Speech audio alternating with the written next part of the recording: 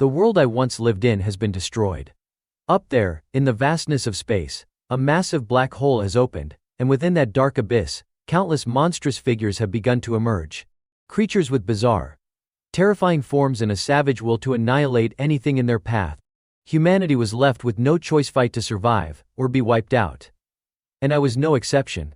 My entire life revolved around the sword.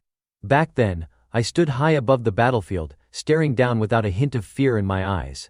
In fact, there was a trace of cold arrogance in my gaze. Day after day, all I did was grip my sword and throw myself into the fight like some kind of beast. Month after month, I never stopped. Not for a moment. A year passed, yet the pride in my eyes never faded. Eventually, all the monsters were wiped out. Just like that, 10 years flew by in the blink of an eye. With nothing but a sword in my hand, I cut down any creature that dared appear before me. At some point, fear simply vanished from my world. But when I finally stood before an opponent who towered over me like a mountain, a power so immense it felt like it could crush everything beneath it, that's when a faint sense of helplessness crept in. The towering figure glared down at me with a cold, arrogant smirk. "Give it up," he declared, his voice filled with disdain. "Your world is already gone." Despite everything, I, the blonde-haired boy standing there, felt no fear. Because I knew exactly who was responsible for all of this. The giant monster sneered again. "Such a waste, your talent is remarkable.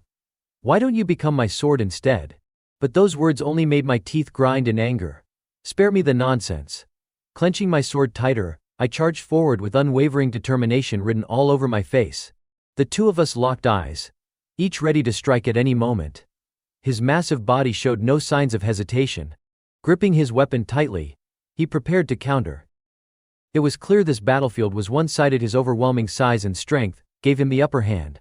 A mocking, almost playful look danced in his eyes, impossible to ignore. But even so, I remained unfazed.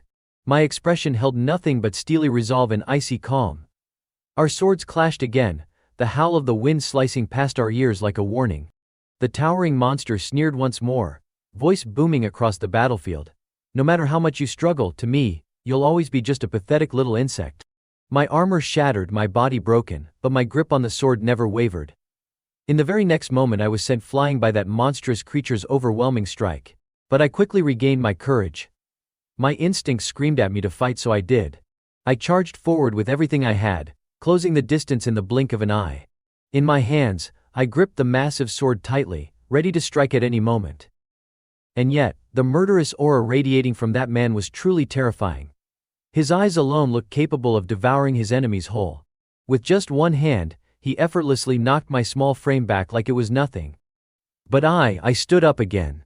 Even when facing that towering, monstrous figure, I wasn't afraid. That's when I noticed the shimmering crystal hanging on his chest. The faint glimmer of that pendant sparked my curiosity. Before his massive axe could come crashing down, I swiftly dodged to the side, searching for an opening. Determined, I clenched my sword tighter, eyes burning with resolve, and slashed forward. My blade carved through the air with raw power, capable of cutting down anything in its path. With every ounce of ambition I had, I poured it into that swing, determined to bring down that colossal beast. My breaths grew heavier, sharp and strained.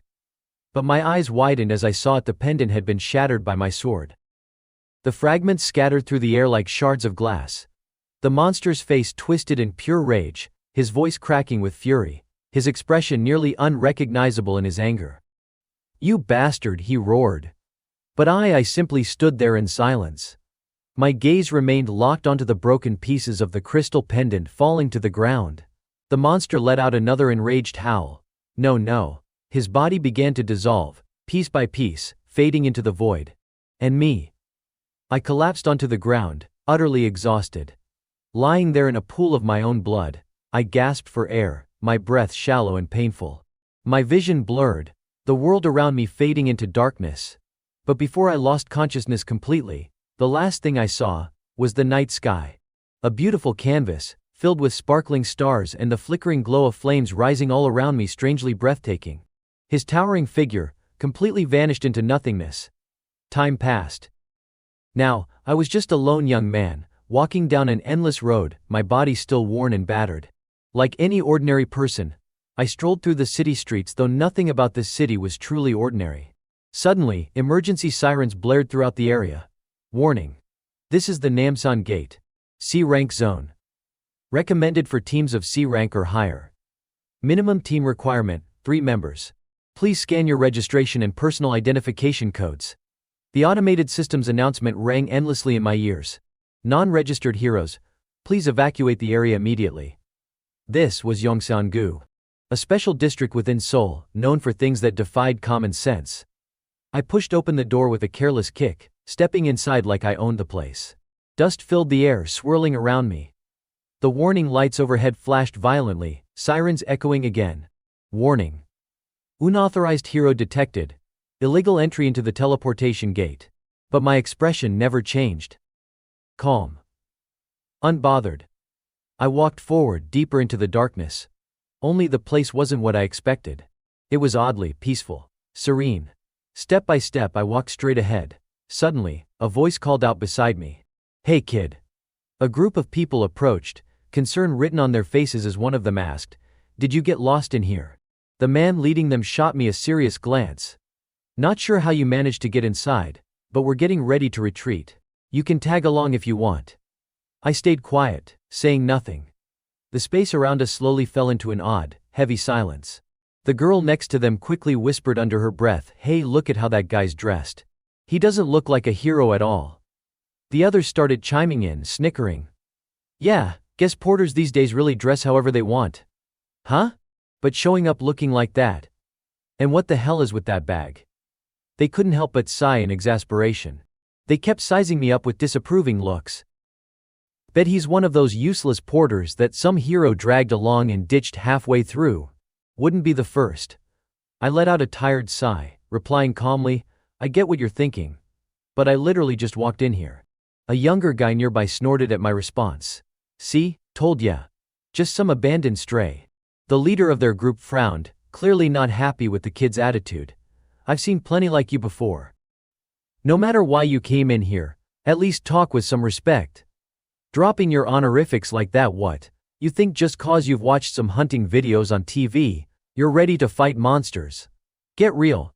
You need a hero certification, pass training, survive the tests. This is Namsan Gate, kid. It's a C rank zone. Beginners should stick to F rank gates and learn the ropes first." But I didn't flinch.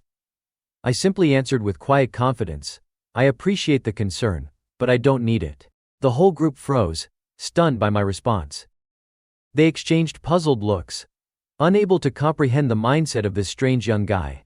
"What kind of lunatic?" "Hey, this time don't try to stop me," one of them muttered. They watched as I calmly turned my back on them, walking away. They whispered among themselves, "Enough. If he won't listen, guess he'll just have to experience it firsthand. He'll figure out real quick gates aren't like the ones you see on TV or social media. They're a real hell." At that moment, behind me, a terrifying, massive monster appeared. Its eyes gleamed with both hunger and disdain as it glared down at us. From its throat came a blood-curdling roar that pierced the air. But me? I didn't even look back. I simply closed my eyes. And when that monster unleashed its deadly attack, I effortlessly dodged it, calm and composed. My eyes, sharp and cold, locked straight ahead. 10 years, I whispered under my breath. The beast raised its massive weapon again, ready to strike. But suddenly it froze, sensing something was wrong. Because now I was gone from its line of sight, appearing far off in the distance in an instant. My fist clenched, arm cocked back, every muscle coiled with power. With no hesitation, I launched a brutal, merciless punch straight at that monster. And when the blow landed, the towering creature was sent flying through the air, completely unable to defend itself. Its massive body crashed to the ground with a sickening thud, blood spreading across the battlefield in all directions. The young man stood there, his hands stained with blood, his expression completely unchanged. To him, it truly made no difference at all. The monster was quickly defeated. Dujun looked straight in that direction, his hands calmly extending outward. Gripping his sharp sword, he seemed to pause for a moment in thought. A calculating glint flickered in his eyes, carrying a hint of mischief. Without hesitation, he pointed the tip of the blade toward the fallen monster.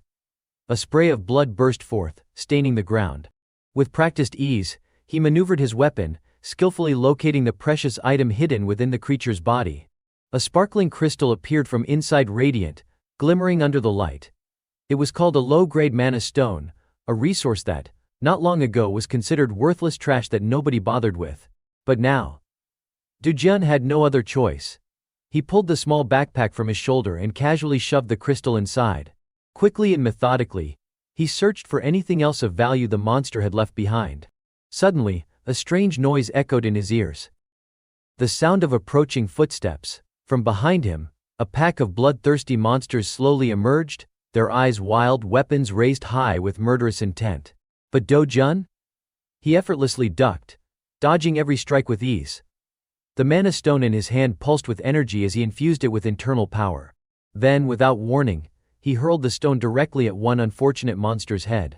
The impact was so powerful, it completely shattered the creature's skull, sending its head flying. The remaining two monsters, seeing their comrade fall, clenched their weapons tighter, eyes burning with rage as they prepared to avenge him. But throughout it all, Du-jun's expression remained unchanged, cold, calm, unfazed. Meanwhile, not far from there, the group of four continued wrapping up their own hunt. The girl in the team couldn't help but mutter under her breath, "That guy from earlier, seriously unlucky. What if he's actually dead by now?" she added, worried. The younger guy in the group quickly cut in, "Why? You worried about him or something?" The team leader stood there, arms crossed, responding calmly, "If he really did sneak into the gate illegally, by now, the gate control center probably already sent in the agents." And just as he said that, a squad of men in sharp black suits raced through the area with incredible speed. Their expressions were tense as they exchanged quick, serious words. "This is a C-rank Namsen gate. That means at least B-rank agents will be deployed. As long as the guy isn't dumb enough to pick a fight with the monsters directly, he'll probably be fine. Don't stress about it." The youngest in the group grinned. "If my brother says so, it must be true. That cocky punk is probably trembling in his boots right now, just waiting for the agents to come save him." But what they didn't expect, the one trembling wasn't Do-jun. No, the hulking monsters now stood frozen in fear, their eyes wide with panic as they realized the terrifying opponent they were up against. The monsters were completely wiped out by the boys' fists in an instant.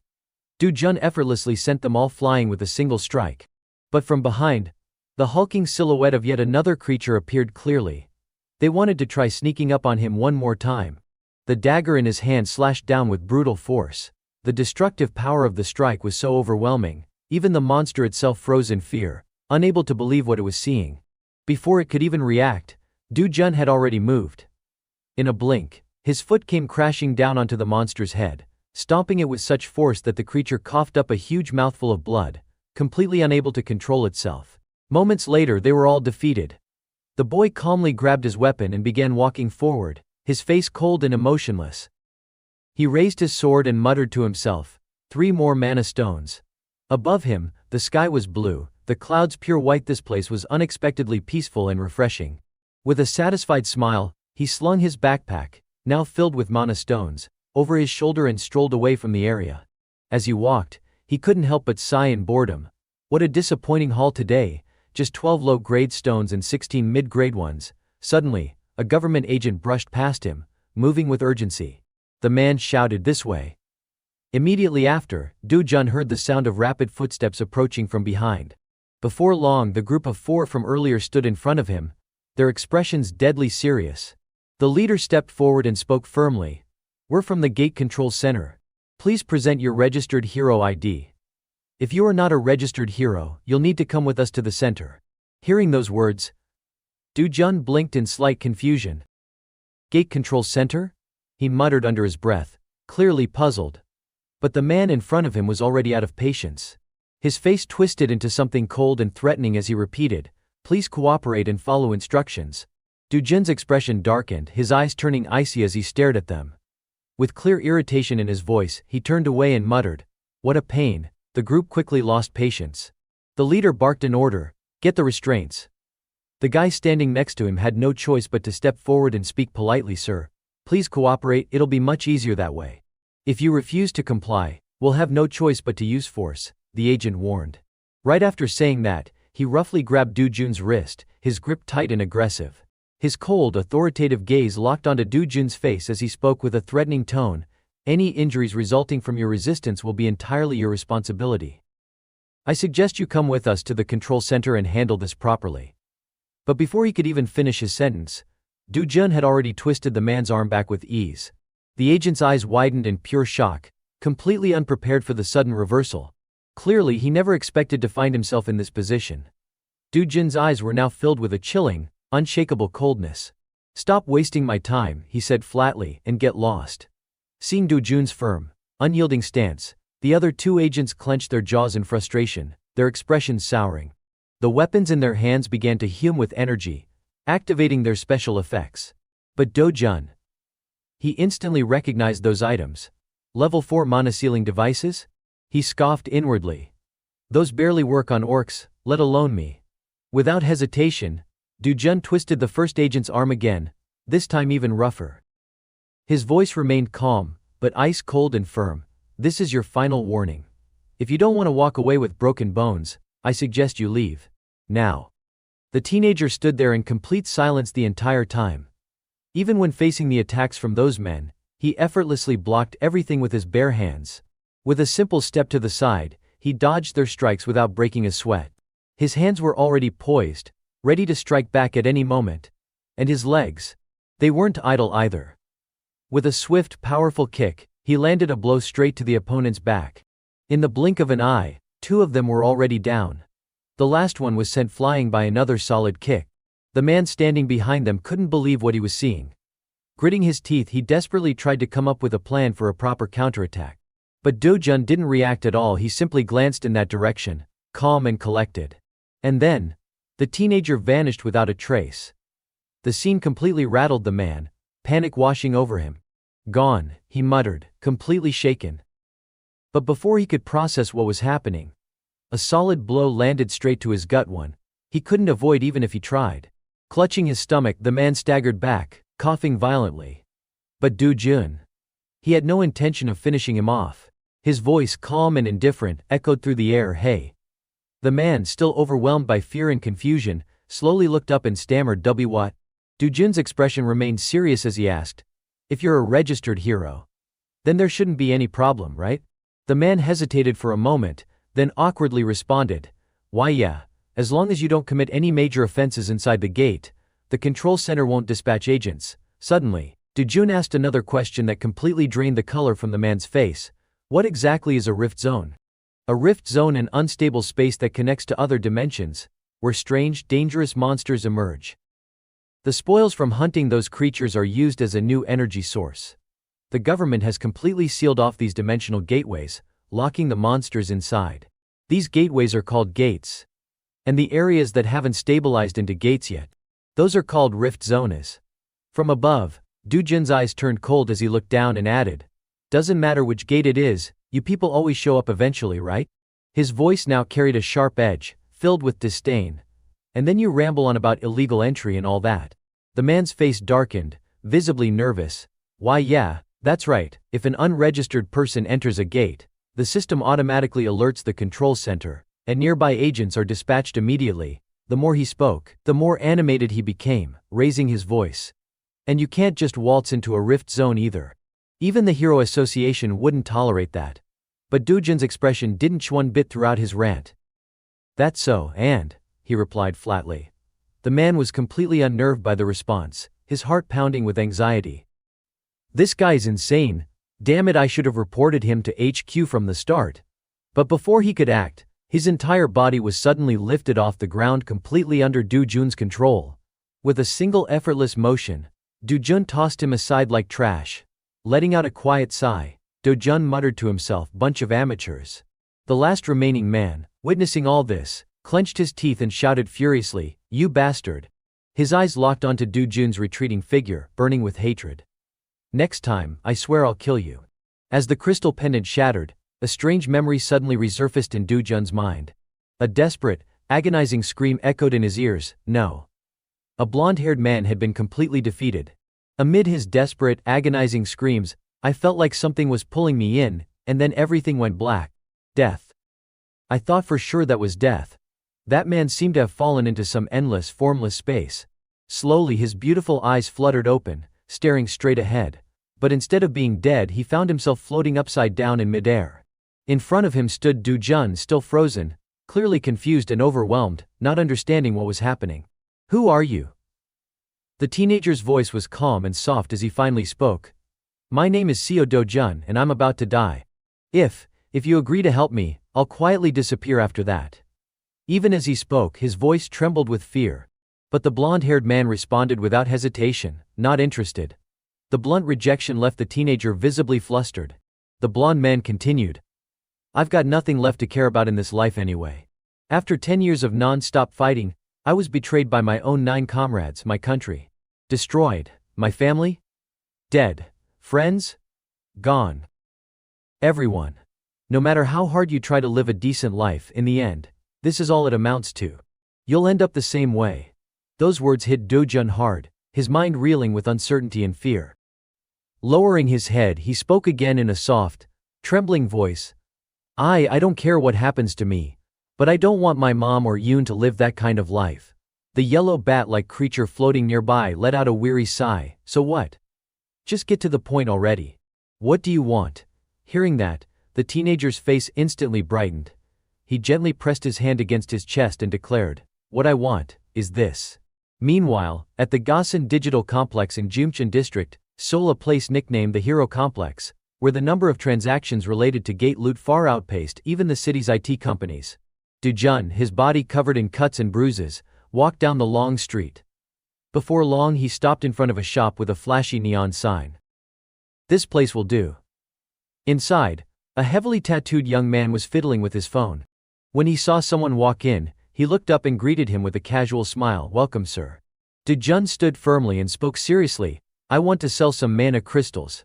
Hearing that, the shopkeeper's eyes lit up. Ah, you've come to the right place. We pay the highest price for mana crystals not just in Seoul, but in all of South Korea. Without saying a word, Do-jun tossed a pile of bloody crystals onto the counter. The guy behind the counter froze for a second, muttering under his breath. Damn, at least wipe the blood off first. The young man could only force an awkward smile as he spoke. You've brought quite a lot. Please give me a moment while we sort through them. While he waited, the shopkeeper added politely, would you like a coffee while you wait? Do-jun casually slumped into a chair. Sure. Whatever. The man behind the counter seemed to take his job very seriously. After a moment of tallying everything up, he looked at Do-jun and casually announced, you've got 12 low-grade mana crystals, 16 mid-low-grade ones, and 5 upper mid-grade crystals. You're aware of the standard 40% transaction fee based on our buyback price, right? So let's do the math. But before he could even finish his sentence, the person in front of him raised a hand to signal him to stop. Do-jun leaned forward, his voice sharp and loud. I risk my life hunting monsters, and you guys just sit here buying loot, and you're telling me you take 40%. The man across from him let out a smug chuckle, leaning back with that cocky attitude plastered all over his face. Ah, you must be new to this, huh? Normally we take 45%. You're lucky we gave you the special customer discount. If you don't want to sell, that's fine, take it somewhere else. But good luck finding anyone who pays better than us. Without bothering to argue, Do-jun calmly swept all the crystals back into his bag, ready to head home. But before he could even take a step, the man blocked his way. The guy's expression suddenly turned dark, his voice dripping with sly amusement. Hey now, don't forget, there's still the sorting fee, right? Coffee isn't free either, you know. Sorting fee comes to 300,000 won. Coffee's 10,000 won. And you bled all over my expensive towel, so I'll tack on another 35,000 won for that. Totals 350,000 won, buddy. Do-jun let out a bored, irritated sigh. I don't have money. If you want to take it from me, go ahead, try. The man's expression twisted with menace. Clearly he'd handled situations like this before. You'll pay, he sneered. You know why? 'Cause we've got some C-rank heroes backing us. Right on cue, a group of large, muscular men stepped out from the back room, their heavy footsteps thudding against the floor as they approached. The guy in the center, tall and cocky, looked Do-jun up and down with a smug grin. What now? Another idiot causing trouble. But Do-jun's eyes stayed locked forward, cold, steady, completely unfazed. The cocky thug returned his stare, his smirk growing wider, completely unaware of the storm he was about to invite. The man's face twisted with fear at the sight in front of him. It only took a second for them to realize the massive, muscle-bound men from earlier had been completely flattened. Do-jun had effortlessly taken them all down with just one hand. The so-called C-rank heroes. They were nothing but bodies flying through the air. Calmly, Du-jun strolled forward as if nothing had happened, his expression cool and collected. Stopping in front of the stunned shop owner, he spoke in a steady, serious tone. From now on, your cut is 1%. Let's make this a clean, smooth partnership. There was a faint, polite smile on his face, but behind it, a bone-chilling coldness lingered. The deal was quickly finalized. With the transaction done, Du-jun casually turned to leave. All right, I'll be seeing you next time. Later that day, he returned home carrying a hefty wad of cash. He tossed the thick bundle onto the table with a soft thud. His little sister and their elderly grandmother stared at the pile of money, completely stunned. His grandmother's face was a mix of shock and suspicion as she finally asked, Do-jun, where did all this money come from? Sitting casually in his chair, Do-jun flashed an easygoing smile and replied, It's nothing bad, I promise. I loaned some money to a friend a while back to help him start a business. And well, it turns out the business did pretty well. But the old woman's eyes narrowed, clearly not buying his flimsy excuse. A friend? You have a friend like that? Du-jun's smile didn't fade, but there was a faint sharpness beneath it as he answered, You know, one of those guys I used to hang around with when I was younger. Back where I grew up. Her eyes softened, but there was still a complicated look lingering in them. Of course I remember. Meanwhile, the little girl sitting nearby was practically bouncing with excitement. We're rich now, right, Appa? We're gonna be rich. Du-jun gently ruffled her hair. Starting now. The girl raced around the small house, shouting with glee, We're rich. We're rich. Her face glowed with pure, innocent joy as she ran in circles, unable to contain her excitement. Du-jun sat there, watching her, his mind wandering. Grandma Yunyong, please just let them live somewhere safe. Safer than anywhere else in the world. Before that thought could even fully form, his reflection in the nearby mirror caught his eye. Cold, sharp eyes stared back at him. After I woke up, I became CEO Do-jun. The safest house in Korea costs 110 billion won. Technically, I have no obligation to keep a promise I never made. But still, once I get my full strength back, money won't mean a damn thing. Looking down at his hands, his expression hardened. Cracks, gates, monsters, everything here is weaker than the world I watched fall apart. For someone like me, a sword god, this whole place. It's child's play. And I haven't even recovered a tenth of my true strength. Just then, a loud banging echoed from the front door. CEO Do-jun. I know you're in there. Du-jun stood up with a smirk. I'll go check. You two stay right here. Moments later, the door swung open. Two gaudy-looking men with ridiculous dyed hair stood waiting outside. The red-haired one grinned arrogantly. Hey, CEO Do-jun, you ready to pay up? You know how much you owe, don't you? A fat 48 million won. Du-jun's eyes darkened slightly. Loan sharks. The real CEO Do-jun must borrowed 5 million won for his grandmother, and in no time, that turned into 10 times the debt. The men bowed slightly, fake smiles plastered across their faces. We know you've been making money off the gates, yeah? So let's not waste time. It's all in the contract, you know that. Don't act like this isn't fair. Before the sentence could even finish, Du-jun's fist shot out like lightning, slamming into the man's face. Another strike followed, aimed directly at the red-haired man standing behind him. The two men froze, stunned beyond belief. Their jaws hung open as they struggled to process what had just happened. What the hell? Du-jun's icy gaze cut straight through them. I've already paid over 9 million won. Pretty sure I'm the one owed money now. The blonde-haired punk standing across from him froze, his face contorted with pure disbelief and fear. You're really CEO Do-jun, he stammered.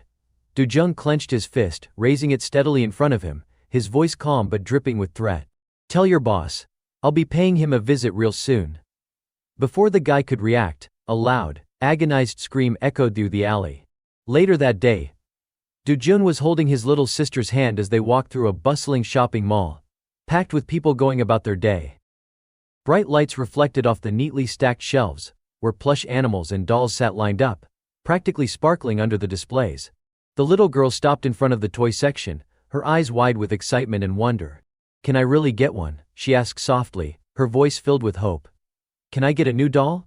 A gentle smile tugged at Du-jun's lips as he replied. Of course you can. We've already taken care of clothes, now you can pick whatever you want. As he watched her practically vibrate with joy, his expression softened, though deep down, his thoughts were more complicated. Sharing CEO Do-jun's memories, it's changed me, he admitted silently. Those dry, disconnected emotions I had before, they've started to shift. His eyes lingered on the little girl on Yin-Yang, as she bounced with excitement, clutching a small stuffed animal. Right now, maybe it was just sympathy. But the real Seo Do-jun, he truly loved his little sister. At the very least, I should protect that bond, Do-jun thought. The little girl picked up a tiny rabbit plush and looked up at him, her voice sweet and hesitant. Appa, can I have this one? Seeing that small rabbit in her tiny hands, a faint ache crept into his chest. Without another word, Do-jun reached up and casually grabbed the biggest teddy bear from the top shelf, plopping it right in front of her. A playful smile curved his lips as he spoke. I told you, right? You can have anything you want. Yin-Yang's eyes lit up, and she giggled with pure excitement, hugging the bear tightly. Afterward, they sat down to enjoy what, for them, was a rare, proper meal. The two of them savored every bite, laughing quietly together at the small table. But before long, an all too familiar, grating voice cut through the moment. Wait, Seo Do-jun. That's really you. A blonde-haired woman appeared, flanked by two bodyguards.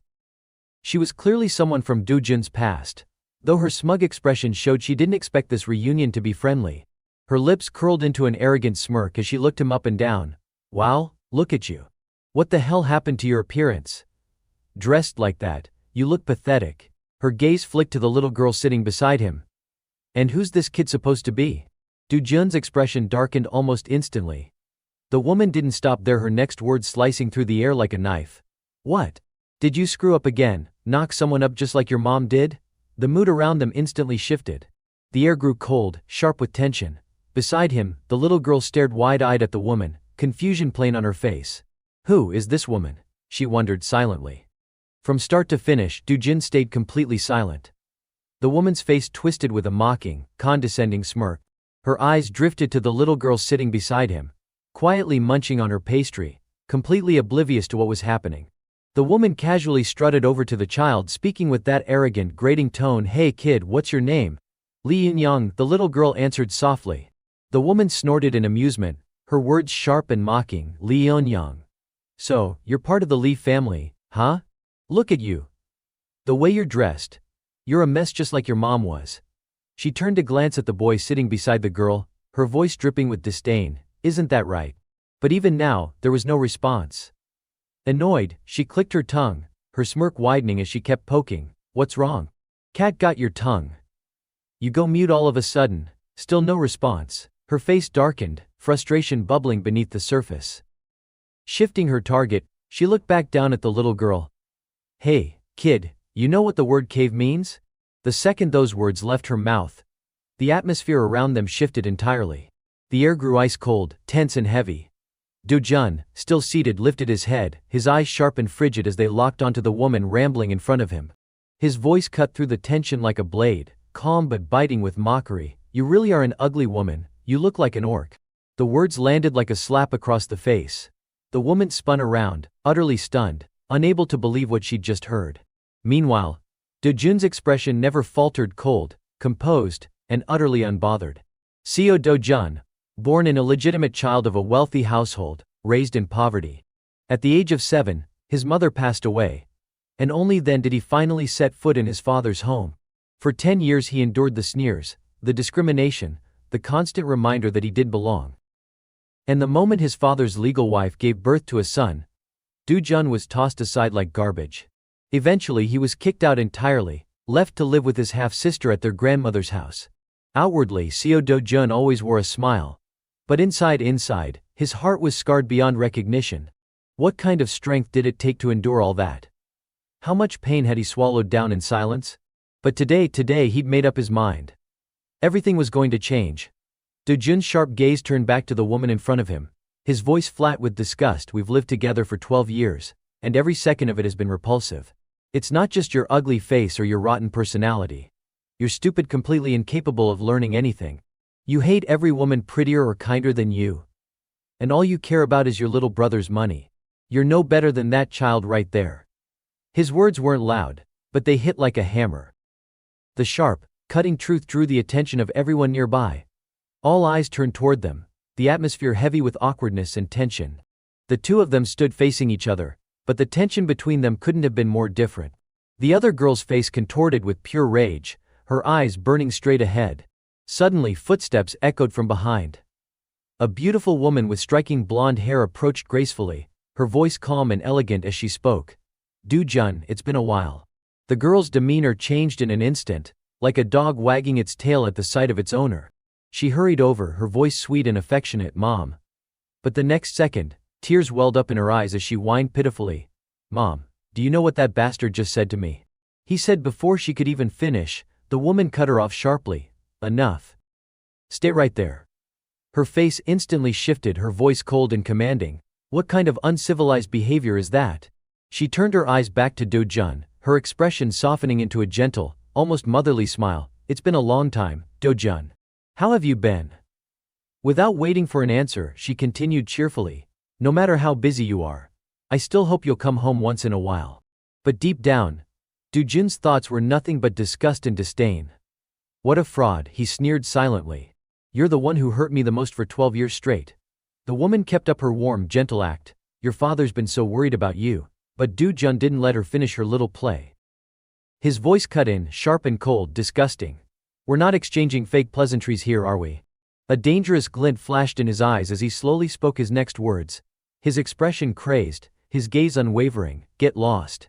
For the first time, the woman seemed shaken, caught off guard by the outright insult. But there was nothing she could say. She simply turned and walked away, her steps hurried, her mind in turmoil. "Is that really Seo Do-jun?" she thought to herself, unsettled. The pathetic boy who couldn't even lift his head when he was being slapped. Behind her, the girl quickly chased after her, her face pale with fear. "Mom, let's go together. Okay?" Meanwhile, Do-jun watched them leave with a completely blank expression. Without wasting another second, he turned to the little girl behind him, signaling, "Let's go, Yeon-young." "Yes, Appa." As they walked away, Do-jun's eyes darkened with resolve. The Seo Do-jun who never spoke up and only endured, he's dead and gone. For her sake, she better realize that sooner rather than later. Elsewhere, a sleek luxury car sped down the street at breakneck speed. Inside, the same blonde woman sat in silence while the angry girl beside her shouted, "Mom, why'd you just leave like that? You should have handled that bastard. Do you even know what he said to me?" But the woman ignored her completely, her voice low and chilling as she barked toward the front seat manager. Her expression turned terrifying as she asked coldly, "Why is Do-jun still alive?" The bald-headed manager in the front seat fumbled nervously with his words. According to the report, Kang Cheol-woo said he left Do-jun at the gate. The girl in the back screamed in frustration, "Why? Why is that bastard still alive? He was supposed to be dead." The manager stuttered again, I'm sorry. I'll look into it immediately." The girl next to her, clearly shaken, her voice trembling as she asked, "Wait, he was supposed to die?" "Mom, what do you mean by that?" But the woman remained silent, never offering an explanation. The girl beside her kept shouting in disbelief, "Mom, what the hell are you talking about? What are you doing?" Her face twisted in anger as she finally screamed, "Mom, are you trying to kill Do-jun?" The woman sitting beside her spoke coldly, her voice sharp and cutting, "Don't tell me, you still have feelings for Do-jun." The girl flinched, clearly startled by the question. She stammered awkwardly, scrambling for words, "And no, that's not it at all." The luxury car continued speeding down the road at a frightening pace. Her voice trembled as she added, "If Grandpa or Dad finds out about this." But before she could even finish her sentence, her mother's hand shot out, gripping her mouth tightly. The woman's icy voice sliced through the air, "This is something between you and me to handle. Worry about yourself." The girl's eyes widened in shock, her whole body starting to tremble. It was the first time she'd ever seen her mother like this, so unhinged, so terrifying. Meanwhile, rage boiled just beneath the woman's cold exterior. "How dare you talk back to me like that? That filthy bastard, I'll get rid of him, no matter what it takes." It's been 10 years since the first rift appeared. Monsters have been crawling out of those cracks ever since, killing anyone in sight. The world fell into complete chaos. But that chaos didn't last long because the heroes appeared. With the discovery of mana stones, extracted from the monsters themselves, a new era began. A car sped down the road, weaving through traffic.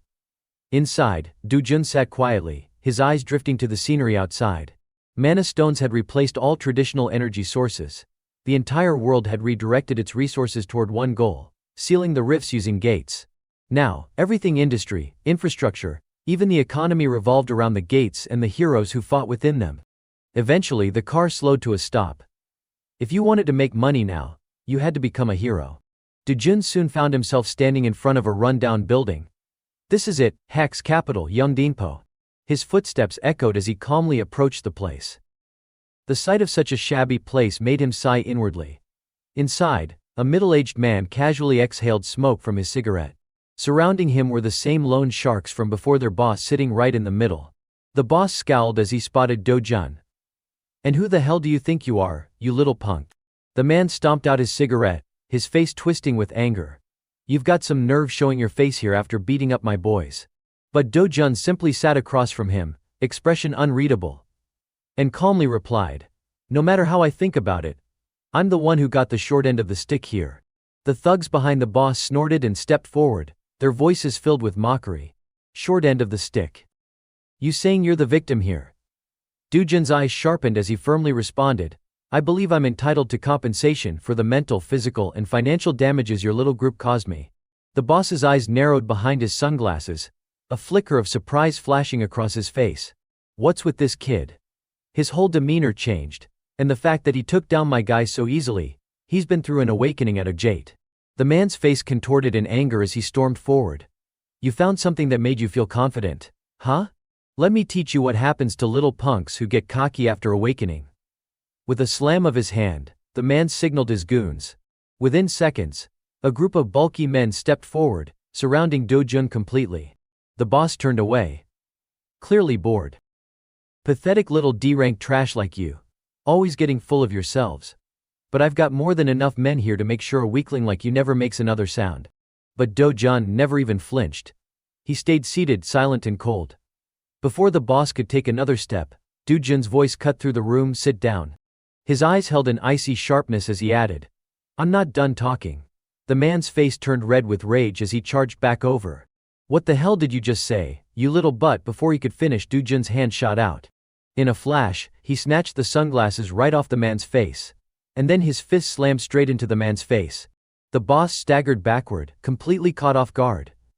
Dujun rose to his feet, his voice still eerily calm. "You're not just in the private loan business, are you?" Another punch connected, this time aimed at the men behind him. Dujun's cold, unwavering gaze swept over them all as he continued, "You deal in fake IDs too, don't you?" One more brutal punch landed. "I need a hero license," he stated simply, his voice low and resolute, "and you're going to help me get one." Facing the rest of the men, Dojun dodged every single attack with ease. In a swift, fluid motion, he struck back with a powerful blow from below. In the blink of an eye, the towering men around him collapsed to the ground. Dujun's cold eyes swept across the room as he calmly declared, "I want it done perfectly. No screw-ups, you've got until tomorrow." The man facing him froze, fear flashing in his eyes. The rest of the thugs couldn't even hide their panic anymore. Sweat trickled down their foreheads, their breathing turned shallow. They couldn't believe what they had just witnessed. What the hell kind of strength was that? He's not supposed to be D rank, or is he a C? No, maybe he's B rank. The moment that thought crossed their minds, their faces turned pale.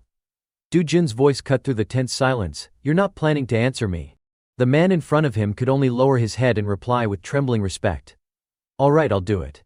Dujun reached out again, placing a hand on the man's shoulder. His sharp, cold gaze locked onto him as he asked, "By the way, Hong Hee-ju, she ordered you to kill me, didn't she?" The man's eyes flickered, his mind racing as he recalled the image of the woman. But before he could even finish processing the thought, Dujun's hand slammed onto his throat, pressing down with brutal force. "Well? Answer me." A strangled scream escaped the man's lips, filled with raw agony. The other thugs stood frozen, paralyzed with fear. They couldn't lift a finger. They could only stand there, helpless, watching their boss suffer. Finally, one of them cracked, blurting out the truth in a panicked voice. It was Hong Hee-ju.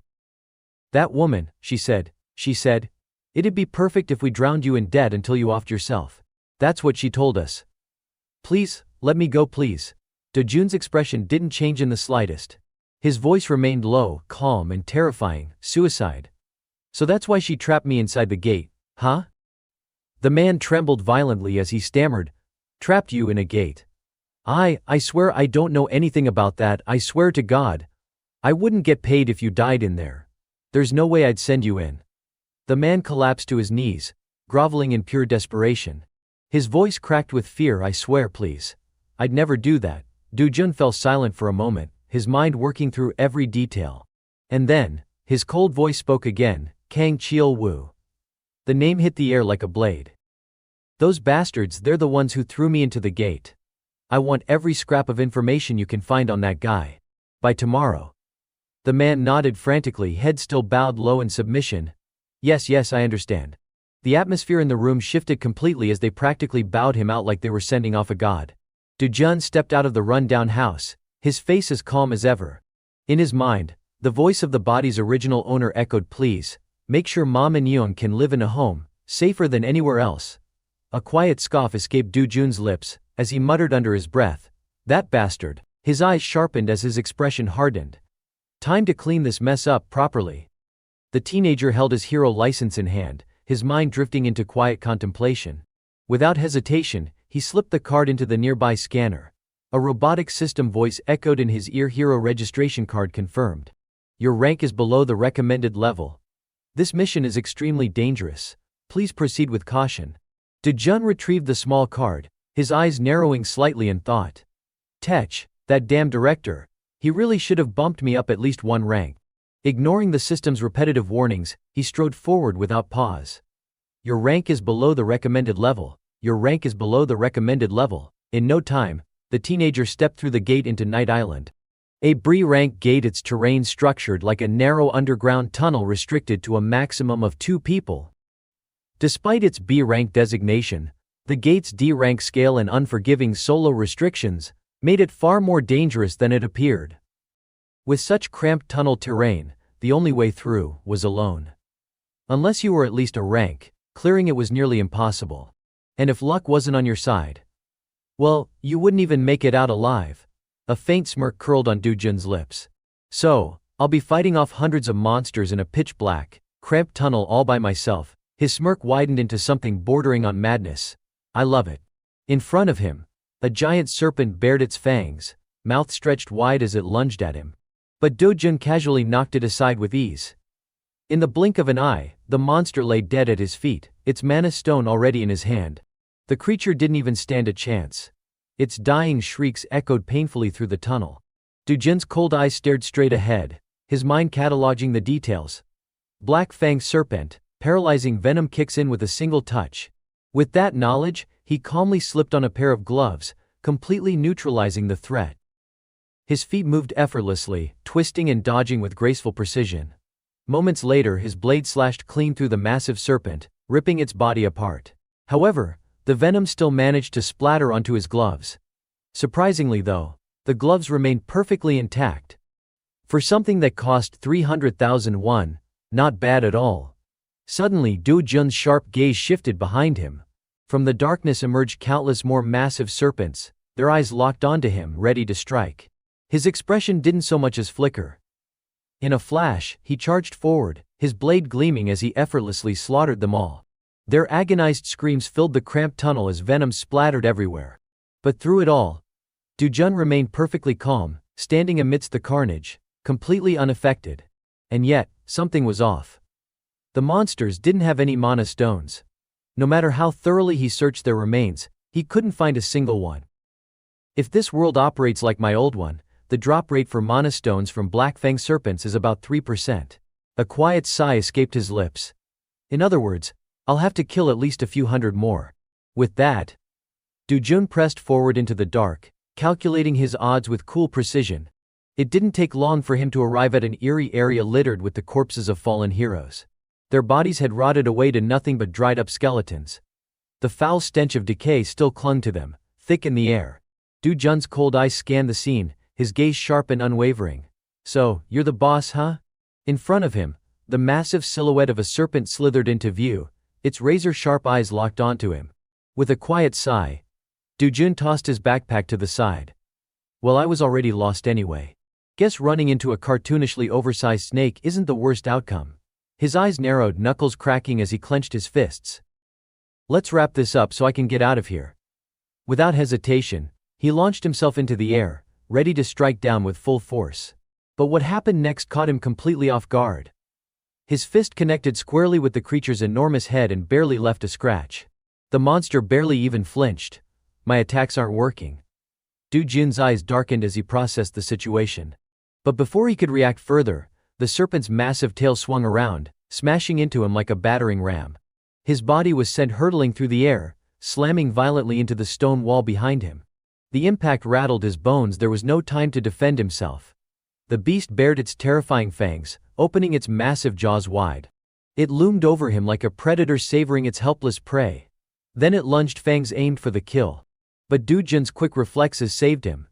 His legs kicked off the ground, twisting his body just in time to evade the fatal strike. Sharp eyes locked onto the monster, his hands clenched with fierce determination. He counterattacked with everything he had. Yet the more he fought, the clearer it became. This thing was different. With every strike, the serpent only seemed to grow stronger. Just as I thought, this thing's on a whole different level compared to those other snakes. The monster's scales were absurdly thick, his fists couldn't even scratch them. What the hell am I supposed to do here? If I had my old strength, I'd tear this thing apart by now. Then it hit him. His eyes flicked to the side, spotting something sticking out of the ground beside him. A worn, rusted sword, half buried in the dirt. Du-jun's eyes lingered on it for a moment, cautious. A quiet breath escaped his lips as he reached for it. It's falling apart, but I guess I don't have a choice. With a firm grip, he yanked the sword free. No matter how worn a blade is, its true power depends on the one holding it. With the sharp sword gripped firmly in his hand, Du-jun strode forward without hesitation. This sword, he muttered under his breath, a faint smirk curling at the corner of his lips. Let me borrow you for a moment, all right? Standing face to face with the massive serpent, there wasn't a trace of fear in his expression. In the blink of an eye, the boy's figure completely vanished. He was airborne, floating above, poised to strike at any moment. His eyes gleamed with an untamed madness, the kind that was hard to describe with words. Be honored, he sneered. You'll die by my own hand, snakehead. The battered, weathered sword he held was now being pushed to its absolute limit.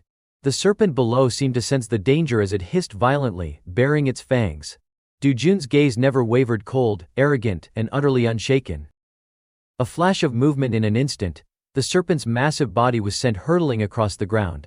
But the price of victory became apparent. The old sword in his hand had completely shattered into useless fragments. With a small sigh of frustration, Du-jun examined the broken pieces, his tone laced with bitter amusement. If I hadn't managed to take it down, this really would have been a disaster. His eyes shifted back toward the giant snake's fallen form. Thick, poisonous blue blood oozed out from its battered body, staining the ground. Without hesitation, Du-jun roughly yanked one of the serpent's sharp fangs free. It wasn't exactly the size of a proper greatsword, but with a little refining it would do. Better than that cheap trash I picked up at Namsan anyway, he muttered to himself. By now night had fallen completely. Alone, Du-jun stepped through the massive gate, finally leaving the dungeon behind. Thinking back on how much time it had taken to clear just a B-rank gate left a bitter taste in his mouth. His hands clenched into fists as quiet determination filled his chest. Regaining my strength, that's the top priority now. As he looked up at the vast, endless sky, his thoughts drifted to faces from a life long gone, the comrades he had lost in his past life. A faint smile tugged at the corners of his mouth. Good thing none of them had to see me like this. The scene shifts to a familiar exchange shop. A man stood at the counter, selling off all the magic crystals he'd just collected. The young clerk on the other side of the counter spoke up calmly. Looks like you managed to gather quite a few high-quality magic stones. As usual, our commission is 40%. The man frowned at that, his tone turning serious. Isn't that a bit steep? I'm a regular here. You can't cut me a little break.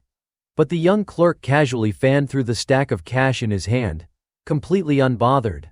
Oh come on, you know we already have the lowest commission rates out there. He shrugged. Just the teleportation center takes a flat 5% fee, and unlike other places, we don't even keep transaction records.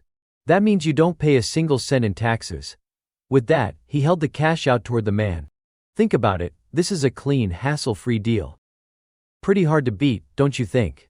The man took the money, a reluctant but satisfied look crossing his face. But his eyes lingered on the young clerk's face for a moment longer. Hey, what happened to your face? You still look banged up. The young man simply shrugged, brushing it off with a tired smile. Don't even get me started. Some psycho showed up out to nowhere, wiped the floor with all our guards, and left me looking like this. The other man snorted at that, shaking his head. See? That's what you get for getting cocky just cause you've got a few C-rank guards hanging around. His voice turned firm, almost lecturing. I've told you before, ranks don't mean much. What really counts is skill. Ranks just help the government with paperwork. But real ability, that's a whole different story. There's a massive gap between some rookie fresh out of licensing and a battle-hardened hunter who's been risking their life in the field. The clerk sighed heavily, clearly done with the conversation. Okay, you done with your sale? Then get going already. Enough with the life lessons. The man chuckled, turning to leave. We've known each other a while now. If you ever need help, you know how to reach me. But just as he was about to step out, the door creaked open. Du-jun walked in, his expression cold, eyes locked straight ahead. The moment the injured clerk saw him, his face paled in fear. Panic overtook him as he jabbed a trembling finger toward Du-jun, shouting, "That's him. That bastard's the one who did this to me." The customer who had been on his way out stopped and glanced back, eyeing Du-jun up and down. This guy, he looks pretty sharp, actually. Tall, lean, he's the one who caused trouble here. The man's expression darkened in an instant, an intimidating, murderous aura radiating off him. So you're the one who stirred things up around here, huh? His voice was low and threatening. Call yourself a hero, but you're out here roughing up civilians? You do realize heroes aren't allowed to lay a finger on ordinary folks, right? The clerk behind the counter could barely contain his smug grin. That guy's got 7 years of experience as a hero. Not to mention he's connected loads of ties to the hero community. His eyes gleamed with satisfaction. If you pick a fight with him, you're done for. Before the man could even finish his sentence, Du-jun's cold voice cut him off. Get lost. The words landed like a thunderclap, instantly freezing both men in their tracks, their faces twisting in shock and confusion. Du-jun's eyes darkened as he spoke again, his voice low and dangerous. What? You here for revenge or something? The veteran hero clenched his fists, grinding his teeth. You little punk. But his expression quickly shifted as his instincts kicked in. Something wasn't right. Damn it, he thought, beads of cold sweat forming at his temple.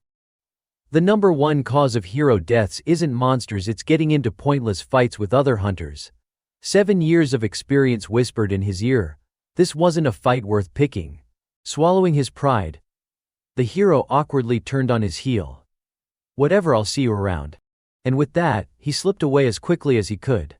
Du-jun's gaze shifted to the young clerk behind the counter. His cold, sharp tone made the clerk flinch and lower his head in panic. Looks like you've got some kind of problem with me too, huh? Before the clerk could stammer a response, a heavy bag of shimmering magic stones landed right in his hands. Start counting. The young man stared at the glowing pile of treasure, completely frozen in disbelief. Wait, these are high-grade magic stones. His mind raced. Just who the hell is this guy? His hands moved on autopilot, fingers tapping rapidly on the register. After a moment, the total appeared on the screen. Altogether, that comes to 150 million won. His voice cracked slightly. This was no small amount of money. Du-jun's expression darkened with mild annoyance. Only 150 million for a day's worth of hunting. Fine, hand it over. The young man's face twisted awkwardly. Wait, we still have to deduct commission. But when he met Du-jun's sharp, cutting gaze, the rest of his words died in his throat. Shit, did I say something wrong? Du-jun let out a tired sigh, rubbing his temple. Right? Commission's 1%. So 148.5 million won. Pay up. The clerk briefly pictured himself making a scene, yelling in protest, only to imagine the brutal consequences. Damn it, this asshole, our commission's 40%. Are you deaf? But all that bravado stayed buried in his head. Instead, he bowed his head obediently, voice trembling. For transactions over 100 million won, we need management approval. Du-jun's cold voice cut through the room. Then go get it. Now. With no other choice, the young man fumbled for his phone and called his manager. Boss, we've got a situation. Before he could finish, Du-jun snatched the phone right out of his hand. His tone was calm but laced with defiance. You heard that, didn't you? Tell them to pay up. A voice crackled through the phone speaker. It was the manager. I got it. That's fine, But please return the phone to my employee. Before the sentence even ended, the phone flew through the air like a dart, smashing into the wall with a loud crack. Do-jun's cold voice echoed in the silence. Your so-called manager just approved it. Now hand over the money. The young man, shoulders trembling, had no choice. Hands shaking, he quietly placed several large bags of cash onto the counter. Do-jun stepped out of the store, tossing out a final reminder with an almost teasing tone. Next time, try to keep your attitude a little friendlier, yeah? The young clerk behind him let out a helpless sigh, muttering under his breath, sure, forcing people like that, real friendly. Exactly 10 minutes later, the store's door creaked open once more. The manager stormed inside, face tense and eyes wide with panic. Hey! Why weren't you answering your phone? What the hell happened earlier? But what caught him completely off guard was the sight of his employee, completely zoned out, eyes glazed over as he muttered, Boss, I want to quit, I can't take this anymore. The shattered phone lying in pieces on the floor only made the moment more pathetic. The manager's expression hardened, his eyes narrowing coldly. Suddenly, the faint buzz of a phone rang out beside him. Without missing a beat, the manager pulled out his own device and quickly made a call. Hey Ju-yan, it's your uncle. I need you to come down here. Not long after, the soft click of high heels echoed along the street. A striking young woman with flowing purple hair strolled confidently down the sidewalk, the spring breeze dancing around her. People along the street whispered in awe, isn't that Hyeon Ju-yan? Yeah, that's really her. The young woman kept walking, completely unfazed by the attention. With her flawless face held high, she headed straight for the familiar storefront. The door opened slowly, and the chime of a greeting rang out from inside. Welcome. The moment the young clerk saw her, his eyes went wide with shock. Hyeon Ju-yan. She casually pulled down the hood of her jacket, a bright, polite smile appearing on her face. That's right. I'm Hyeon Ju-yan. The clerk's eyes practically sparkled as he stared at her. Hyeon Ju-yan, the fourth-rank S-class hero in all of Korea. I heard rumors she was the boss's niece, but she's really here. In person. The stunning young woman casually took a seat on one of the small chairs nearby, her expression cooling slightly as she spoke. My uncle mentioned he's been stressed out because some hero showed up and basically forced everyone to buy magic stones. Her sharp gaze locked onto the employee. Mind explaining exactly what happened? The scene shifts to the quiet neighborhood where Do-jun and his family live. He's seated on the floor, focused on his training, while the little girl, adorable as ever, giggles happily behind him, playing with her new toys. Even after hunting all day, I only managed to make a measly 100 million won. Do-jun thought to himself, frustration flickering in his eyes. At this pace, it'll be way too late. I need to be able to solo S-rank gates as soon as possible. But to do that, there was one thing more important than anything else: regaining the strength he had in his previous life. The only problem was, unlike his old world, the mana concentration in the atmosphere here was pitifully low. Even if he kept absorbing mana like this every single day for 3 years, no, maybe even longer, it still wouldn't be enough. If only I could get my hands on some decent equipment, he muttered to himself. But equipment was scarce here. Even trash-tier gear was hard to come by. Suddenly, Do-jun froze. A strange sensation washed over him. His body reacted instinctively. He shot to his feet, startling the little girl beside him. In a blink, he scooped her up into his arms. Yoon-young inside. Now, without wasting a second, Do-jun dashed into the house, holding the child tightly. His entire demeanor had shifted. The elderly woman inside the house, startled by his abrupt return, slowly walked over. Do-jun, what's going on? She asked, concern lining her voice. Suddenly, the ground began to shake violently. The entire house trembled as a low rumble filled the air. The old woman and the little girl let out frightened cries. What is this? An earthquake? But someone like Do-jun, an experienced fighter, could immediately tell this isn't an earthquake. His sharp eyes narrowed. Could it be? At that moment, a massive bolt of lightning struck down from the sky, crackling with an unnatural eerie color. The sheer force of it sent shockwaves through the city, filling the air with chaos and panic. And then it appeared. A jagged black fissure tore open in the heart of the city. Do-jun quickly handed the child to the elderly woman. Stay inside. Don't let anyone leave the house, he instructed firmly. Before they could even process what was happening, Do-jun was already gone, racing toward the dark rift that had appeared in the city. The only thing left behind were the frightened cries of the family echoing faintly through the walls. Meanwhile, at the Hero Association headquarters in Seoul, a towering skyscraper, its modern, luxurious architecture dominating the skyline. Inside, a flurry of activity erupted. Staff members scrambled, analyzing the sudden, unexplained phenomenon. A group of employees rushed over to report. "Captain, a new rift has been detected in Mapo district." The man referred to as Captain calmly responded, "A new rift? After 63 days. The captain quickly barked out orders to the people in front of him. "The White Lion Guild is closest to Mapo. Get in touch with them immediately. And mobilize any nearby heroes. Move."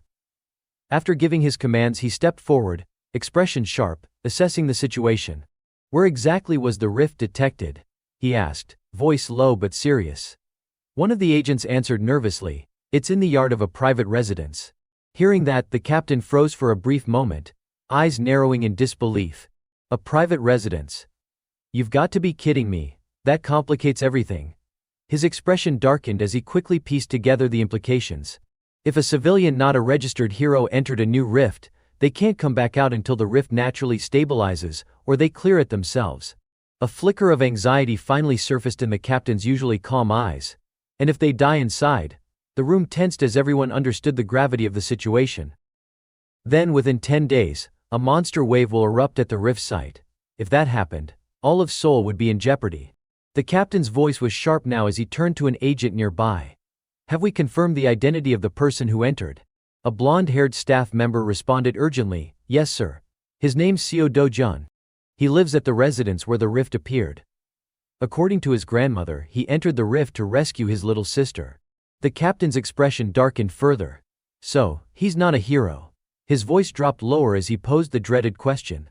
In the past, when an unregistered civilian entered a new rift, what were the odds of a monster wave occurring?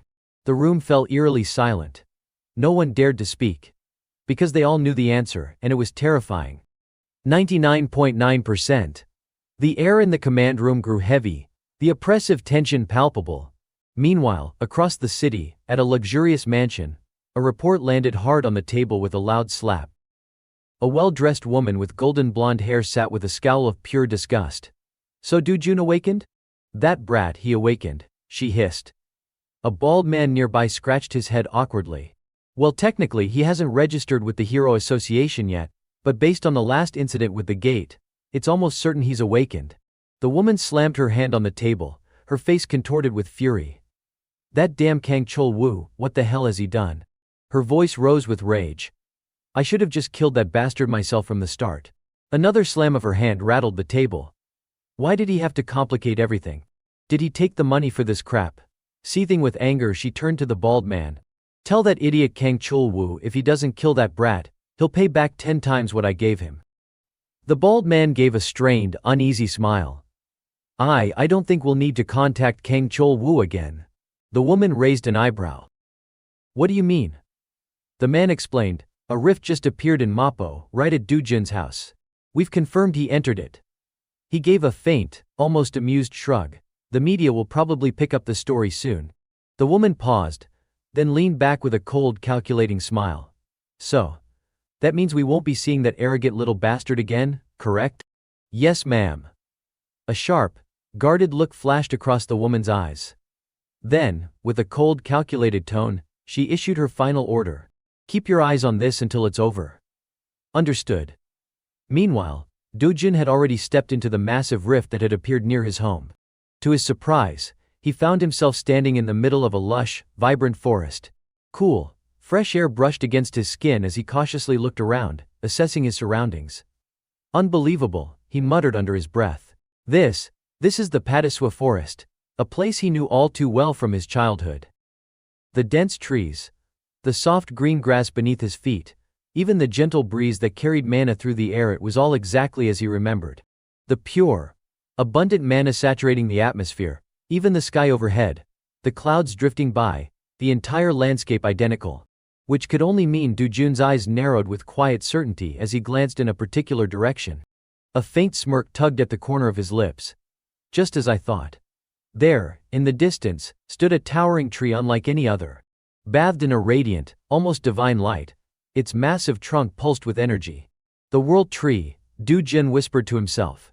an ancient, primordial being, a source of pure, concentrated mana unlike anything else in existence.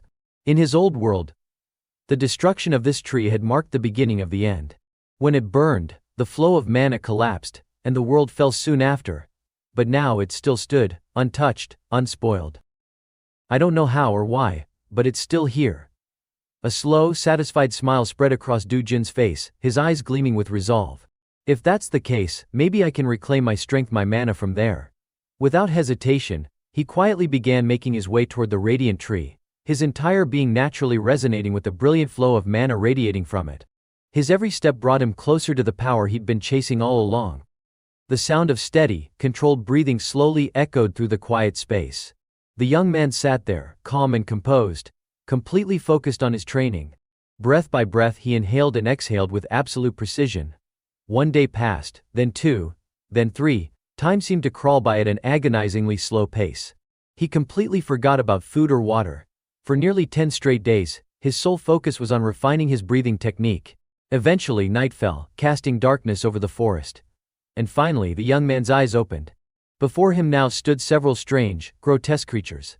Their bodies emitted an eerie glow, and flickering violet flames burned atop their heads. He recognized them instantly. Volcana, Du Jun muttered under his breath. Creatures responsible for burning down the world tree in the past. But this time they wouldn't get the chance to do it again. A cold, determined light gleamed in Du Jun's eyes. If only I had an elemental blade right now, that would have made this easier. But even without it, it didn't matter anymore. A radiant, shimmering aura erupted around his entire body. A soft green glow wrapped around him like armor. Doesn't matter, I'll crush them one by one. Without hesitation, a massive surge of flame roared to life around him, blasting forward with overwhelming force. The volcano screamed in agony as the searing flames engulfed them, clutching at their faces, howling in pain. Du Jun remained completely unfazed, his expression icy cold as he watched them writhe. But the remaining creatures quickly revealed their true nature. In an instant they surrounded him, fangs bared, claws gleaming in the faint light. Yet, the young man stood firm. With a calm exhale he released a burst of pure, condensed mana. It exploded outward like a shockwave, sending the monsters flying in every direction. Du Jun exhaled deeply, finally allowing some of the exhaustion to show. Phew, it's been a long time since I released that much mana all at once. Up ahead, massive trees living, sentient, prepared to launch another attack. Their enormous mouths opened wide, firing blinding beams of light toward him. The sheer intensity of the energy would have terrified most. But Du Jun didn't even flinch. The mana shield surrounding his body absorbed the oncoming blast with ease. It was as if the world tree itself had intervened, protecting him in that moment. A small, confident smirk curled on Du Jun's lips. Looks like the world tree's on my side after all. And now, it's time to see exactly how much mana I've recovered. The monsters ahead snarled and bared their sharp fangs, their enormous claws gleaming as they prepared to strike. But Du Jun remained cool, unwavering, his eyes gleaming with quiet confidence. In the blink of an eye, Du Jun raised his hand and effortlessly blocked the incoming assault. The monsters were sent flying, their bodies crashing to the ground pathetically, completely overwhelmed. The violet flames on their bodies began to take effect, igniting everything around them.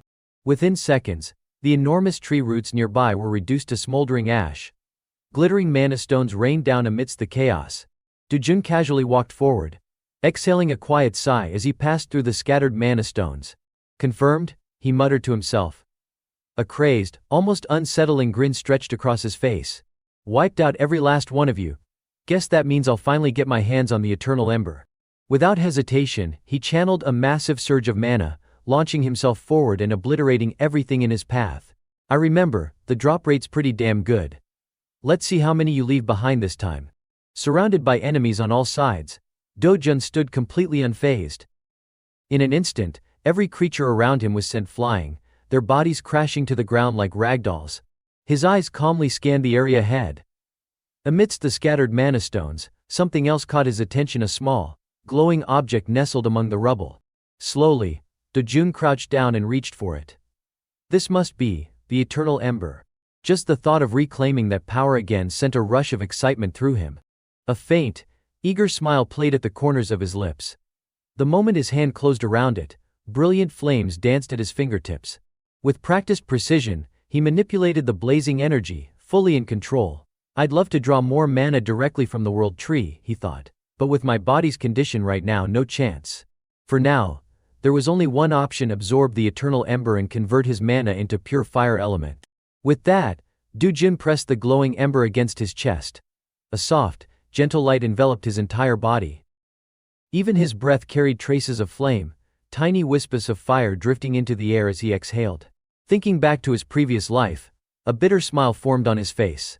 Back then, I didn't even need to absorb these. Now it takes me 10 minutes just to get through one. Flexing his body, he carefully adapted to the surge of new power. And as he looked down, he noticed countless more embers scattered across the forest floor, their faint glow mesmerizing. Guess I'll just have to absorb as many as I can, he muttered. With that, the young man moved deeper into the vast, shadowy forest, ready to claim every last ember that remained. The massive rift had long been the center of everyone's attention. A huge crowd had gathered around the area, the atmosphere buzzing with nervous excitement. Countless bodyguards dressed in black suits had been summoned to secure the perimeter. Inside a nearby car, a man let out a string of curses. Damn it, he muttered under his breath, clearly frustrated. There was no way anyone could relax right now. What the hell is this? All because of one crazy bastard. That man was none other than Xiang Wu, a member of the Xiang Wu syndicate. Standing beside him, calm and composed, was a young man quietly waiting. His expression betrayed no emotion as he patiently observed the scene.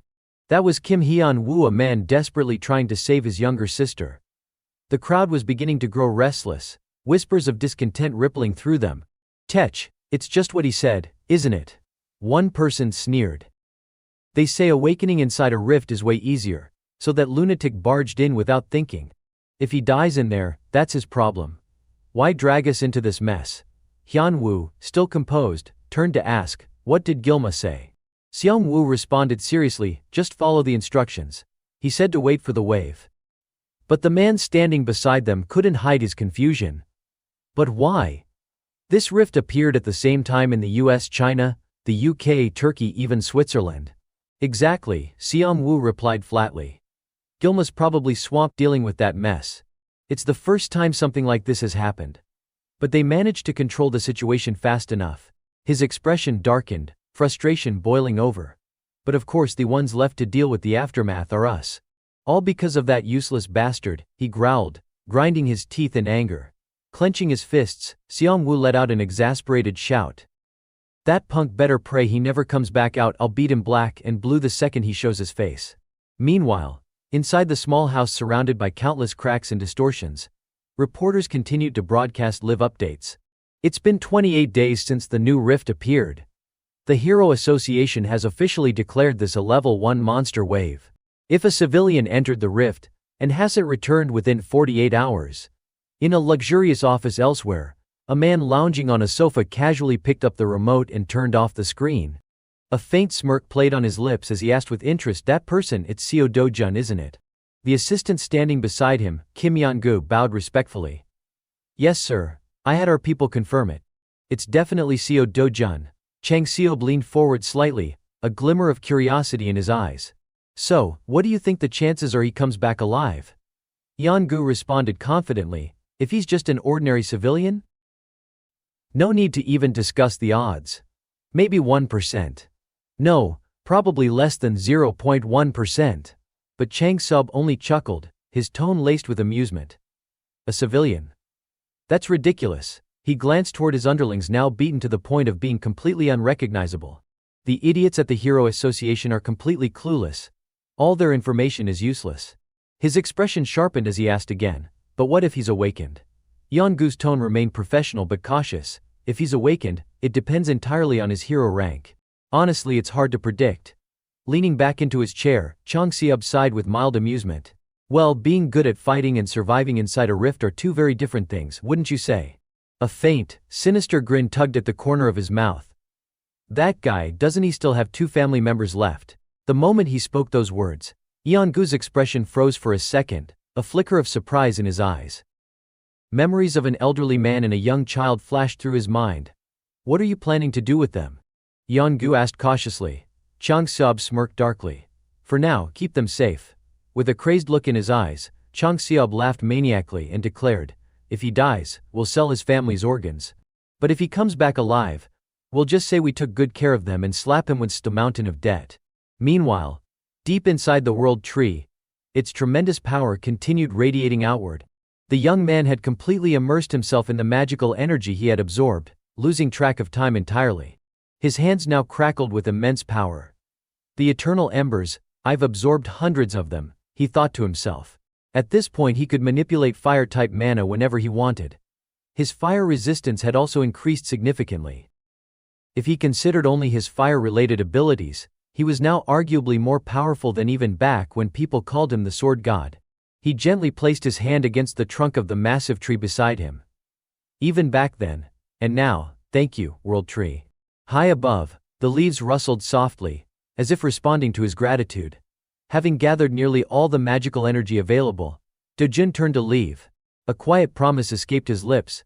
I might never see you again, but if we do meet again, and you're in danger, his expression turned deadly serious as he added, I'll protect you, no matter what. His silhouette vanished into the shadows, leaving behind only those determined words. Outside, night had already fallen. Dojun's figure finally reappeared at the edge of the rift. His feet touched down on solid ground. Cautiously he scanned his surroundings. There's no one within a kilometer. Looks like they evacuated everyone in preparation for the wave. But faintly he could sense a stronger presence off in one direction. Clutching the bag of mana stones he quickly dashed toward it. As expected, this was where the security personnel were stationed. Dojun carefully observed them from the shadows. Judging by their uniforms, they're probably part of the same group from that rift last time.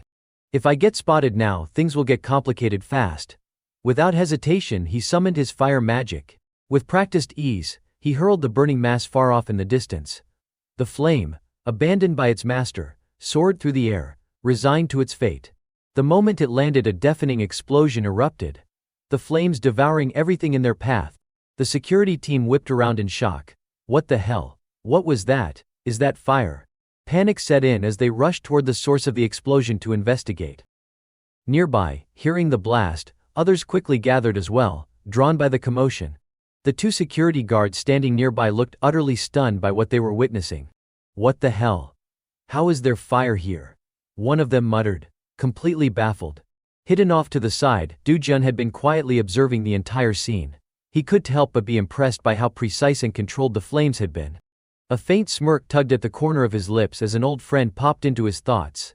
Kusak, guess your fire still leaves quite an impression, huh? After all, that man had once been the most powerful fire mage on the entire continent. Hyun Woo, standing nearby, couldn't shake the feeling that something was off. His instincts screamed at him as he quickly spun around to check behind him. Wait a second, his eyes widened in shock. The rift, it was shrinking.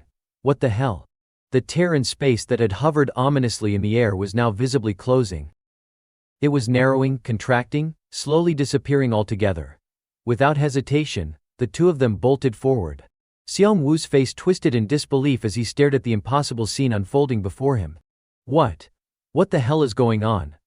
The rift's closing. His complexion paled as the reality of what they were seeing sank in. Up in the sky, the massive, gaping cracks, all of them were vanishing one by one. Meanwhile, the young man at the center of it all walked away calmly, a bag full of mana stones slung casually over his shoulder. His expression remained composed, though there was a sharp, calculating edge in his eyes as he cautiously surveyed his surroundings. The next day, news of the incident spread rapidly across the country. The morning broadcast reported the rift that previously appeared in Mappo has completely vanished as of this morning. It happened exactly 29 days after Seo entered the rift. The Hero Association, who had been predicting a potential monster wave, was left completely baffled by the sudden disappearance. An extensive investigation was now underway to determine the cause. Meanwhile, reports of an unexplained fire near the rift, at a local junkyard, were also making headlines. People walking down the street chatted animatedly, gossiping as they passed by. That guy probably died the moment he went into that rift, serves him right. Seriously, it's just common sense to stay away from those things when they show up. Dojun walked silently alongside them, coldly glancing at the man beside him. Still, he's dead now. Did you really have to say all that? The man snorted dismissively, don't be so naive.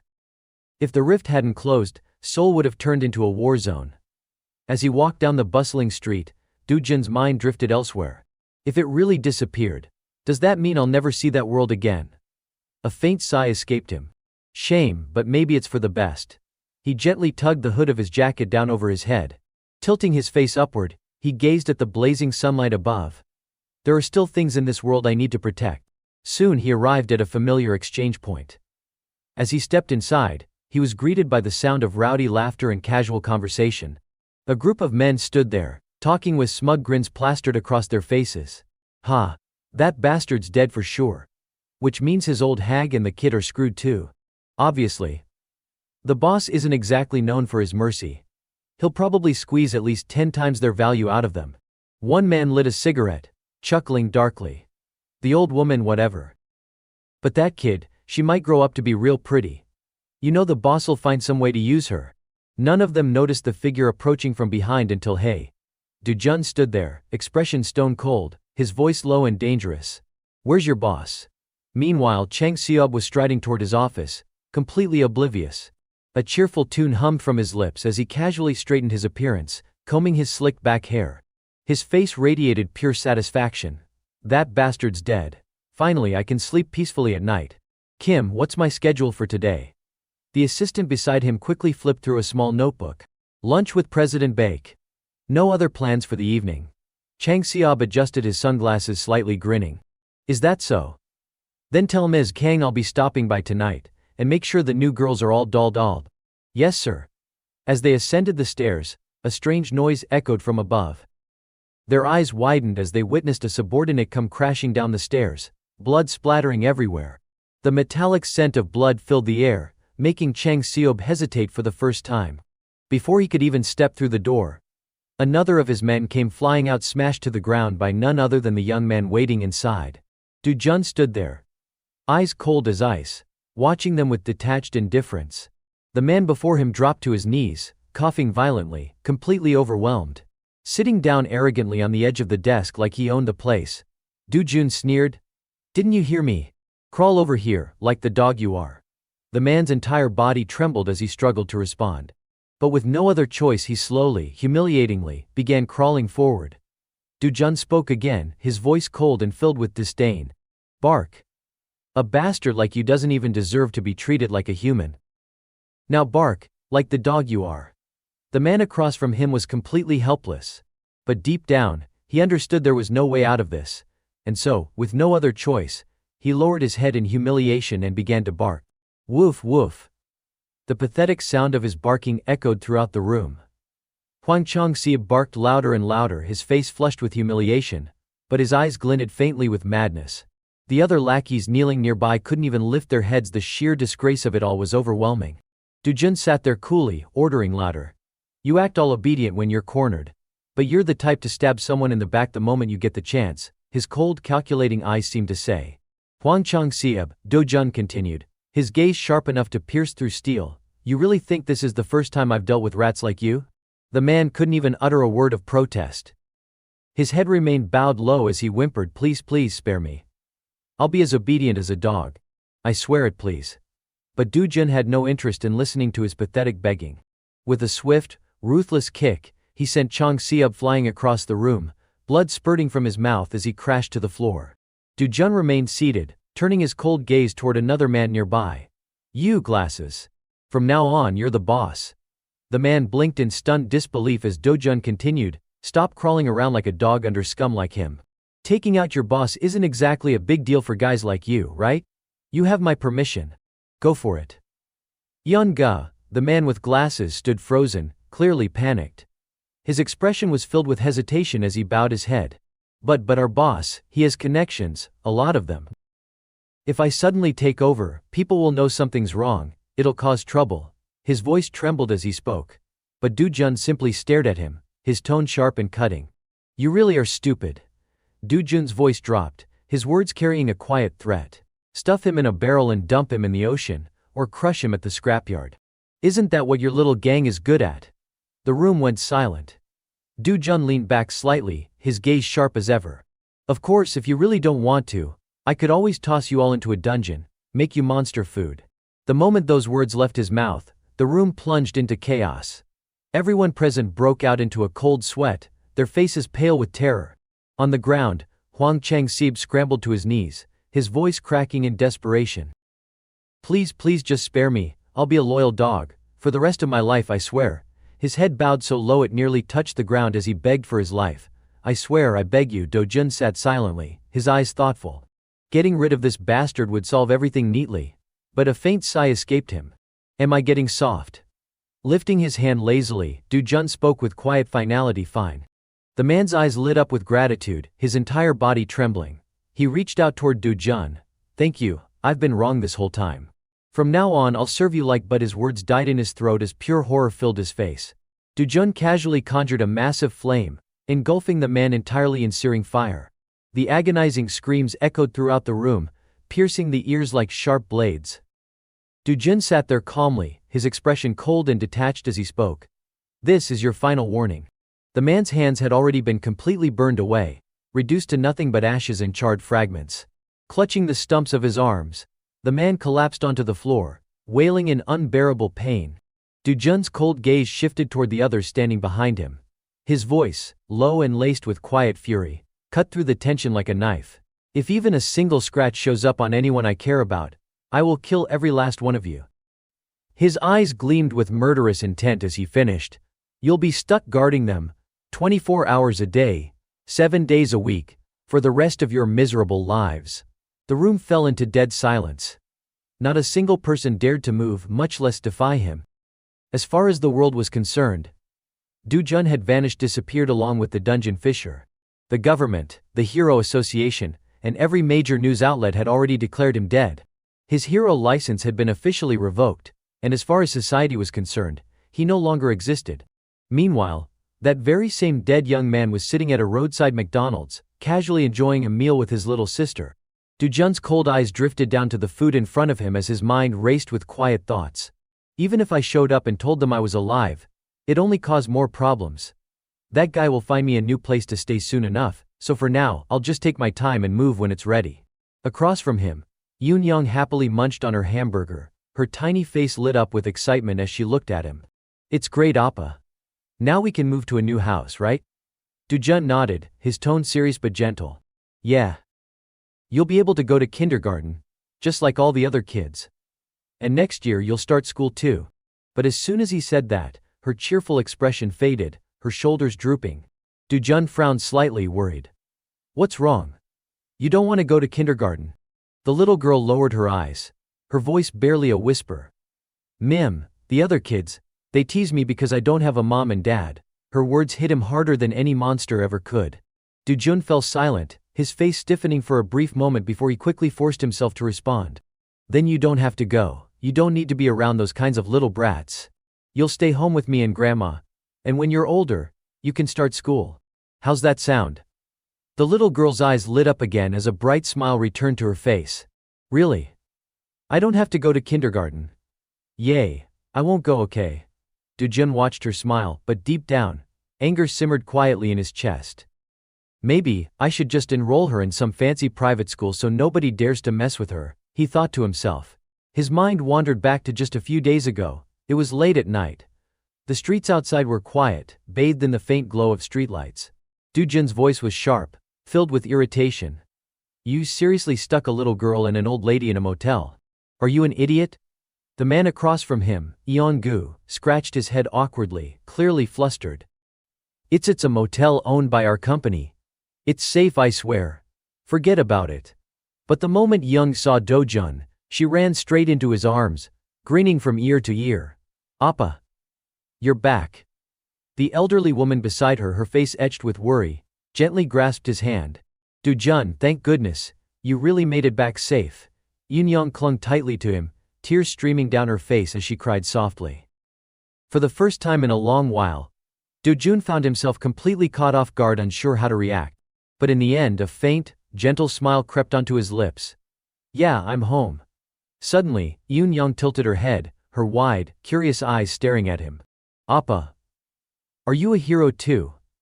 He couldn't help but chuckle lightly, teasing her. Why? Would you like it if your brother was a hero? But the little girl shook her head firmly. I hope you're not a hero. That response caught him off guard. Why? He asked, slightly amused but also puzzled. Her voice was small, but steady and full of conviction. Because heroes fight scary monsters and heroes can die. I just want you to live a long, long time with me and Grandma. Tears welled up in her big, round eyes, threatening to fall. Dujun opened his mouth to say something, but no words came out. In the end, he simply sat there in silence, listening to her little voice as it carved itself deep into his heart. I just want you to live with me and Grandma, for a long, long time. In the brutal world of his past, he'd been the last survivor. He'd spent years fighting monsters, and lost far too much along the way. Before I even realized it, something precious had quietly appeared beside me. Something I thought I had long forgotten. Maybe, right here in this place, I could finally live in peace and quietly protect this fragile happiness. The cityscape outside was dazzling, luxurious skyscrapers, and neon lights stretching as far as the eye could see. Inside one of those towering buildings, the headquarters of the Korean Hero Association, a small but tense meeting was taking place. Na Tae-hwang, the powerful founder of the Korean Hero Association, and current director of the World Hero Federation, stood at the window, his sharp eyes fixed on the distant city skyline. You still couldn't find anything, could you? The young woman behind him bowed her head respectfully, her voice careful and subdued. No sir, we have no information regarding the situation. I apologize. Tae-hwang let out a quiet sigh of disappointment, his voice low and grave. That's unfortunate. That means the vanished natural fisher could reappear at any moment. The woman hesitated for a moment, before speaking again, her voice uneasy. Yes sir, when an unpredictable variable appears, it could trigger a dangerous. But before she could finish, Tae-hwang cut her off sharply. Watch your words. His voice grew colder, his tone heavy with authority. When it comes to the safety of civilians, this outcome is actually a stroke of luck. The woman immediately lowered her head further, bowing in apology. Yes sir, I misspoke. Na Tae-hwang wasn't just any man, he was ranked among the world's top 100 most respected heroes. Many believed that if he ever ran for president, he would secure the highest approval rating in history.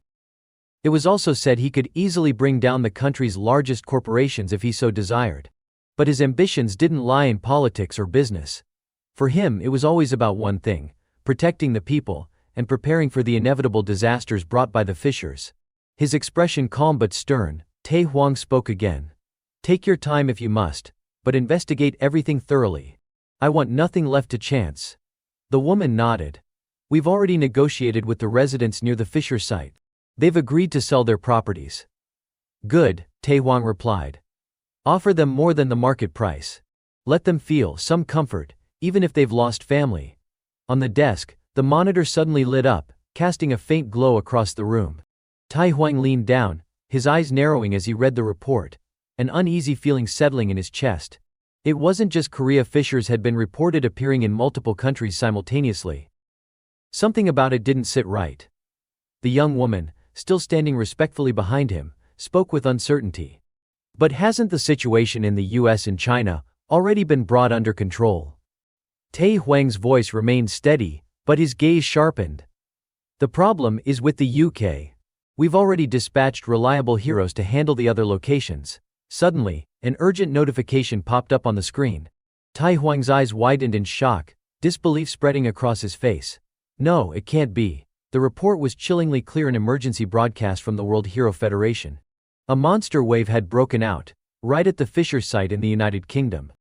The crowded streets bustled with people going about their daily lives. Once again, Dujun found himself blending right in with the crowd. Up ahead, a familiar shop banner came into view. He casually pushed open the door.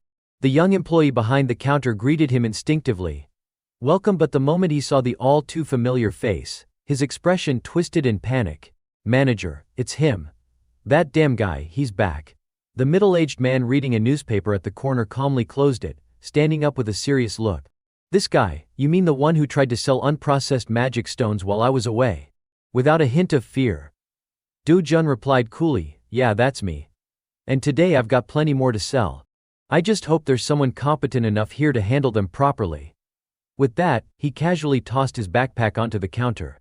The manager frowned, deep in thought. Probably just another bag full of low-grade, unrefined stones like last time, he assumed. With that thought, he waved dismissively. We're not doing business with you. Take your stuff and leave. Dujin's expression remained calm as he asked, You sure about that? The manager snapped irritably. Clearly you don't understand how things work. Even the portal control center takes a 5% commission for processed stones. Our shop charges 1%, and that's already a risk. We're not interested in your garbage. Now take your bag and leave. Don't ever come back. Without another word, Do-jin grabbed the backpack, but instead of leaving, he flipped it upside down. Countless shimmering stones tumbled onto the counter. The employee's eyes widened in disbelief, his jaw practically hitting the floor. Even the arrogant manager froze, completely stunned. Scattered across the counter were hero-grade magic stones. Why were there so many hero-grade magic stones here? Each one worth more than any ordinary stone, their value nearly immeasurable. And nestled among them, a particularly rare, radiant blue crystal gleamed like a precious jewel. Do-jun let out a quiet, amused chuckle. If you don't want them, I'll just take them somewhere else. Hero-grade magic stones, the evolved form of ordinary mana stones. In the black market, a drug cartel in Mexico once tried to break them down to extract raw materials for narcotics. The result? The entire lab exploded into oblivion. The moment the magic stone's power had erupted, he awakened as a hero. From that day on, these stones became famous as essential items for awakening heroes or enhancing mana. They were called hero-grade magic stones, rare, powerful, and absurdly expensive. The two shop employees stared at the glittering stones on the table, completely dumbfounded. Do-jun, his expression cold and indifferent, spoke plainly, "Package them up. I'm leaving soon." The manager, however, was practically glowing with excitement at the fortune that had landed in his lap. "My dear customer, please, could you sit and wait just a moment?" Reluctantly, the young employee, clearly still annoyed, carefully wiped each stone clean, handling them with the utmost care. Do-jun remained calm the entire time, unbothered by the commotion. The manager, sitting across from him, tried to regain his composure but still seemed a little flustered. "Don't you think a 0.5% commission is a bit excessive?" Do-jun, fully aware he had plenty of other options, frowned slightly and replied, "If you don't like it, forget it." Panicking, the manager quickly changed his tune. No, it's not that I don't like it. I'm just curious, that's all." "Why 0.5%? Do-jun responded flatly. "Because you talk too much." The words hit like a slap. The manager bowed his head immediately. "I sincerely apologize, I was being thoughtless." But Do-jun's expression didn't waver. "I'm tired of apologies. Just tell me, do you accept the 0.5% commission or not?"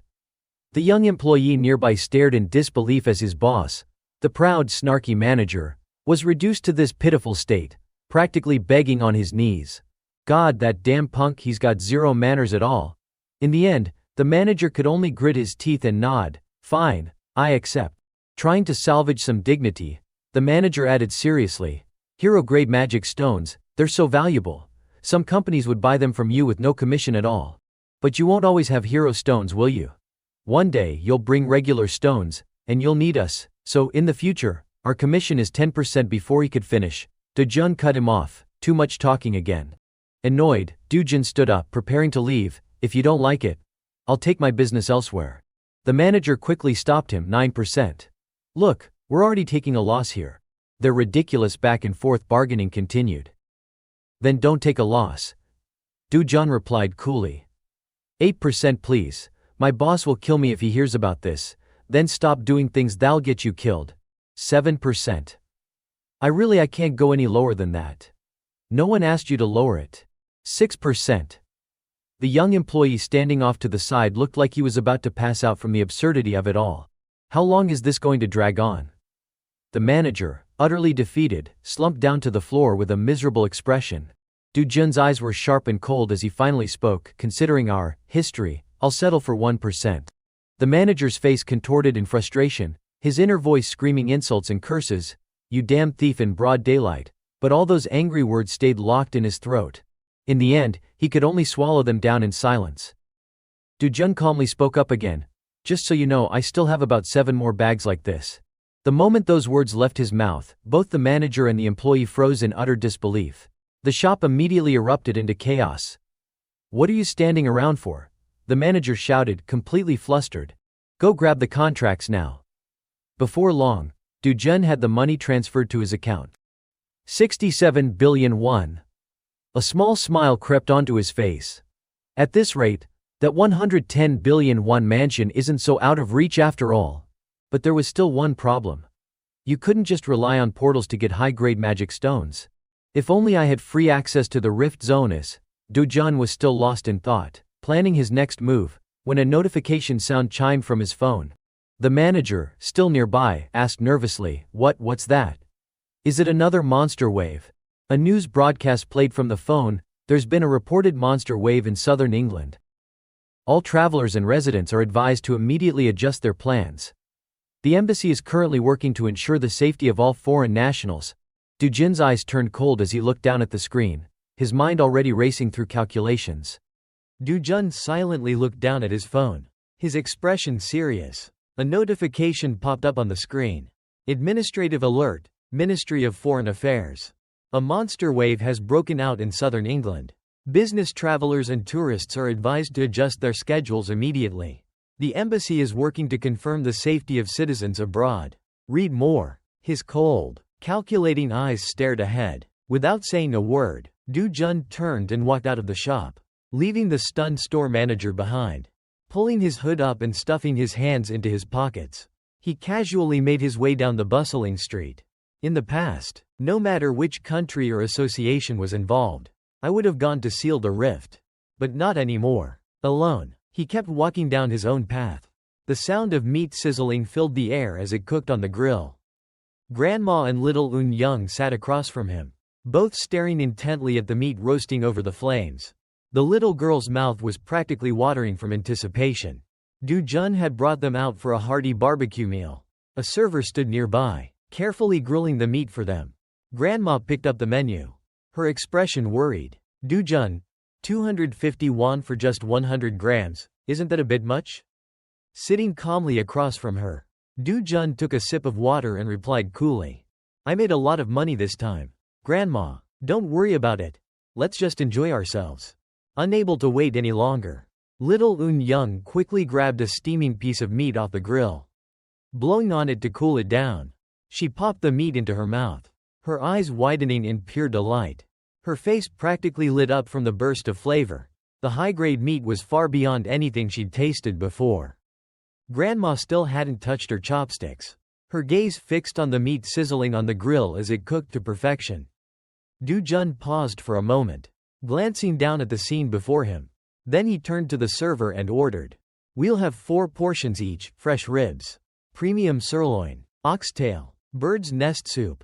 The server smiled politely, bowed slightly, and acknowledged the order. Grandma looked at him, still worried. That's quite a lot. Dear, are we really going to finish all that? Dujun smiled warmly as he picked up a piece of meat with his chopsticks. Let's just eat to our heart's content today. Grandma, come on, you should eat too. Grandma sighed dramatically. Oh dear, oh dear. Before she could finish, a fork with a piece of grilled meat appeared right in front of her mouth. Little Un Young's bright, innocent face lit up as she looked over at her grandmother, holding out a perfectly grilled, juicy piece of meat on her fork. Grandma, it's so good, you have to try it. Grandma chuckled warmly, patting the little girl's head. Our Un Young is such a sweet, thoughtful girl. She leaned in and took the piece of meat from her granddaughter. The moment she bit down, her taste buds exploded with flavor. Her eyes widened in surprise, her expression filled with amazement. The 3 of them, Dujun, Grandma, and little Un Young, sat together, laughing and enjoying the hearty meal. Just then, the door to the restaurant swung open, and the room seemed to freeze for a moment. A woman in a sleek black dress and sharp high heels stepped inside, drawing the eyes of everyone present. Yun Ju Yian had arrived. The moment she walked into the humble barbecue joint, every man in the place turned to stare at her. She stopped in her tracks, scanning the room. Then, her gaze locked onto one person. Seo Dujun. Dujun, mid-bite, turned his head, still chewing his meat. Ju Yian casually pushed her sunglasses up onto her head, revealing her striking violet eyes. Can we talk for a moment? She asked coolly. But Dujun simply replied flatly. Can't you see I'm having dinner with my family? His cold stare made it clear, he wasn't interested. If you've got something to say, you can wait until I'm done eating. Ju Yian froze in place, unable to say a word. Her face held a confident, teasing smirk, but her eyes couldn't hide the surprise flashing through them. What the hell? I'm Yun Ju-yeon, she screamed internally. Do you even realize who I am? But on the outside, she stood there silently, speechless. After a brief moment of hesitation, she lowered her head in reluctant surrender to Do-jun's indifference. Fine. Inside, though, her pride burned with frustration. Who the hell does this guy think he is? Brushing me off like that? And so, the waiting began. Ju-yeon quietly sat down in an empty seat along the wall, drawing curious glances from the other diners. Several men blushed under her beauty, stealing nervous glances her way. Even the female customers couldn't help but whisper amongst themselves. Is that Yun Ju-yeon? The Yun Ju-yeon? S-rank hero? World-famous star? In this cramped little barbecue joint, her presence was like a celebrity walking onto a quiet street. The murmurs continued. Yeah, that's her. She totally deserves to be in the top 10 most beautiful heroes list. But as they all admired her cold, stunning appearance, a question lingered. Wait, who's she waiting for? Someone actually made Yun Ju-yeon wait? Ju-yeon ignored the chatter, lost in her own thoughts. Co Do-jun, 2 months ago, his first time entering a gate, and he survived. Her eyes drifted toward the table where Do-jun sat with his grandmother and little sister. People say he awakened back then. There were rumors he died during that recent Mapo Rift incident. But he's alive, and eating barbecue right in front of me. Meanwhile, Do-jun casually skewered 4 pieces of sizzling meat onto his fork, completely unfazed by her presence, while little Eun-young eagerly waited with sparkling eyes. She replayed the moment he had glanced back at her earlier. Just one look, one word from him had instantly made her tense up. A newly awakened reaching S rank in under 2 months? She swallowed hard at the thought, but quickly shook it off. No way, that guy can't be an S rank. He probably has some unique ability or trick up his sleeve. The screech of a chair sliding back echoed softly through the restaurant. Do-jun's family, having finished their meal, stood up to leave. I'm so full now. Little Eun-young giggled as she walked hand in hand with her grandmother. The old woman smiled gently at her cheerful granddaughter, while Do-jun followed behind, his face relaxed and full of warmth as he watched them. At that moment, Ju-yeon also stood up, her gaze fixed on them. Do-jun noticed her too. But suddenly, a leg stepped out, blocking their path. Do-jun's expression shifted immediately. His cold, sharp gaze landed on the man who had appeared in front of them. A scruffy blonde guy with piercings and crooked teeth stood there, grinning mockingly. What the hell is this? Co Do-jun? The man sneered. So I wasn't just imagining things. How the hell did you crawl out of that gate alive? Do-jun silently recalled the man's name in his head. Kong Chol-woo. The guy leaned in closer, his hand clenching as he stared Do-jun down with clear disdain. I knew you were like a cockroach, but I didn't think you were literally unkillable. Ju-yeon, watching from behind, was taken aback by the thug's reckless behavior. In public, Kong Chol-woo, now of all times? The musclehead kept sneering at Do-jun, completely oblivious to the dangerous shift in his expression. Do-jun simply stood there, silent, his hands still casually stuffed in his pockets.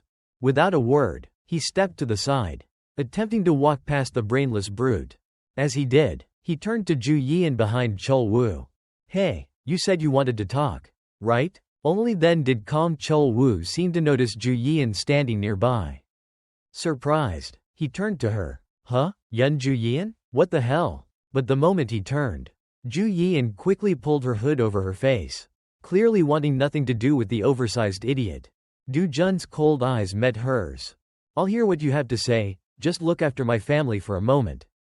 Ju-yeon hesitated, biting her lip. What exactly do you need me to do? The two of them completely ignored Chol-woo's presence, leaving him dumbfounded and standing there awkwardly. Do-jun glanced back, eyes sharp, at his grandmother who was trying to shield Eun-young behind her. Just call a cab, and get them home safely. Ju-yeon's eyes widened at his words. I can do that. In that instant, Do-jun's entire demeanor changed. His eyes burned with ruthless fury. There are a few debts I need to collect. Kong Chol-woo, still completely oblivious, kept grinning like an idiot, his mocking laughter filling the air. Outside the barbecue restaurant, the moon hung high in the night sky. Ju-yeon followed Do-jun's instructions precisely. calling a cab for his grandmother and little Eun Young. Don't worry too much, just go home safely. Once the little girl and the elderly woman were safely seated in the taxi, Ju Yeon closed the door gently and smiled at them. Take care, sweetheart, she said, waving at the adorable little girl. Ju Yeon stood there, watching with a faint smile as the taxi pulled away from the curb and drove off into the distance. Only when the car disappeared into traffic did she finally let out a quiet sigh of relief. But inside the restaurant, the atmosphere was far from peaceful. Chairs scraped against the floor. The chandelier above rattled slightly. And the crowd buzzed with tension.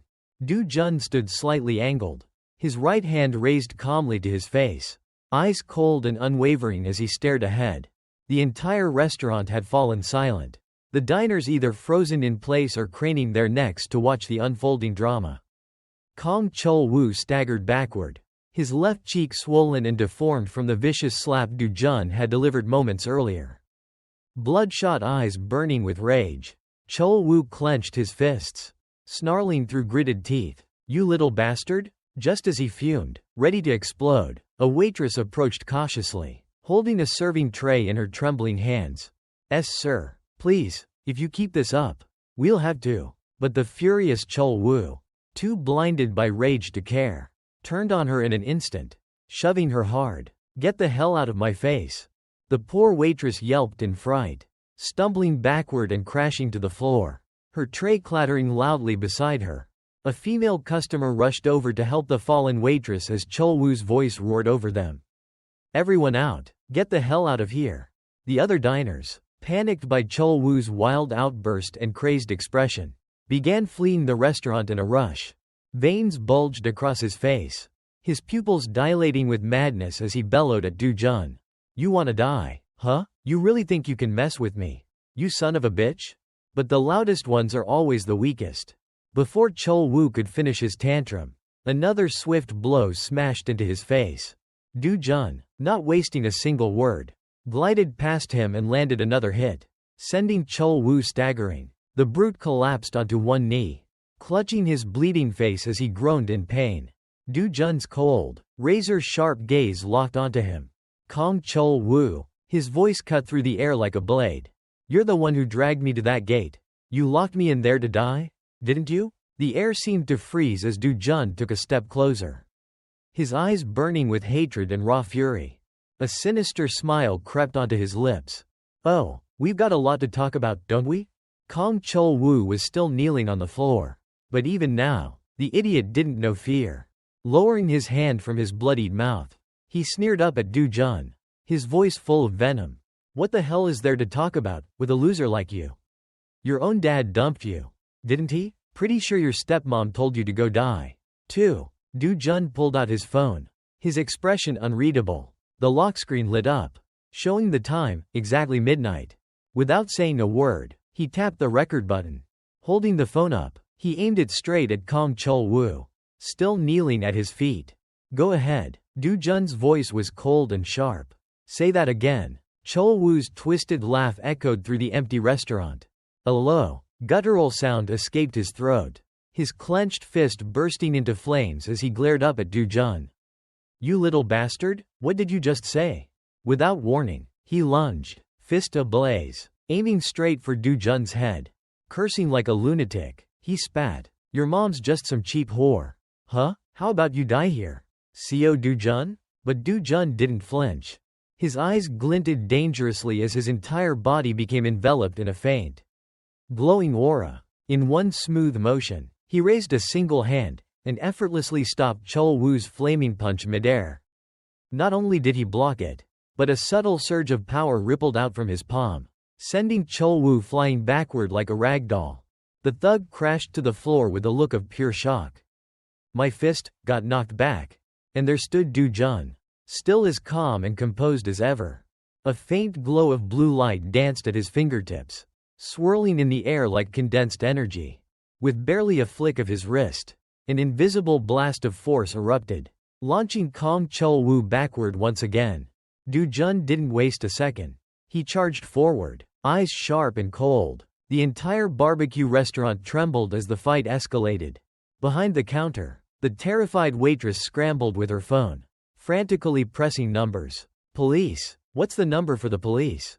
1111? But before the call could even go through, a delicate hand gently plucked the phone from her grip. Don't worry, came a soft, friendly voice. It was Ju Yian, smiling like a pageant queen as she calmly took the phone. I'll take care of this. The waitress, still trembling with fear, recognized her immediately. Why, you're Yun Ju Yian. Thank you so much. Meanwhile, Du Jun was busy delivering a lesson to Kong Chul Wu, with his fists. Kneeling casually on one knee, he hammered down blow after blow, not even bothering to give Chul Wu a chance to fight back.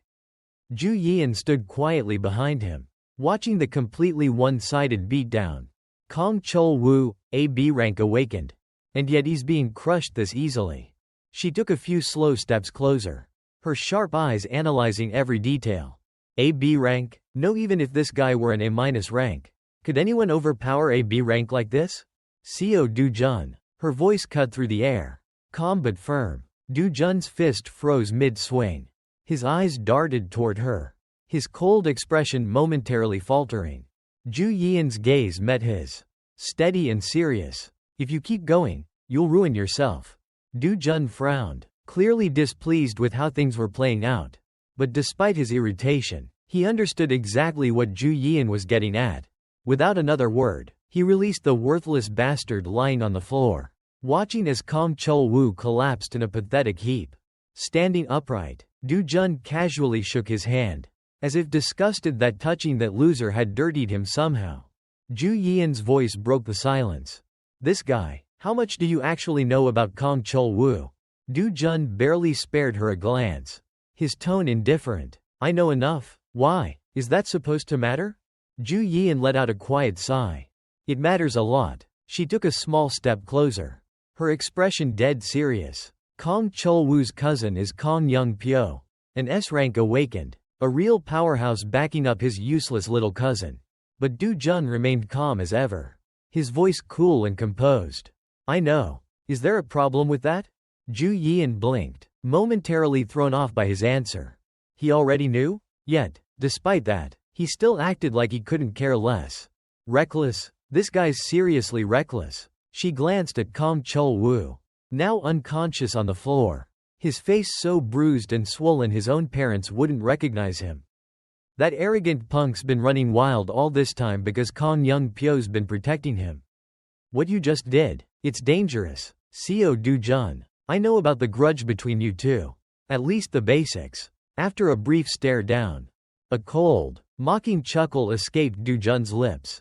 Ju Yian tilted her head, genuinely surprised. You're not scared of Kong Young Pyo, are you? Du Jun stepped forward, closing the distance between them. His gaze was sharp as ice, voice low and dangerous. By the way, the fact that you seem to know so much about me, that's starting to piss me off. His eyes narrowed, cold and threatening. Ju Yian's breath caught in her throat. She pressed her lips together, saying nothing more, unable to come up with a retort under that piercing stare. The tension between them was palpable, thick enough to cut with a knife. Behind the counter, the poor waitress hiding under the register was on the verge of tears. Didn't she say she'd handle this? Handle my ass? Ju Yian remained perfectly calm as she finally spoke up about why she had come looking for him. Sorry for dropping by unannounced. My uncle asked me to handle something. She got straight to the point.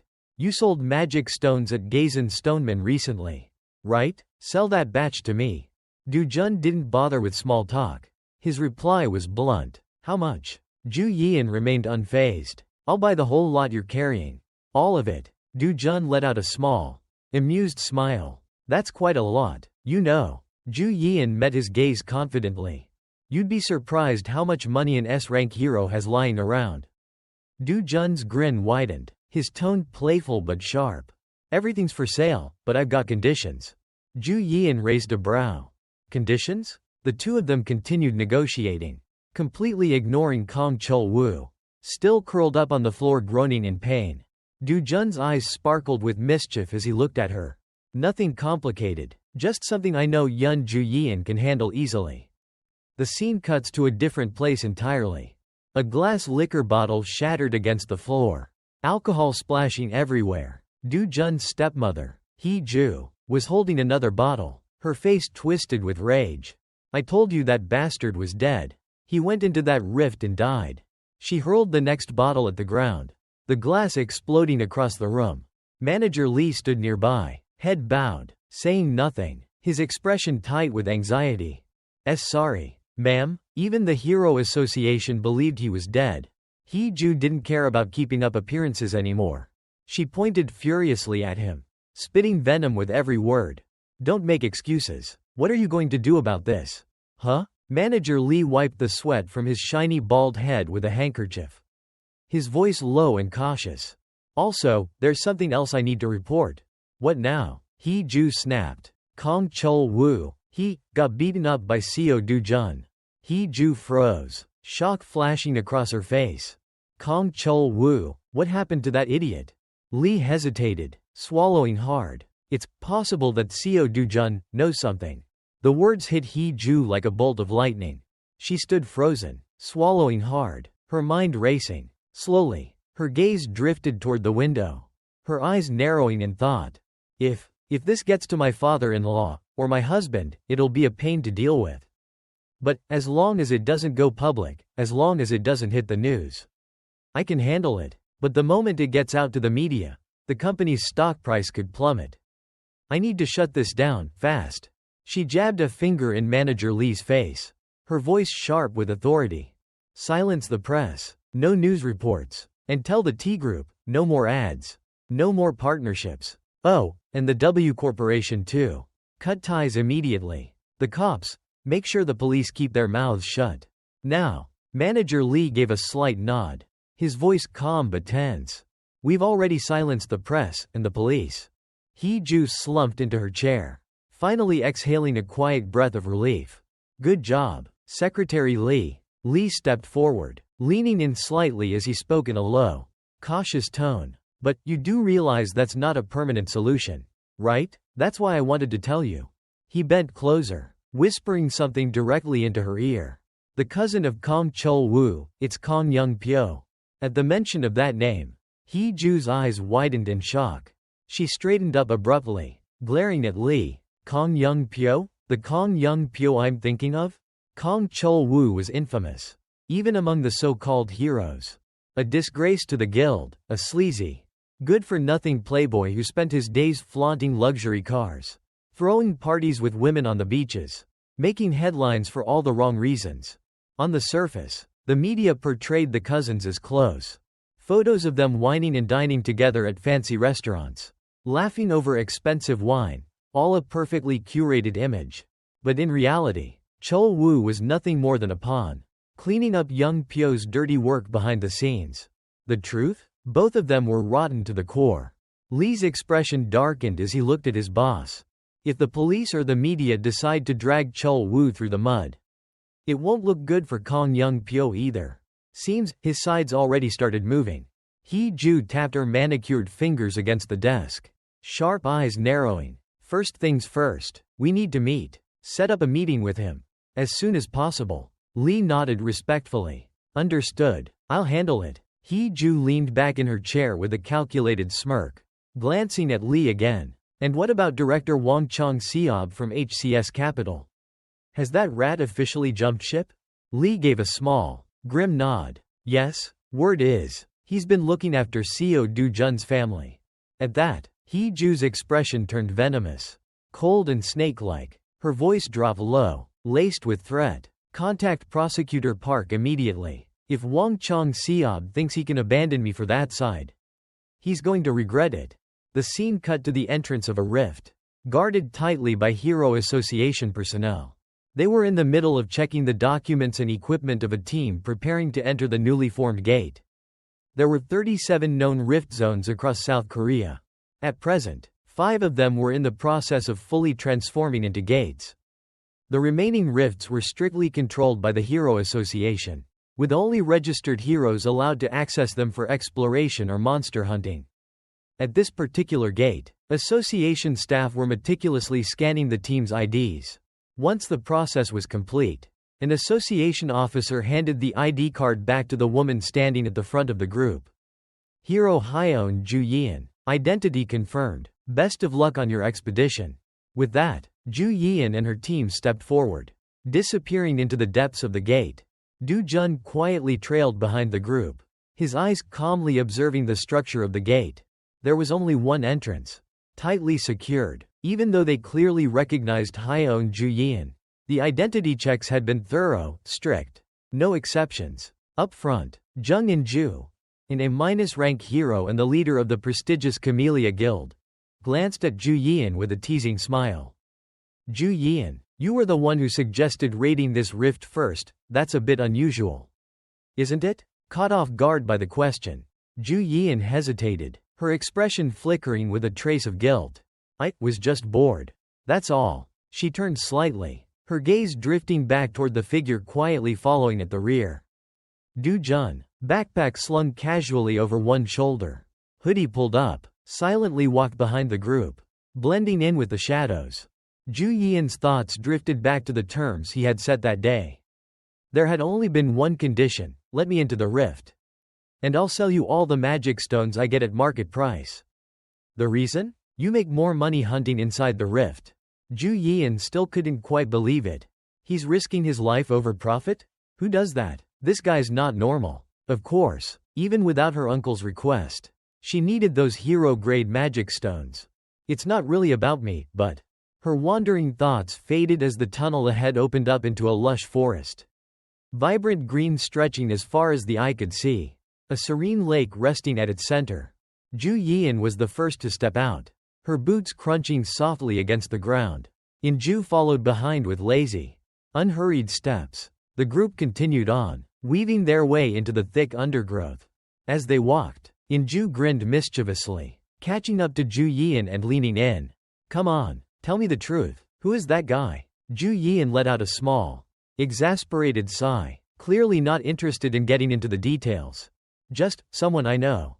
But In-ju wasn't giving up that easily, sticking close and poking for more. Just someone you know? You expect me to buy that? What is he, a boyfriend candidate or something? Ju-yeon frowned, shaking her head. No, it's not like that. I owe him a favor. That's all. I'm just helping him out. In-ju's eyes widened slightly, clearly surprised. A favor? You, Hyeon Ju-yeon, an S-rank hero, owing someone a favor? That's rich. The rest of the team chuckled lightly at the banter, loosening up as they exchanged jokes.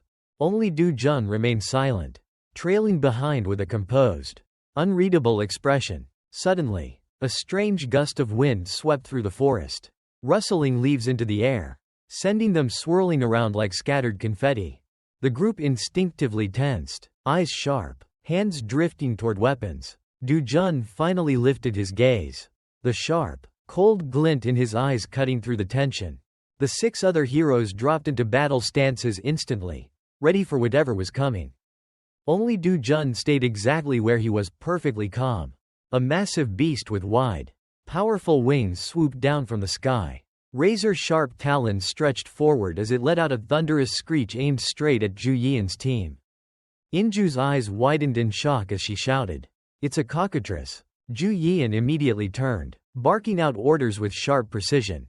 Jinju, Do-yeon, defensive formation. Sengho, aim for its legs. They were only just getting into position when, without a word, Do-jun shot forward, his eyes cold and unwavering. He launched himself into the air, straight toward the massive creature. Ju-yeon's expression twisted in alarm. Seo Do-jun. The rest of the team could only stare, mouths agape, as the young man fearlessly ascended into the sky, directly confronting the beast. Do-jun's fist clenched tightly as raw power coursed down his right arm. First, let's deal with one of these things. With a single, focused movement, he twisted midair, blue energy surging around him like a raging storm. In-ju clutched her weapon, still in disbelief. The first monster, and we just stepped into the gate? The cockatrice screeched, diving straight toward them. Do-jun, unnoticed by the others, casually dropped his backpack onto the ground. Ju-yeon wasted no time issuing commands. Jinju, Do-yeon, defensive positions. Sengho, aim for its legs. But before the words even left her mouth, Du-jun moved like a predator unleashed. In a flash, he leapt into the air. In mere seconds, he soared upward, facing the massive cockatrice head on midair. His fist, radiating with energy, clenched tight. With flawless precision, he drove it straight into the monster's skull. The cockatrice didn't stand a chance. The single blow sent its enormous body flying, crashing violently to the ground. Landing softly, Du-jun touched down with such force that the earth beneath him cracked. Spiderweb fractures snaking out around his feet. Ju Yian stood frozen, sword in hand, her gaze locked on the scene without a word. The cockatrice lay slumped on the ground, its massive head sunken inward where Du-jun's fist had struck. The rest of the team was completely stunned. What the hell? Sengho stammered, wide-eyed. One hit, it's dead? Even Ju Yian's eyes widened slightly, speechless at the brutal efficiency of what she just witnessed. Du-jun casually lifted his foot, his tone cool, almost bored. Not yet. With that, he jumped again, landing another punishing blow to the beast's skull. Only then did the cockatrice finally go limp for good. A heavy silence fell over the group. Inju spun toward Ju Yian, tense, demanding answers. Who is that guy? But even Ju Yian didn't have a clear answer. She offered a vague reply, eyes still fixed on Du-jun. Just, someone strong. Inju clearly wasn't satisfied with that. She grabbed Ju Yian's shoulders, shaking her in frustration. That's all you're going to say? Someone who can take down a cockatrice with one hit? How many heroes do you know that can do that? Ju Yian adjusted her glasses, nearly knocked askew from Inju's shaking, and muttered defensively, if it's just knocking it down, even I could probably do that. Stop making a big deal out of it. But Inju wasn't letting this go. She turned on Sengho, lightly pounding her fist against his bulletproof vest as she pressed further. You saw it too, right? You saw that hit. The monster didn't even react, it couldn't dodge. Just one hit and boom. It's down. You're telling me that's normal? That bird isn't some low-level monster. Inju's final words snapped Ju Yian back to reality. She turned, eyes narrowing at Du-jun, who was casually pulling gear out of his backpack. Who exactly is this guy? She wondered. Ju Yian's playful expression vanished. Her voice grew serious. Unnie, we need to change the plan. Sliding her sunglasses down and clipping them to her shirt, she announced, I'm heading to the central zone for a bit. The unexpected declaration startled the entire team. Everyone turned wide-eyed toward her. Hey, she called out to Du-jun, who was busy slicing into the cockatrice's corpse. From inside the beast, Du-jun pulled out a deep crimson gemstone. He examined it briefly before stating flatly, I don't plan on sharing this with anyone who didn't contribute. Ju Yian's jaw nearly dropped. Relax, I wasn't asking for a cut. Unfazed, Du-jun slipped the gemstone into his backpack, his movements calm and confident. Ju Yian twirled a strand of her flawless hair, her lips curling into a teasing smile. Seems like your level doesn't really match this place.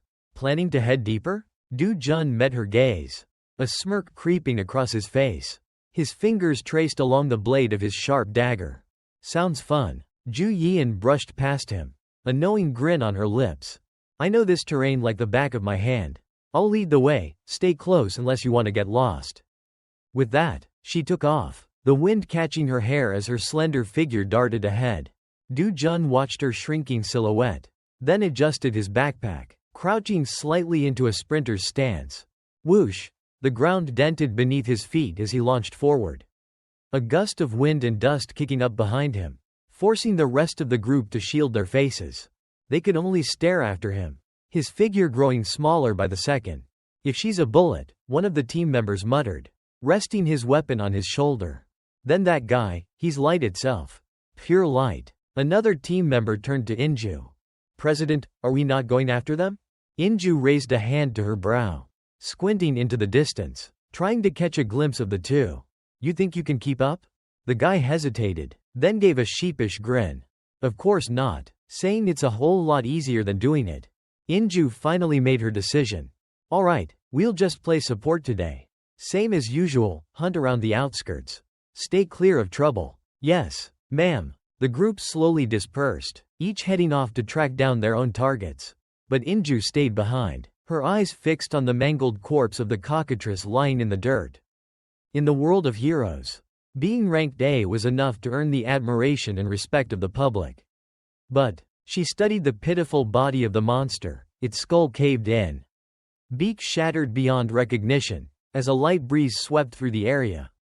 Inju understood all too well. In front of an S rank, she was nothing but a speck. Ju Yian and that man, they were simply on a different level. Her gaze darkened, full of complicated emotions. Meanwhile, Ju Yian was already gone, sprinting like a bullet fired from a gun. She glanced back briefly, but didn't slow her pace. Should I ease up a little? She wondered, but before she could decide, a voice suddenly spoke up right beside her, making her jump. Is that the fastest you can go? Startled, Ju Yian stumbled, completely losing her rhythm and nearly toppling over. Du Jun, oblivious to her flustered state, simply overtook her, running ahead without effort. Ju Yian stared after him, wide-eyed in disbelief. What? He caught up? Speed-wise, I'm ranked number 2 in all of Korea. Du Jun suddenly slowed down, casually jogging backwards to match her pace, face as calm as ever. You're slower than I expected, he remarked, tilting his head. You run like you're trying to make sure no one catches you. Ju Yian flushed with embarrassment and snapped back. Who said I didn't want anyone catching up? The two finally came to a stop. Ju Yian bent over, hands on her knees, gasping for air, her face flushed, more from exertion than anger. When did I ever say that? She mumbled between breaths. Du Jun didn't seem interested in arguing. He casually raised a hand to shield his eyes, scanning the distant terrain. In the far distance, a towering mountain loomed. What's over there? Du Jun asked, nodding toward it. Ju Yian followed his gaze. That? She straightened up, still panting slightly, but her tone grew serious. That's where the boss monster of this rift zone resides. Boss monster? Du Jun eyed the towering, jagged mountain with curiosity. Ju Yian slipped into briefing mode. Yeah, you've heard of Caesarion, right? Giant winged lizard, about 20 meters long, its body's practically covered in natural armor. And it breathes fire. Her expression turned stern. Don't even think about going after it. You'd need at least 3 S-rank heroes to take that thing down. Du Jun didn't care about the second half of her sentence. That thing, it's the one that drops high-grade mana stones. Right? Ju Yian stared at him, dead serious. Yeah, it drops high-grade mana stones, 1 step below supreme grade. She frowned, noticing his distracted expression. Hey, are you even listening to me? Ju Yian took a firm step forward, raising her hand as if to block his path. Her face was tense, her tone cautious yet sharp. Don't tell me, you're thinking of taking it down? That's not why I brought you here. But the person who should have been listening was already gone. Du Jun had already dashed off, leaving behind nothing but the silhouette of his retreating figure. Ju Yian froze in disbelief, eyes wide. What the hell is he thinking? Without wasting another second, she bolted after him, shouting at the top of her lungs. Hey, stop right there, you idiot. The two of them tore through the forest, their figures weaving between the trees like shadows in pursuit. With each passing second, they accelerated, the quiet forest left behind in a whirlwind of swirling dust and leaves. Ahead of them, looming closer and closer, was the mountain, the nest of the boss monster that ruled over this entire rift zone. Ju Yian stood frozen in the wind, eyes wide with disbelief. What the hell is happening right now? The gruesome scene of utter slaughter unfolded right before her eyes, a massacre so clean and one-sided it barely looked real. That monster, the 20-meter-long beast she had warned about, the one she said would require at least 3 S-rank heroes to bring down, now lay sprawled motionless on the ground at her feet, blood pooling around its massive frame. Her mind couldn't process it. What the hell is this? Across from her, Du Jun casually unpacked his tools from his backpack with practiced ease. Like this was all just routine. Caesarion was supposed to be a nightmare. Ju Yian whispered, still stunned. Her thoughts flashed to Park Hae-yeol, the cold, upright hero, a national icon, an S-rank legend known for his victory over the Caesarion. Even he, during his first encounter with the Caesarion, wasn't so lucky. Ju Yian could still remember the reports, the hushed stories whispered among heroes. 30 A-rank heroes, 1 Caesarion, total annihilation, Park Hae-yul had been the strongest among them, the leader, the shining hope of their squad. But in the end, all he could do was stand battered and bloodied. His teammates devoured one by that same beast. Their heroic last stand ended as nothing but a slaughter. And after that, Hae-yul returned, defeated but burning with resolve. He rallied the association. 1S rank hero. 200A rank elites. A campaign of vengeance. Zhu Yian vividly pictured the brutal siege. Spears and arrows empowered by magic soared through the skies. Mana-charged harpoons wrapped around the Caesarian's enormous talons. For the first time, the monster was restrained. Park Hae-yul and the others advanced. The Caesarian reared its head back, jaws opening wide as it gathered energy for a devastating counterattack. Many still fell that day, countless heroes lost to its desperate final struggle. But in the end, they prevailed. The Caesarian was slain. The heroes rejoiced, celebrating a hard-fought, bloody victory. And yet now, Zhu Yian's gaze drifted back to the present. The Caesarian lay dead before her. Not after an army. Not after a prolonged battle. But at the hands of a single young man, Du Jun, standing there. As if he'd just finished running errands. Her lips parted, voice weak with shock. What are you? But their so-called victory came at a devastating cost. Countless comrades had fallen that day. Almost every hero who participated in that hunt perished. The massive, prestigious Sweet Life Guild, led by Park Hae-yul himself, never recovered from that disaster. It took them nearly 3 full years to regain their strength after the Caesarian incident. Zhu Yian was still lost in that haunting memory when she noticed Du Jun had already begun dissecting the Caesarian's corpse, skillfully extracting the mana stone. The young man shot her a sharp, wary glance. You do realize you didn't contribute a damn thing to this, right? A brutal line that immediately made Zhu Yian bristle with frustration. But even through her annoyance, the shock hadn't left her face. If she hadn't seen it with her own eyes, she never would have believed it. This man, she had watched him, a lone figure charging straight toward the Caesarian. A monster that dwarfed him 100 times over. And then, she could still remember it vividly, her jaw slack, eyes wide as she tilted her head back, staring up at the unbelievable sight. In a single, clean strike, he brought down the infamous Caesarian. Before she could even process it, Du Jun had already secured the mana stone, a deep crimson gem encased in what looked like the beast's natural armored plating. He stared down at it in silence for a moment. Then, without another word, he casually slipped it into his backpack. I don't need you to guide me anymore. Du Jun slung the bag over his shoulder and turned to leave.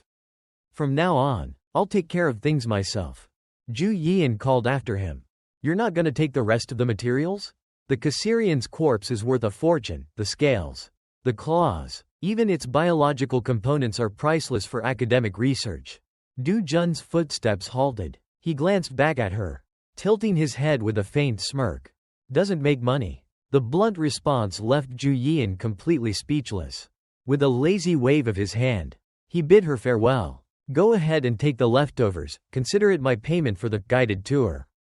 Zhu Yian turned her eyes toward the Caesarian's massive corpse, then exhaled lightly. Keep it, I don't need it. The mountains and forests around them slowly settled back into their usual peaceful rhythm. The sun dipped lower, casting a golden glow across the trees as the day came to an end. A single backpack, stuffed to the brim, sat quietly on the forest floor. The other heroes in the group, the ones who had come along with Zhu Yian, all fell silent. Eyes fixed on the oversized backpack lying on the ground. One of them finally broke the silence, muttering in disbelief. Wait, that guy filled up that massive backpack with magic stones, and just brought it back here? You've gotta be kidding. Another chimed in, still staring wide-eyed. That amount, isn't that what it normally takes our entire team at least 20 hours to hunt for? They leaned in to get a better look at the backpack, still struggling to believe it. Looking at how full that is, I'd say that's like 3 straight days of hunting. The group continued to murmur amongst themselves, their gazes darting between the pack and Du Jun. Who the hell is that guy? Seriously? Meanwhile, Zhu Yian sat quietly, leaning back against a large rock, watching it all unfold. Inju glanced over at her, deep in thought. The speed, the sheer amount. But if what Zhu Yian had told her was true, If this man had really taken down a Kassyrian solo, no equipment, no special armor, that alone was enough to say he might be the strongest hero in Korea. Inju's eyes narrowed slightly as her mind wandered to the elite few standing at the top of the hero rankings. No, maybe not just Korea. Maybe he's the strongest in the world. Suddenly, a noise snapped her out of her thoughts. Do-jun appeared, casually hoisting one heavy backpack over his shoulder while carrying another just as full in his hand.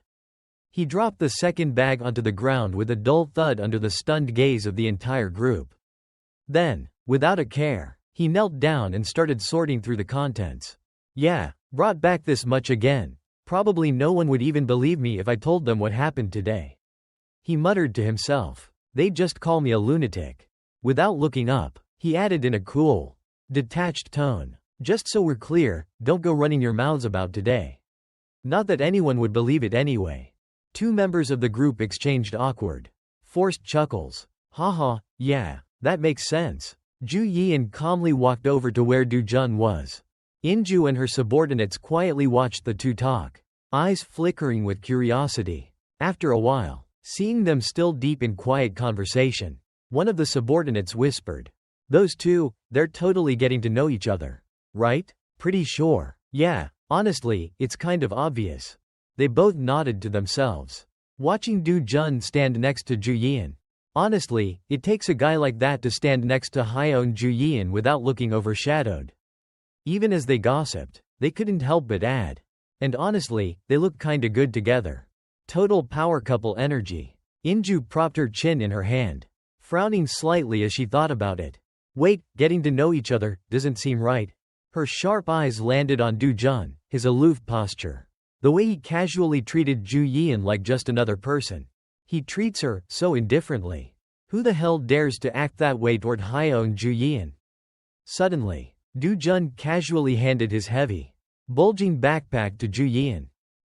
Wait? Before she could say anything, he turned around and walked away without so much as a goodbye. Inju's jaw practically hit the floor. Did he just leave? No goodbye? Nothing? The group watched his figure disappear into the orange glow of the sunset, his lone silhouette growing smaller with each step. Ju Yian scratched her cheek awkwardly, her voice uncertain. Yeah, I guess. Inju crossed her arms, glaring at the abandoned backpacks. What about all this? He just left it here?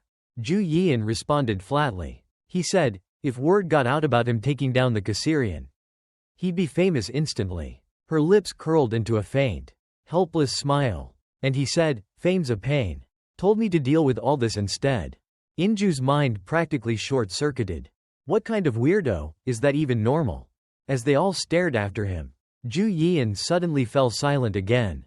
Her cheeks flushed faintly pink, eyes softening in a way that surprised even herself.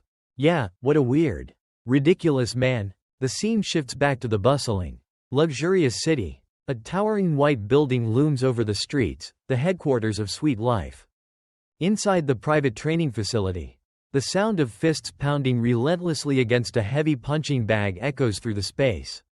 Thud, thud, thud. Each punch carries immense force, the tension in the air thick and heavy. With one final, devastating blow, the punching bag bursts open, stuffing and fabric exploding everywhere. The man responsible straightens up, his piercing gaze sharp, cold, and unapproachable. Park Hae-yeol, an S-rank hero of the Korean Hero Association, leader of the Sweet Life Guild, and right now, absolutely seething with frustration. Damn it, Hae-yeol muttered under his breath. The exhaustion and bitterness etched across his face. A subordinate approached, respectfully holding out a towel. Please, sir, try to stay calm. His voice oozed calculated flattery as he added, there's an old saying, the longer a frog crouches, the higher it jumps. Hae-yeol snatched the towel from the man's hand, wiping the sweat from his face. Expression still cold, the subordinate continued, his tone smooth and full of false sincerity. The more you endure this difficult period, the more glorious your rise will be. Guild leader. And when that time comes, a sly smile curled on his lips. All those who look down on you will be groveling at your feet. Beads of sweat dripped down Hae-yeol's sharp features as his eyes narrowed. The subordinate pressed on. his flattery becoming bolder. And when it comes to the Caesarian, no one knows more about handling that monster than you. Sir. The atmosphere shifted. He Yol's gaze turned serious. Seeing the change, the subordinate quickly handed him a cold bottle of water. In fact, once you take down the Caesarian, with the smallest raid team in the world at that, your name will go down in history. Even the Hero Association will have no choice but to recognize your exclusive rights over the Caesarian.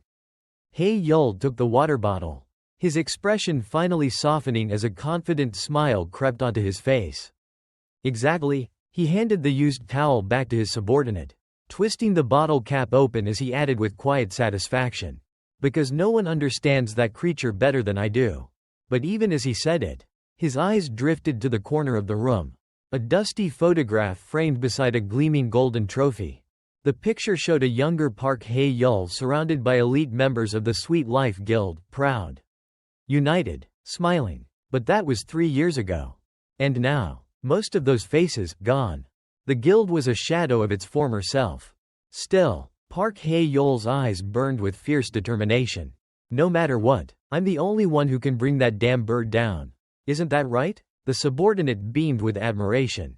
Of course, sir. No one else even comes close. Their laughter echoed through the massive, pristine headquarters of Sweet Life, two men chasing glory, power, and revenge. The scene shifts. A neatly printed dossier sits on an elegant glass table. A crisp photo paper clipped to the front. The document displays the personal information of Seo Do-jun in clear, bold letters. Standing over it, flipping through the pages with a cocky smirk, is Kong Young-pyo, S-rank hero of the Korean Hero Association. Cousin of Kong Chul-woo. Holding the file in one hand, Young-pyo snorted arrogantly. Seo Do-jun, so this is the guy. Huh? Behind him, a subordinate bowed respectfully. Yes, sir. A few months ago, hero Kong Chul-woo tried to get rid of him by shoving him into a gate. Young-pyo raised an eyebrow, eyes narrowing. And yet he didn't die, and even awakened there? The subordinate stiffened under the pressure of the question. Voice tight. Why yes, sir, exactly. Young-pyo's gaze turned sharp as he ordered flatly. Keep going. The subordinate swallowed nervously and continued, eyes flickering to the back of Young-pyo's head as he reported. The client is Hong Hee-ju, executive director of T Group. She's also the illegitimate daughter of W Group. Young-pyo didn't turn around. His focus locked on the file in his hand, analyzing every detail. TCH, another rich brat born with a silver spoon, and she's messing around with someone like this? The subordinate hesitated, then added cautiously. Apparently, Seo Do-jun is an illegitimate son of T Group himself. Brought into the main family at age 7, but after Hong Hee-ju had a legitimate son 6 years ago, he was kicked out. A wicked grin spread across Young-pyo's face. Family bonds. Huh? TCH. Guess even the chaebols are trash in the end. He slid his hands into his pockets and stood up leisurely, strolling over to the indoor golf setup neatly arranged in the corner of the office. As he selected a club, he casually asked, so, how much did Chul-woo take for the job? 3 billion won, the subordinate answered promptly. Young-pyo raised an eyebrow, chuckling dryly. That's it? He casually positioned the ball on the artificial turf, lining up his shot. And Chul-woo, I hear he's basically a vegetable now? The subordinate nodded stiffly. Yes, sir. Word is, he only took a beating. But the burns were severe. His eyes, completely blind, barely clinging to life. Young-pyo hunched over, tapping the ball lightly with the club. It rolled smoothly across the green before dropping neatly into the hole. Should have carved him into pieces myself, smashed his damn head in. Young-pyo muttered, licking the corner of his lips with a sadistic glint in his eyes. Another golf ball was placed in front of him. Thwack! The ball sailed forward, but this time, veered slightly off course, missing the hole entirely. A dangerous glint returned to Young-pyo's eyes. Rumor has it, Hyeon Ju-yeon's been helping Seo Do-jun. The room fell silent as the ball came to a halt on the turf. Slightly off the mark, but the threat hanging in the air was dead on. Kong Young-pyo stormed forward, glaring down at his subordinate, voice sharp and furious. Why the hell is Hyeon Ju-yeon helping him? What's her connection to that bastard? The subordinate stiffened, beads of cold sweat trickling down his temple. That, thanks to Hyeon Ju-yeon testifying to the police, the entire incident was buried quietly. Young Pyo's eyes blazed with fury as he grabbed the man by the collar, yanking him close. Then investigate it, their relationship, figure it out. His voice was a low growl, practically venomous. If there's no personal connection, there's gotta be some kind of deal. Find out what it is. Pale-faced and trembling, the subordinate stumbled back, bowing repeatedly. Why yes, sir, I'll get on it right away. Young Pyo's eyes darkened, a glint of murderous intent flashing within them. His hand tightened unconsciously, bending the golf club in his grasp with ease. Snap! The metal twisted out of shape like it was nothing more than a twig. With a cold sneer, young Pyo tossed the broken club onto the floor. His eyes glinted dangerously. It's only a matter of time before Hong Hee-ju comes crawling to me, he muttered to himself, straightening his sleeves. She'll need me to finish the job Chol-woo couldn't. A sick, self-assured grin spread across his lips as he licked them, eyes gleaming with greed. She's a chaebol princess. Money won't be an issue. The scene cuts. Under the faint glow of streetlights, Seo Do-jun walked alone down the quiet city street. His thoughts were tangled, but his expression remained calm. Just as I expected, hunting inside the rift is way more profitable than gates. He took slow, measured steps, eyes distant. But, from now on, do I have to rely on Hyeon Ju-yeon to get inside those rifts? His mind replayed their conversation from inside the rift. Ju-yeon had stood there, arms crossed, her expression cool as ever. If you try to sell the Kasirian magic stones, who caught it? How powerful are you? The media will swarm you day and night. It'll be a circus. You're better off holding onto them for now.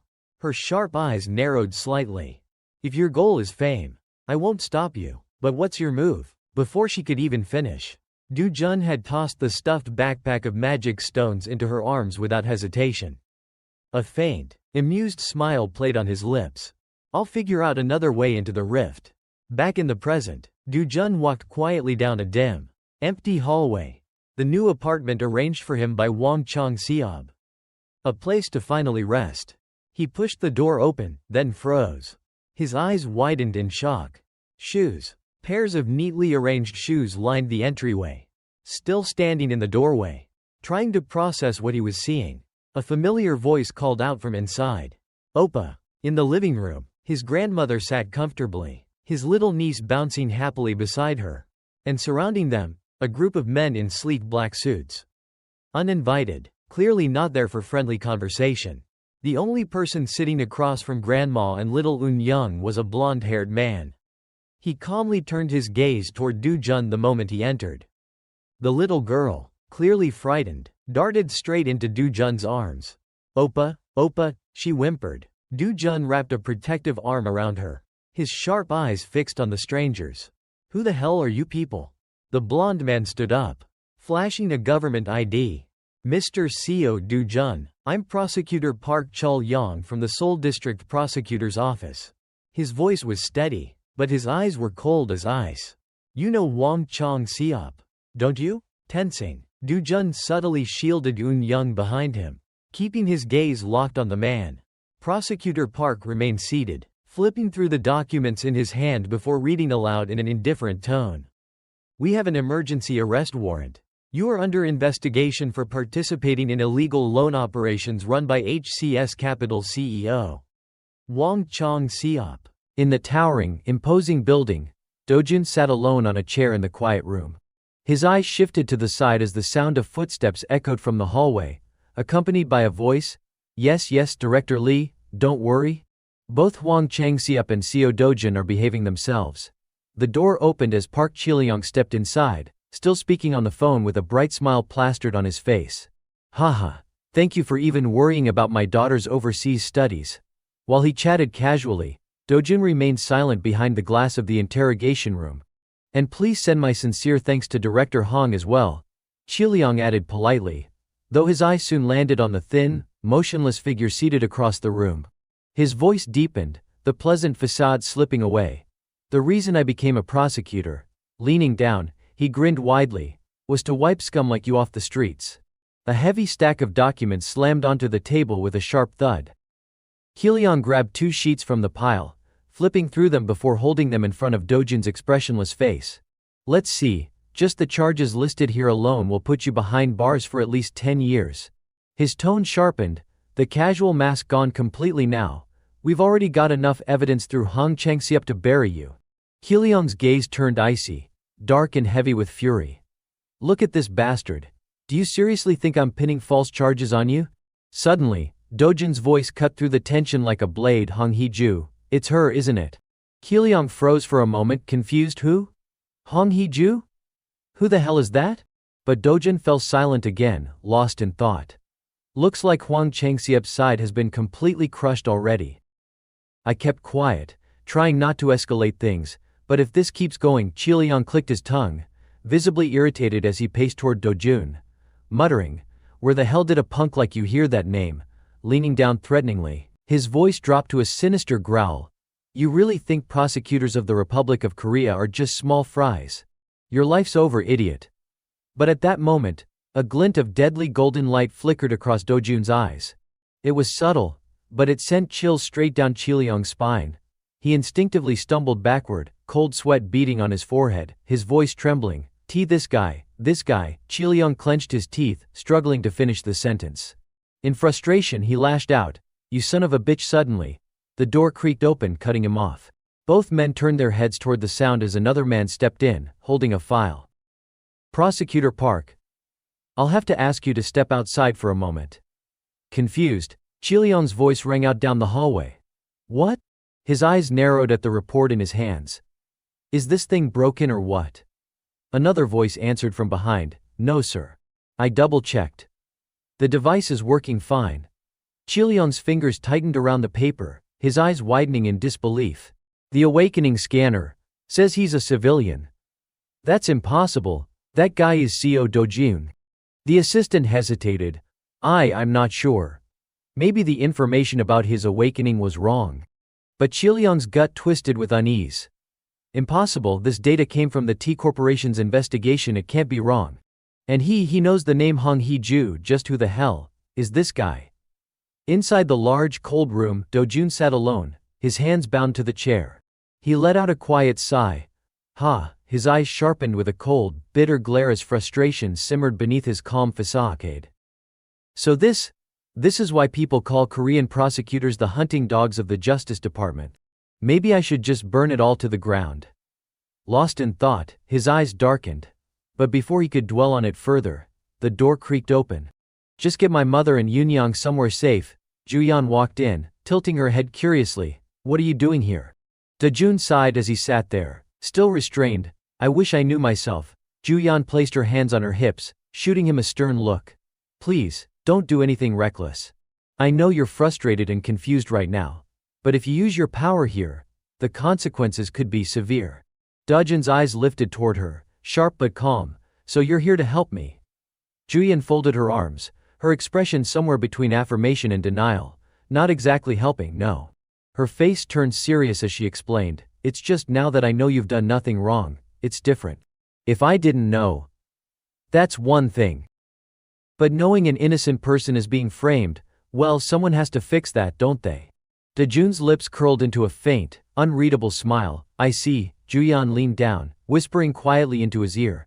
The Awakener Association is launching an investigation. They're cracking down on illegal Awakener licenses, and keeping a close eye on new rifts popping up around Mapo. But Do-jun's next question caught her completely off guard. And what about my family? She froze for a second, then shrugged with forced nonchalance. What do I look like to you, your secretary? Why would I be worrying about your family? But facing his cold, piercing gaze, she faltered, eyes shifting away awkwardly. Shoving her hands in her pockets, Ju-yeon turned toward the door. They're safe. So stop worrying. Do-jun's expression softened slightly as he nodded. Thank you. I'll repay this debt. A faint flush crept across Ju-yeon's cheeks as she glanced back at him, voice stumbling slightly. Just hang in there a little longer.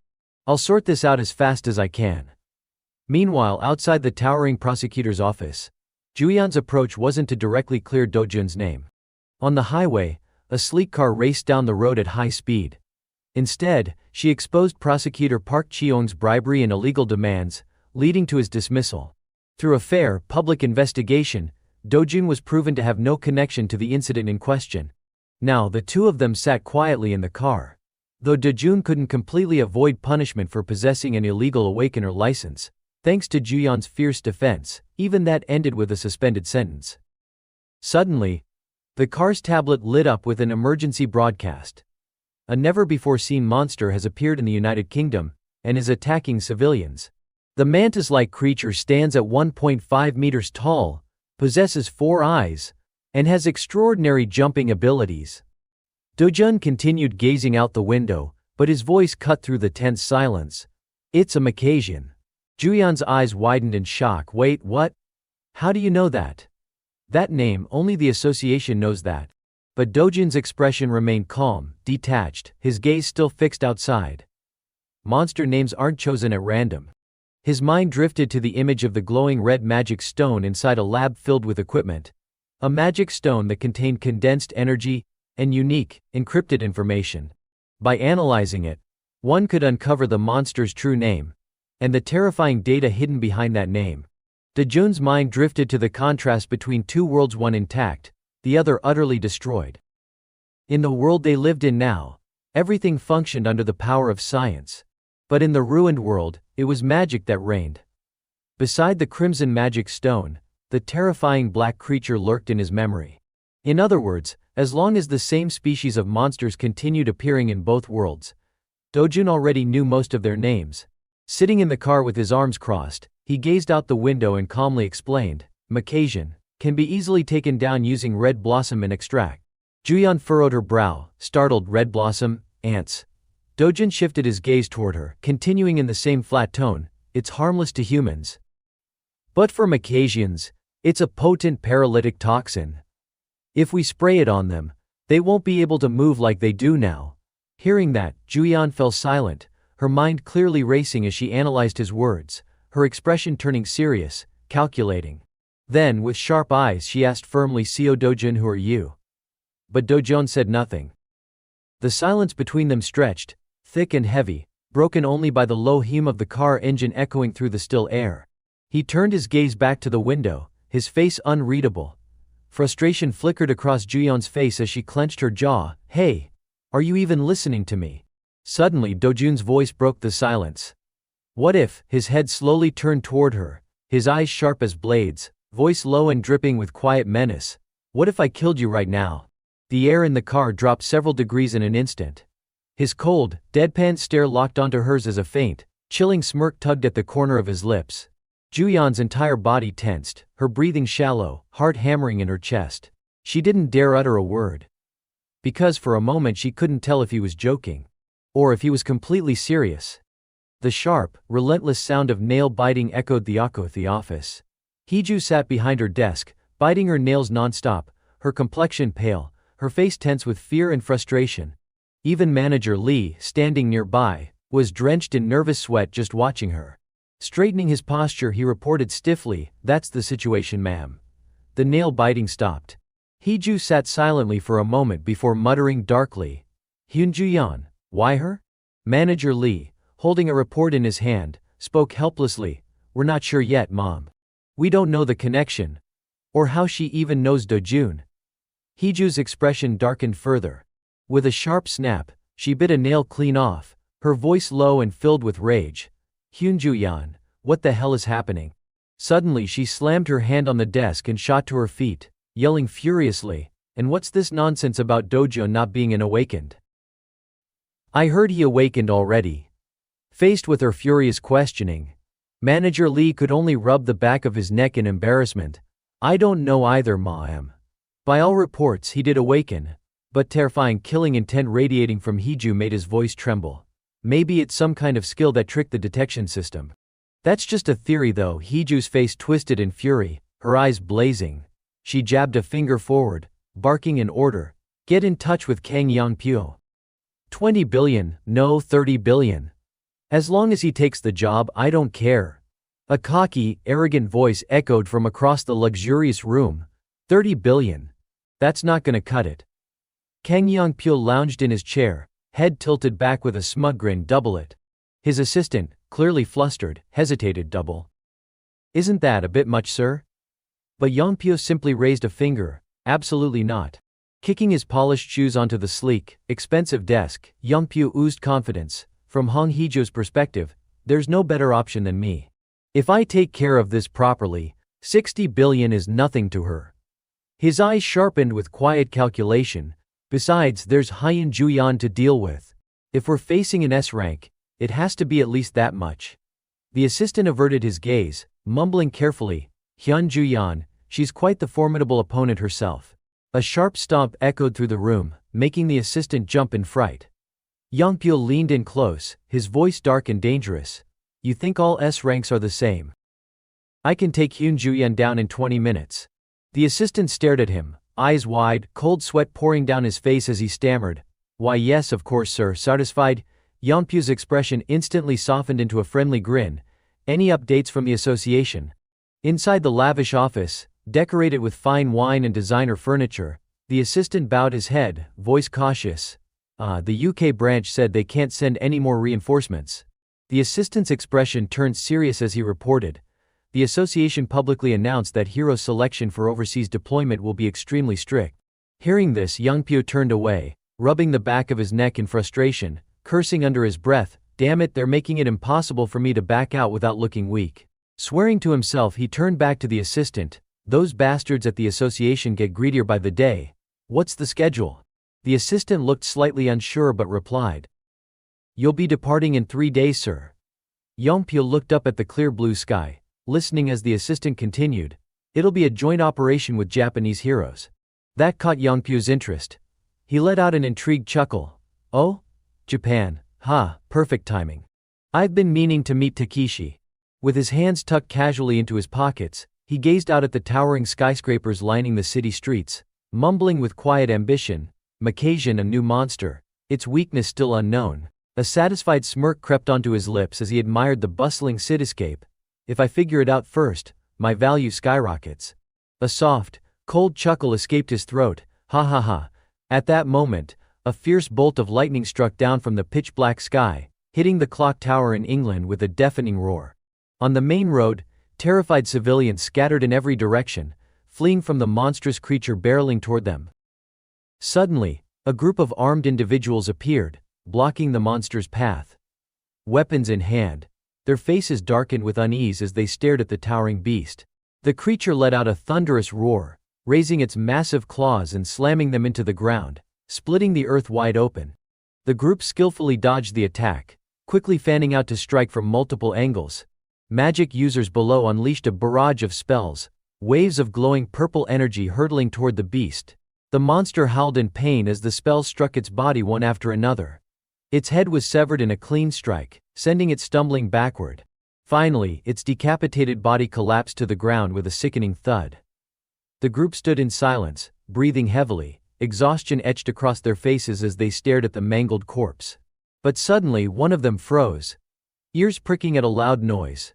He turned his head toward the sky. Beneath the dark, ominous clouds, another bolt of lightning illuminated the scene, revealing more monstrous figures lurking in the shadows, staring right at them.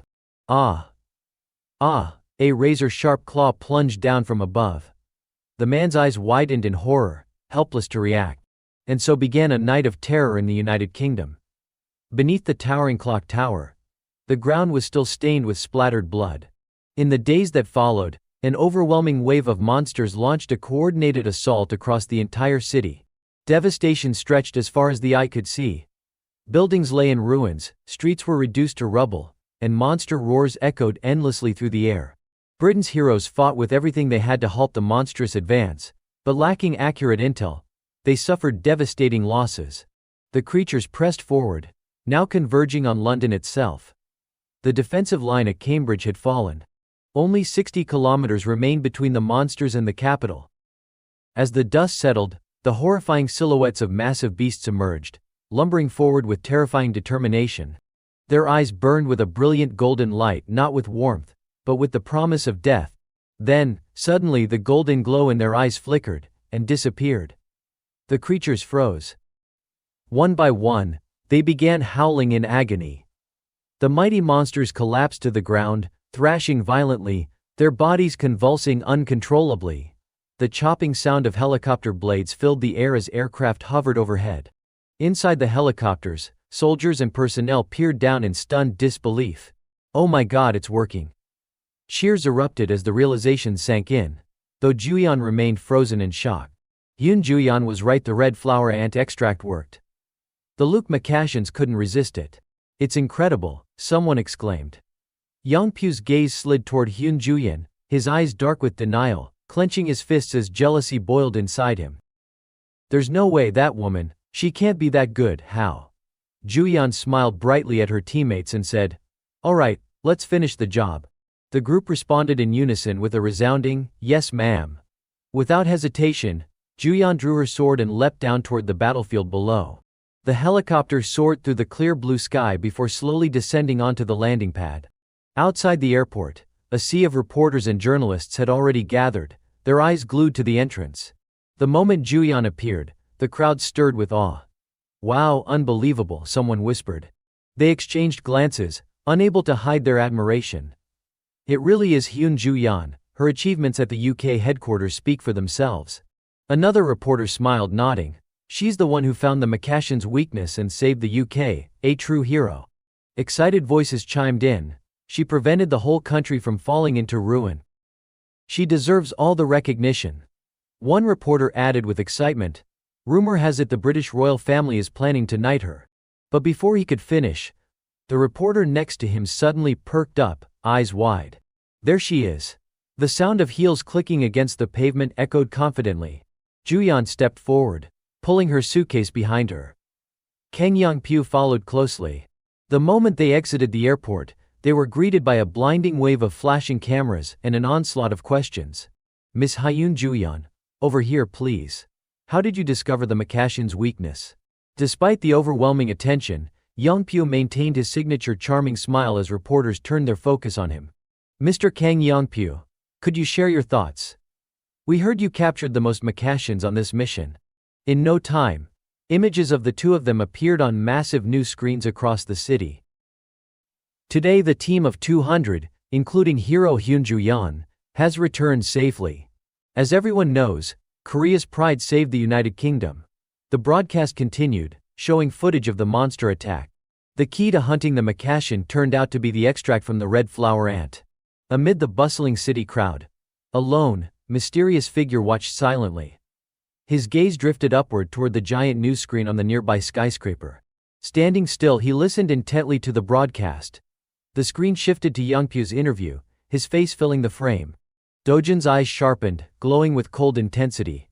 "Kang Yongpyo," he muttered under his breath. In an enormous, luxuriously decorated dining hall, several neatly wrapped gift boxes were placed on the table. A familiar voice rang out. "A gift for you." Dojin paused, his hand holding a glass of water halfway to his lips. "A gift?" he asked, slightly puzzled. Juyeon smiled and pointed to the gifts on the table one by one. "This is for Inu Young and Grandma, and this one's for you, Seo Dojan." She looked at him shyly as she gently pushed the gift bag toward him.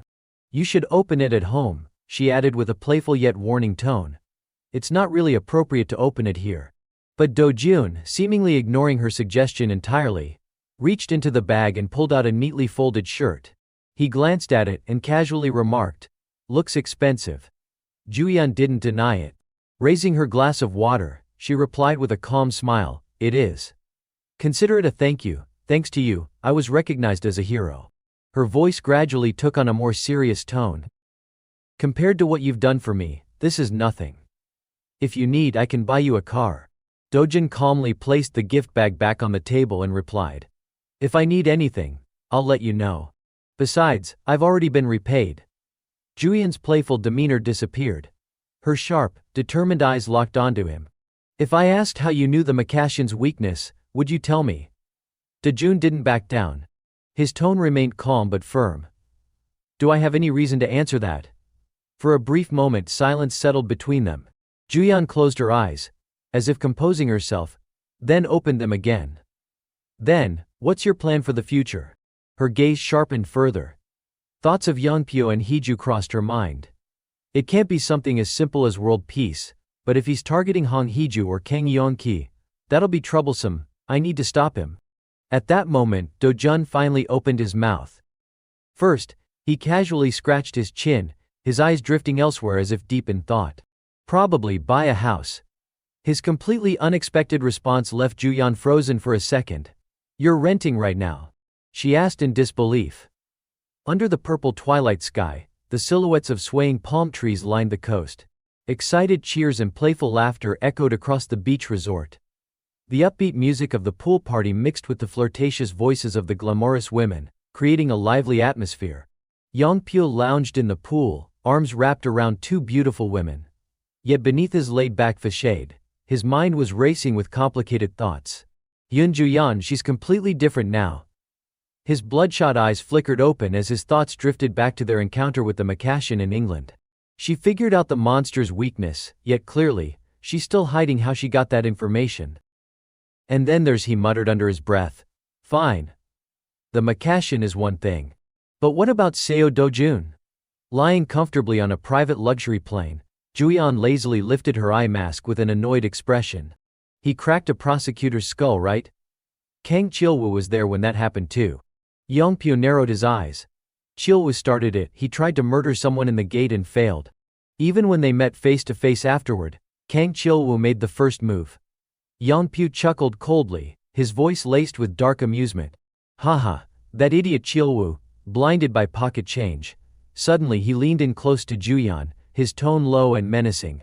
But he's still my cousin. Which means I've got every reason to deal with Seo Do-jun myself. Juyeon didn't say a word. She simply glanced sideways at him, expression unreadable, before turning her head away entirely. Do what you want, she replied flatly, pulling her eye mask down again. It's none of my business. Yongpyo's eyes narrowed as he studied her reaction. What's going on here? Their relationship isn't as solid as I thought. Without even glancing his way, Juyeon lazily tossed him a final remark. I have no reason to interfere. The sound of fine wine pouring into a crystal glass echoed softly. No reason to interfere. But her words only deepened Yongpyo's suspicion. Sipping the wine with a contemplative gaze, his thoughts lingered darkly. There's definitely something between those two. Seo Do-jun, a city still in ruins and devastation somewhere in the UK. Long Sutton, Shrewsbury locations left in shambles after the recent monster wave.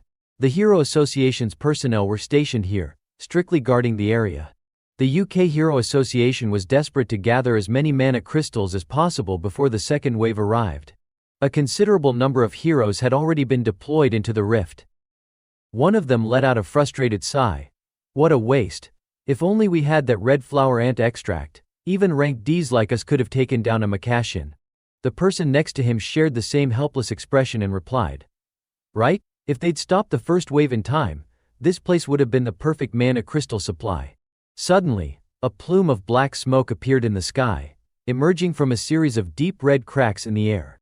Everyone knew once a wave swept through an area, no teleportation gates could be installed there again. The man glanced at his teammate and shared his concerns. They say the second wave won't just be Makashins, there'll be other monsters too.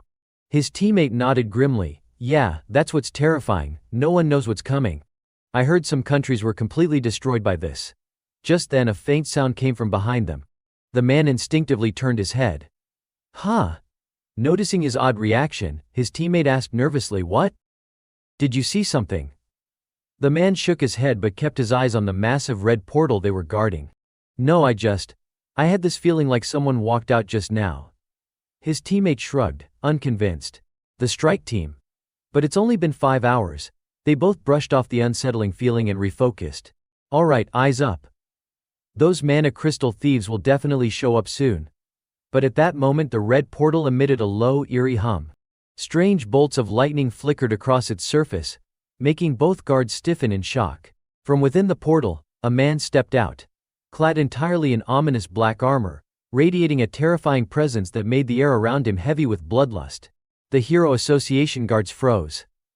He's not a hero, not a commander, not even a hunter. Call HQ now. Before they could react further, the man raised his hand. A blinding ring of green light formed in the air.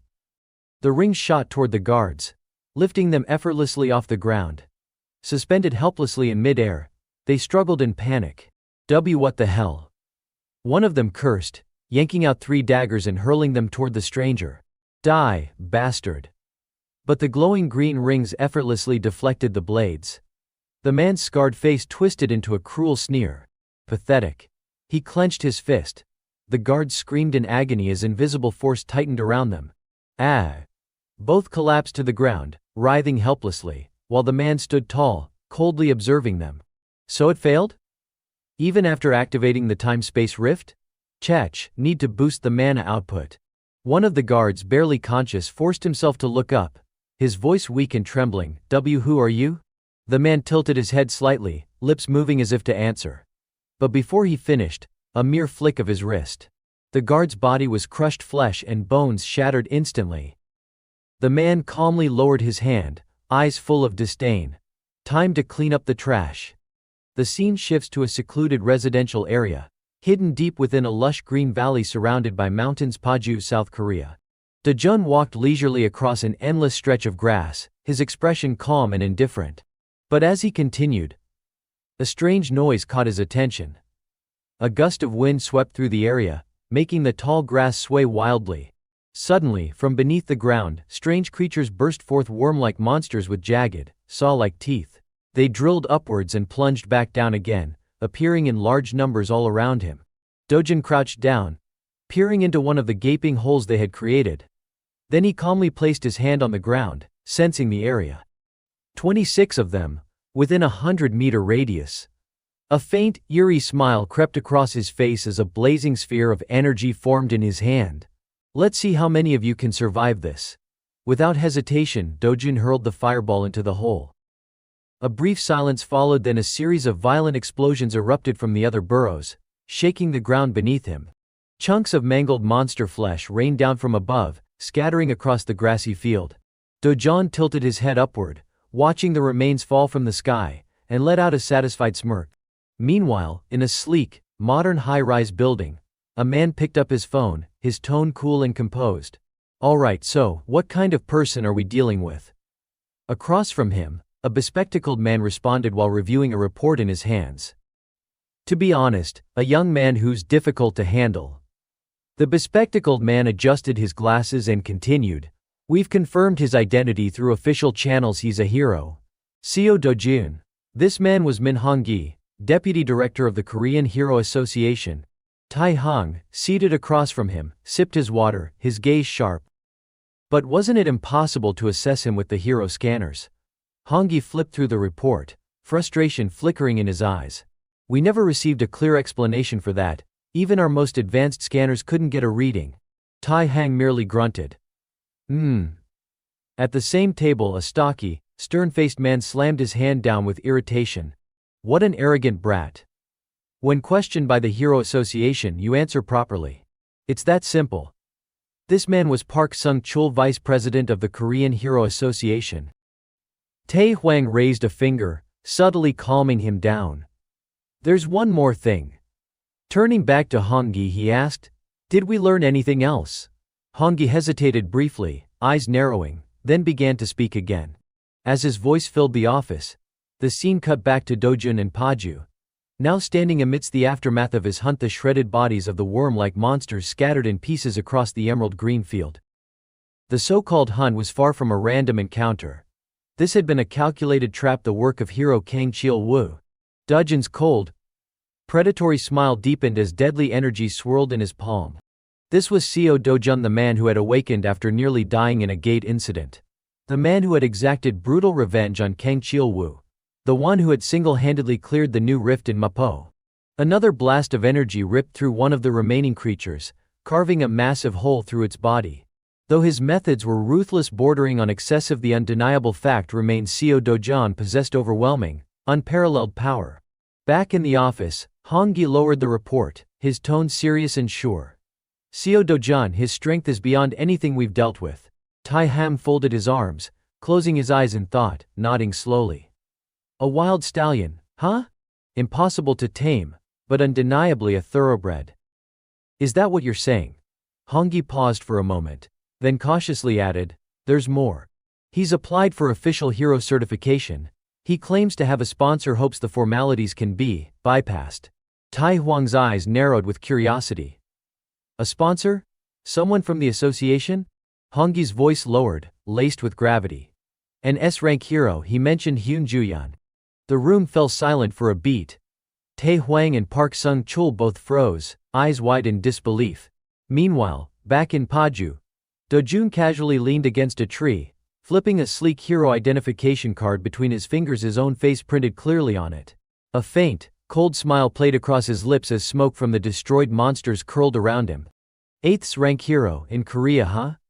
The decimated remains of the worm monsters littered the field like grotesque confetti. Do-jun's eyes drifted back to his card, then to the surrounding area. This rift zone's cleared now, makes the hunting nice and easy. Elsewhere, Tai Huang let out a booming, satisfied laugh, slapping the table. Hey ha. The boy gets certified and marches straight into the Paju rift.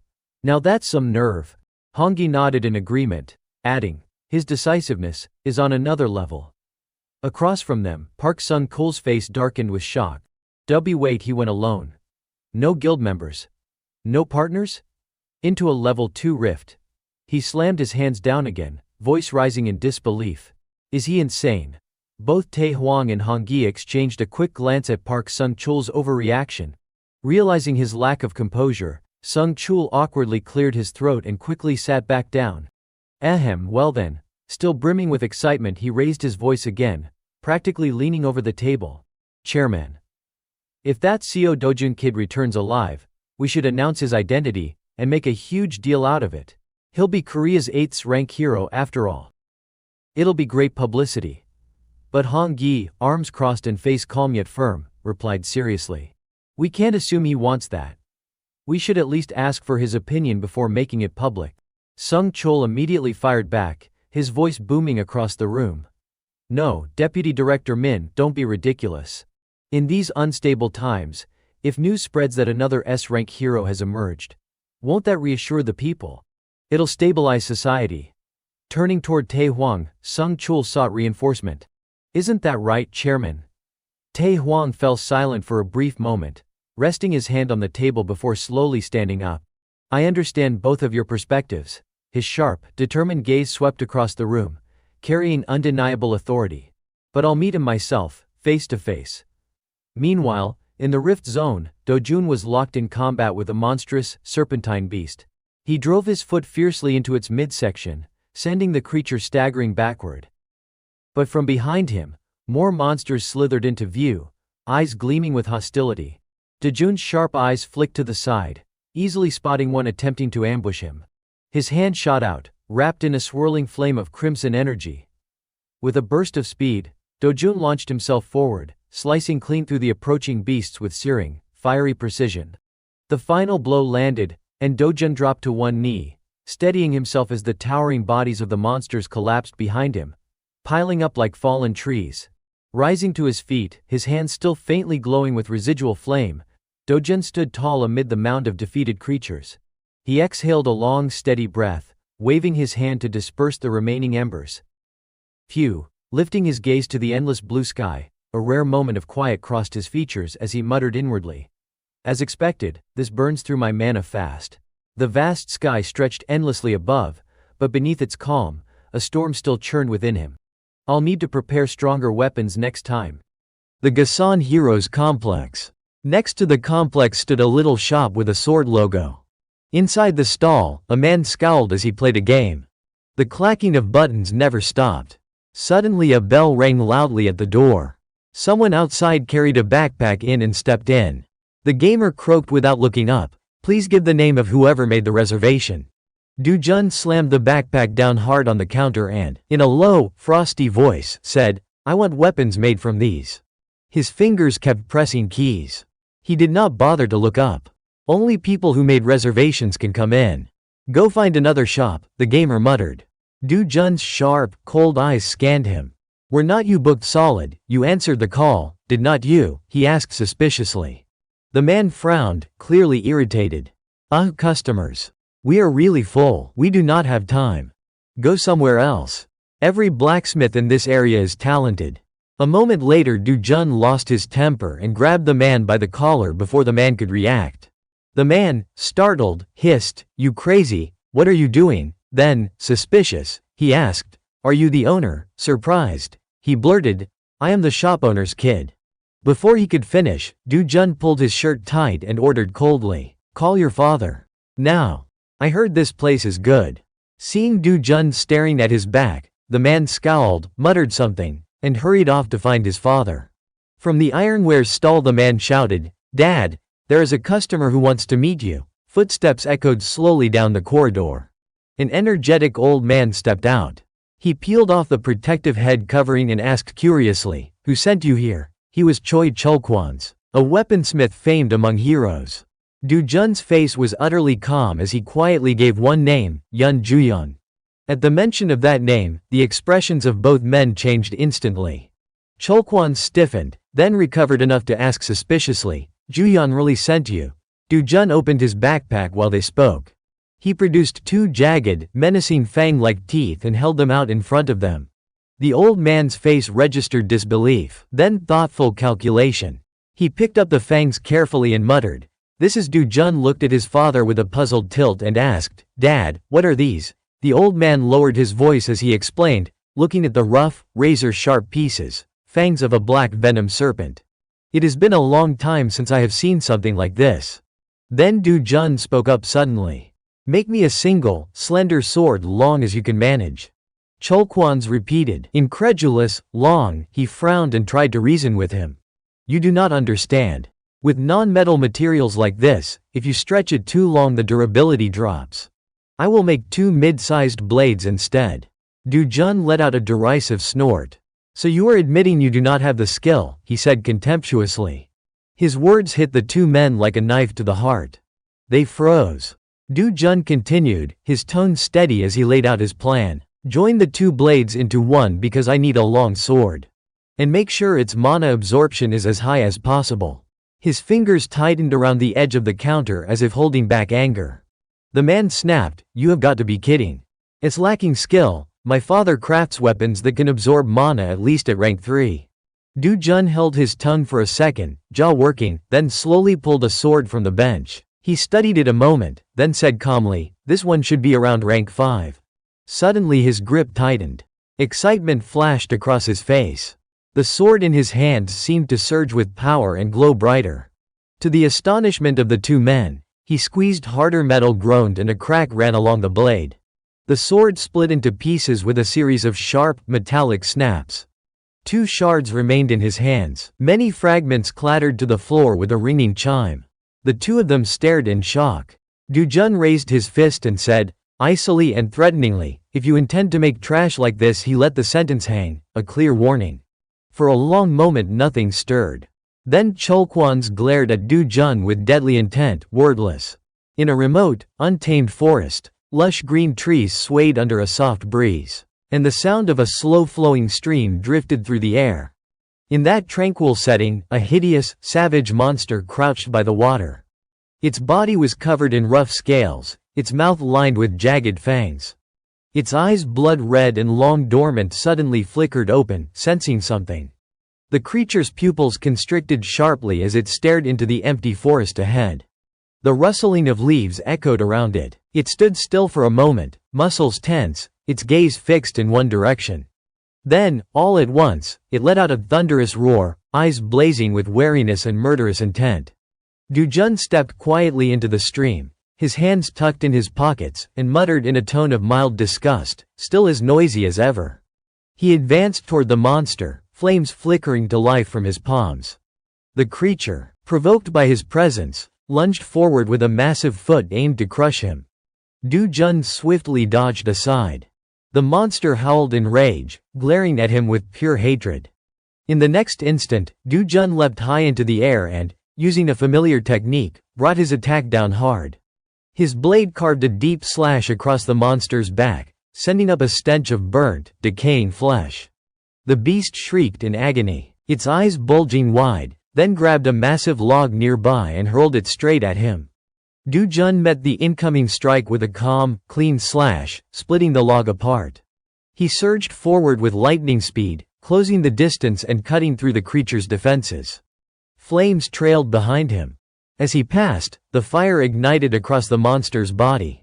But instead of dying, the burning seemed to fuel it. Its muscles expanded. Its size doubled, and its fiery glare locked on him in fury.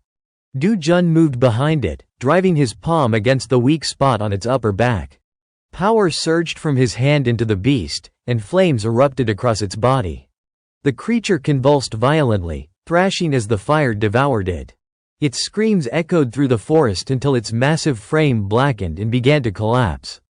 Du Jun did not stop there. He slashed again, from the head down through its body, ending at its legs, before landing lightly on the ground.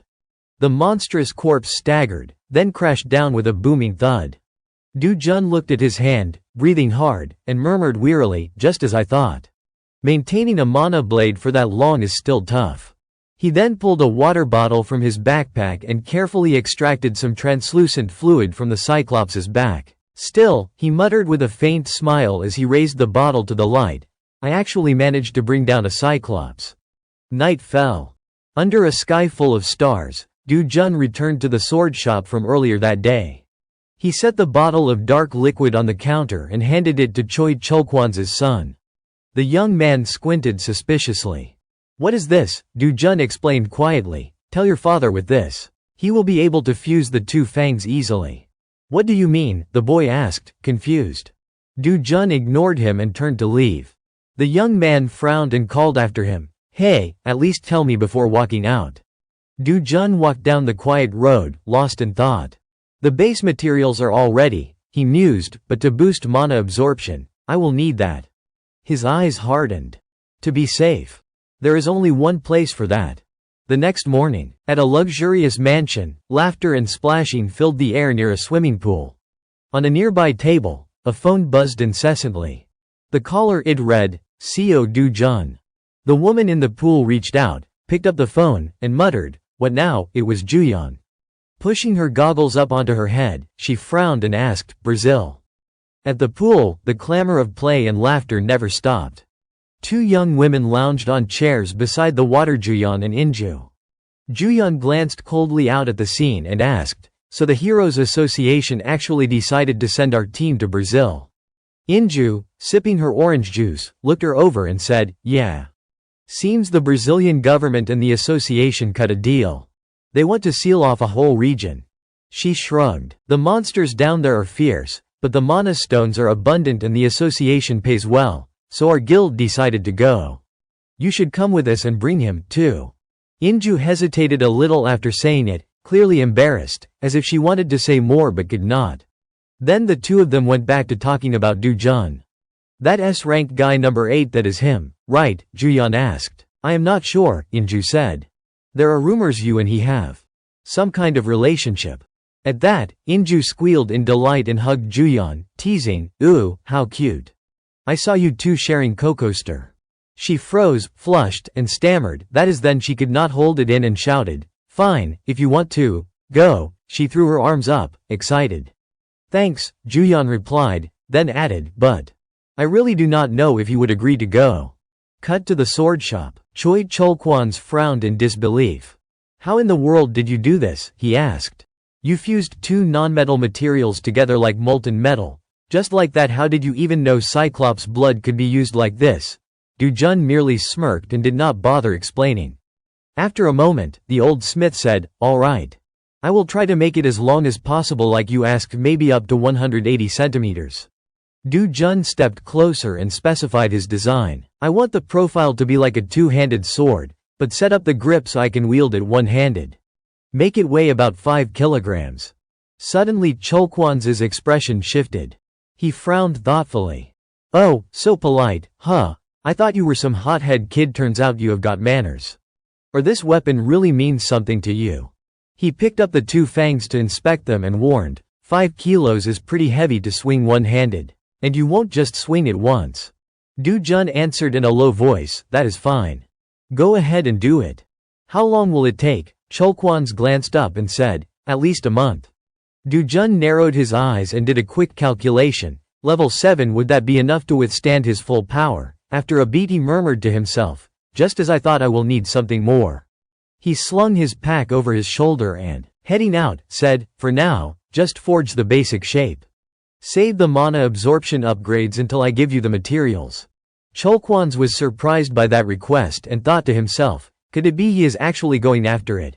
Du Jun walked out into the street at a measured pace. A few days later, bright sunlight struck the river and small waves rippled across the surface. At a parking lot marked with a big P, a luxury car gleamed as it pulled up. Du Jun inspected the vehicle and tapped the door lightly. "Thanks. I will take good care of it," he said. Juyeon strolled up and replied casually, "No problem. I am not petty, that ride's worth 100 million won anyway." Du Jun looked at her fondly and smiled softly. "I appreciate it." Her cheeks warmed. She stared at him, embarrassed. He glanced over the convertible's hood and, hearing her ask curiously, explained, "The Heroes Association wants to make my identity public. I told them they would pay for that." Hearing that, Juyeon frowned and asked, "Pay the price?" Chairman Na Taewong values fairness in every transaction.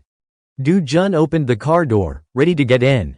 Looking at her, he said casually, "Seems like this will be fun. The arrangements are already in place." Juyeon hesitated, then burst out, "Can't you at least try to act appropriately, Seo Dojin? I would really appreciate it if you could remember that I am the one who vouched for your identity." Du Jun did not bother responding. He simply closed the car door in place of words. Seeing his silent dismissal, Juyeon sighed helplessly and gave up arguing. She went around the other side of the car and climbed in. As she fastened her seatbelt, she spoke in a measured tone. "Right now, the association's in chaos. Brazil's front lines have fallen. Once things settle down, we can talk to the chairman again." Du Jun repeated the word he would caught, Brazil. Her arm brushed against his sleeve as she replied, "Yeah, Brazil. They said they are about to seal off part of the fortress zone." That made Du Jun immediately turn toward her, his expression doubtful. "You are going too?" Sitting that close to him, Juyeon blushed slightly, her lips parting hesitantly before she answered, "I am." "Why?" Du Jun looked her straight in the eye, his voice firm. "I am going with you." At those words, Juyeon's heart started pounding. A rush of heat flushed across her cheeks as she stared at him wide-eyed, hardly believing what she would just heard. Elsewhere, Du Jun's stepmother, Hong Hee-ju, sat across from a man, glaring at him furiously. "What, you still want more?" she hissed. The man tilted his head lazily, smirking. "Now's not the time to get stingy, Director Hong Hee-ju." She slammed her palm against the desk and shouted, "You already took 30 billion won in advance, and now you are asking for more. When are you going to start the job? I should not have relied on a bastard like you." He chuckled darkly. "Who else do you think would take on this kind of job?" That made her scoff bitterly. "There is no shortage of people willing to kill for money." The man gave a derisive snort and said coldly, "Looks like your intel's outdated. Want me to give you some for free?" He leaned closer, his eyes glinting. "Seo Dojin. He is an S rank. S rank, director. The 8th ranked S-class hero in South Korea." Hee-ju slammed the table again, jealousy and disbelief twisting her face. "That bastard, an S-rank, do not joke with me." He laughed mockingly. "Oh, you do not believe me. Normally, that kind of information costs money. But if you do not want to take my word for it, then just wait until Seo Dojin blows everything to hell." He turned toward the door, hands in his pockets. Suddenly, Hee-ju shouted, "Wait!" Her hand trembled slightly, a mix of envy and doubt in her voice. "Hold on. You are saying Dojin is really S rank? If he were rank 5, I could still keep him under control. If you need money, I will pay more. Just do something about him." The man's grin spread wider, cold and calculating. "Money, huh, you are right, it is important. Then we would better start building a solid business partnership from here on out." Standing beside the table, Hee-ju spat venomously, "Whatever. Just make sure Du Jun dies." The man lifted his phone, staring at the screen without answering. She eyed him nervously, trying to read his expression. He did not move, did not speak. Then, after a moment, he broke into a laugh. "Looks like heaven's smiling on you today, Director Hong." Hee-ju frowned. "What do you mean?" He held up his phone for her to see, a sinister grin spreading across his face. "It looks like the perfect chance to kill Seo Dojin has just come." High above the clouds, a sleek airplane sliced through the blue sky. Inside, Juyeon sat in first class, gazing silently out the window. Her phone buzzed with a flood of messages, updates, alerts, chatter. Even Jang Seong-ho, the renowned figure from P Corporation, was reportedly heading to Brazil. A man holding a short staff, Bak Haeol, clenched his weapon tightly in anticipation. Around them, the online chatter grew more frenzied by the minute. Across the cabin, the same man who had met with Hee-ju Kong Yeonpyo glanced to his side and frowned. His eyes landed on Do-jun, who was calmly slurping down a bowl of instant noodles, completely unfazed.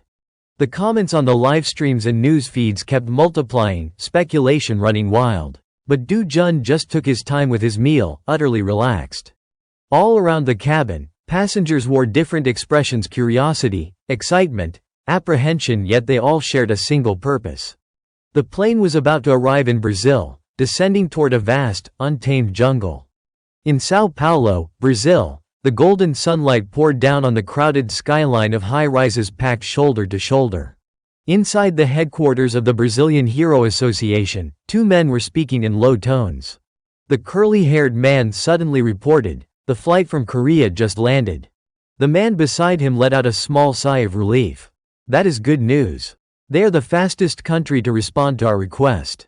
He turned toward his superior and added with some admiration, "I heard they did not even check in at the temporary base, they went straight into action. As expected of that country, always quick to move." "But," the superior's brow furrowed, his voice firm, "I am worried the Korean heroes might discover that information." The other man merely murmured, as his superior folded his hands together and instructed solemnly, "There is no such thing as diplomatic secrecy here. Keep everything tightly controlled until this operation is over." "Understood, sir," came the respectful reply. After giving his orders, the superior exhaled deeply, steadying himself. In his mind flickered the image of a shriveled corpse and the reports that had followed it: the Brazilian national-level hero, Moraes, killed by an unidentified life form. Remembering the humanoid silhouette caught in the black box footage made his heart seize with dread. That thing was not even a monster. What we saw looked like the blurry outline of a human. His expression grew grave as he pondered silently, what the hell is happening near Santa Teresa? Sometime later, the gathered heroes sat in a briefing room, listening to a staff member explain the situation. Juyeon, however, was not paying attention, she was texting. "Juyeon, where are you? The orientation started already." On her screen, Do-jun's reply appeared, "Plane." Juyeon, "Plane, did not we get off together?" Do-jun, "Switched flights." "Too far a distance." That answer made her frown. "Too far, what are you even talking about?" Then another message popped up, "Santarém." Juyeon's eyes widened in shock. "Santarém, he went there alone, that is the most dangerous rift zone." Meanwhile, on stage, the staff member was pointing to a map projected on the screen. "After 2 days of field assessment, each of you will be assigned to your designated sectors along the rift region." The next morning, bright sunlight washed over a sprawling hotel complex. Juyeon rolled her suitcase out to the waiting car and climbed in, but just as the door was about to close, a hand caught it. Yeonpyo pulled the door open wider and leaned in, puzzled. "Where are you going? The schedule has not even started yet." Juyeon closed her eyes, speaking calmly, "I have somewhere I need to be." He stared at her. "Where exactly?" Folding her arms, she replied evenly, "Santarém." Yeonpyo stood there, watching as the car pulled away, the name echoing in his head. Santarém. That is the place the Brazilian Association explicitly forbade us from entering. At Santarém's rift zone, sunlight struggled to pierce the heavy gray clouds hanging over the barren land. A small group of young figures moved quietly through the desolate landscape. Juyeon followed behind Do-jun, frowning. "Now that we are here, mind telling me why we came all the way out here in such a rush?" He did not answer immediately. Instead, he scolded lightly, "We had to wait for you. Were not you the one who was late?" She bristled. "Excuse me, if you would told me earlier, no one would have had to wait at all." When he did not respond, Juyeon sighed and pressed again, "Fine, just tell me why are we here?" Do-jun's answer was short and flat. "Blue Croco." "Blue Croco," she repeated, brow furrowing. "That is it, that is your explanation." He gave her a sidelong glance. "Do I owe you a reason?" Juyeon clenched her jaw, glaring at his back. "Seo Dojin, for your information, I am 3 years older than you," he answered without turning around, his tone indifferent. "So, that was the final straw. So you could show a little respect for your elders. I have been nothing but polite to you." "Then stop being polite," he replied easily. Behind them, Inju trudged along, watching the two bicker back and forth with an exhausted sigh. Their voices echoed faintly through the desolate silence of the rift zone. "Fine, if you want to be stubborn, suit yourself. That is not what I meant." Listening to their argument, Inju could not help but find it oddly refreshing. Seriously, she is actually pulling the seniority card on him. At the back of the group, a long-haired young man glanced nervously at his companion. "Hey, are we seriously just marching straight into the rift like this?" The boy in the blue jacket, ever the optimist, grinned and said, "Relax.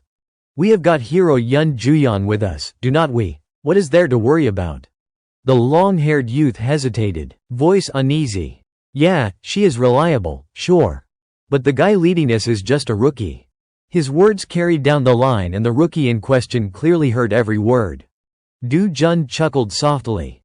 "A rookie, huh?" The brown-haired youth in front turned back with a proud grin. "Yeah, a rookie, but come on, Seo Dojin's not just any rookie. You could call him a super rookie." The two in the back gasped in unison. "He is that good." Up ahead, Juyeon and Du Jun were still at it, their bickering unrelenting. She quickened her pace to walk beside him, her expression a mix of suspicion and disbelief. "Seo Dojin. Wait. Do not tell me you came all the way here just to wipe out the entire rift zone." To her surprise, his answer was completely different. "I came to collect materials," he said flatly. "Why would I clear the rift? I am just here to gather as much as possible." "Materials," Juyeon repeated under her breath, her eyes narrowing in doubt. Moments later, their group stumbled into trouble. A dark gray claw suddenly shot out of the shadows, slamming hard into the blue-jacketed youth's shield. The impact sent him flying backward. The brown-haired boy immediately shouted, "Stay calm, hold the formation." His eyes widened as he stared ahead. A group of reptilian monsters, draconic in form and covered in armored scales, advanced toward them. He grimaced. "They look way worse than in the pictures." The boy in the blue jacket gulped nervously. "Yeah, no kidding. They are nasty, real nasty." Then a calm voice spoke up behind them. "Move." Both turned instinctively. Du Jun stepped forward, drawing the sword at his waist. Sunlight glinted off the blade, outlining his figure in gold like a battle god descending upon the battlefield. He recalled the blacksmith's warning, "It is nearly impossible to extract a blue croco's heart bare-handed. Take this sword, use it to harvest the material." Raising the blade to chest height, Du Jun slid into a combat stance. In the next instant, he vanished. A sharp gust split the air. His movements were so fast they could not even follow him. In the blink of an eye, two monsters were standing motionless, as though nothing had happened until thin, glowing cuts began to bloom across their bodies like cracks in glass. A heartbeat later, their massive forms split apart, collapsing into lifeless heaps. The brown-haired youth smiled with deep admiration. "Just as I thought." The long-haired and blue-jacketed boys gawked in utter disbelief. "What the hell?" They stared at Du Jun's back, standing motionless among the scattered corpses, and whispered in awe, "He is insanely strong." That night, Du Jun and his companions found a small clearing to rest in. The crackling campfire lit up the darkness, casting warm, dancing shadows across their tired faces. Around the flames, the group chatted animatedly. "Did you see that earlier? Seo Dojin took down that blue croco with a single blow, did not even break a sweat. Unbelievable." The brown-haired youth leaned in, covering part of his mouth as if sharing a state secret. "Between us. Rumor is, he is the same guy who took down the Cocastrian." The long-haired boy's eyes went wide with horror. "Wait, you mean he killed that monster?" Du Jun, expression unreadable, did not react to their chatter. Their praises and gossip meant little to him. What mattered right now was the sizzling piece of meat cooking in the pan before him. Juyeon walked over, curiosity glinting in her eyes. "Did you finish processing the blue croco's heart?" Du Jun raised his hand, showing her the sealed container. "See for yourself." Still unconvinced, Juyeon frowned, lost in thought. What is he planning to do with a monster's heart? Unable to find an answer, she eventually let it go and turned her gaze to the pan. Hey, what are you cooking anyway? That does not look like beef. His reply made her face go pale. Blue croco meat. It is edible. You wanna try? Juyeon's eyes widened in disbelief. She covered her mouth, voice trembling. We brought plenty of food with us, did not we? Why would you? Do not want any, then do not, Doo-jun said flatly, taking a bite as if nothing were wrong. She could only stare in horror as he chewed contentedly. On the other side, Inju turned her head to watch, looking equally horrified. Her expression froze somewhere between disgust and fascination. Juyeon hesitated. You are actually eating that? There are 100 other things to eat, why? Before Inju could finish processing what she was seeing, Juyeon picked up a pair of chopsticks and carefully lifted a small piece of the greenish meat. Juyeon, Inju gasped, eyes wide with panic. You are not really gonna eat that, are you? Juyeon glanced at her coolly. He said it is edible. Then, under Inju's horrified stare, she calmly brought the meat to her mouth, took a bite, and chewed. Her expression stiffened for a moment, then softened in surprise. Wait. It is actually good. Soon, both Juyeon and Doo-jun were quietly eating, as if nothing about the situation was strange. Watching them, Inju inched closer to Doo-jun, whispering conspiratorially. Hey, Seo Dojun, what is your secret? Her eyes gleamed mischievously. How do you manage to charm Juyeon like that? Huh, that girl's never even dated before and she is definitely not the type to hand her heart over easily. She glanced over at Juyeon, who was still eating, curiosity burning in her chest. Come on, tell me. Did you use some kind of spell, or is there some dramatic love story behind all this that made her eat that? Doo-jun froze for a moment, her question stirring up old memories. A love story, huh? His mind drifted back to his days at the Imperial Academy, before he turned 20. Back when he was still known as the Sword God. Back when he loved a young noblewoman, the beautiful daughter of Count Grain, Maisel Grain.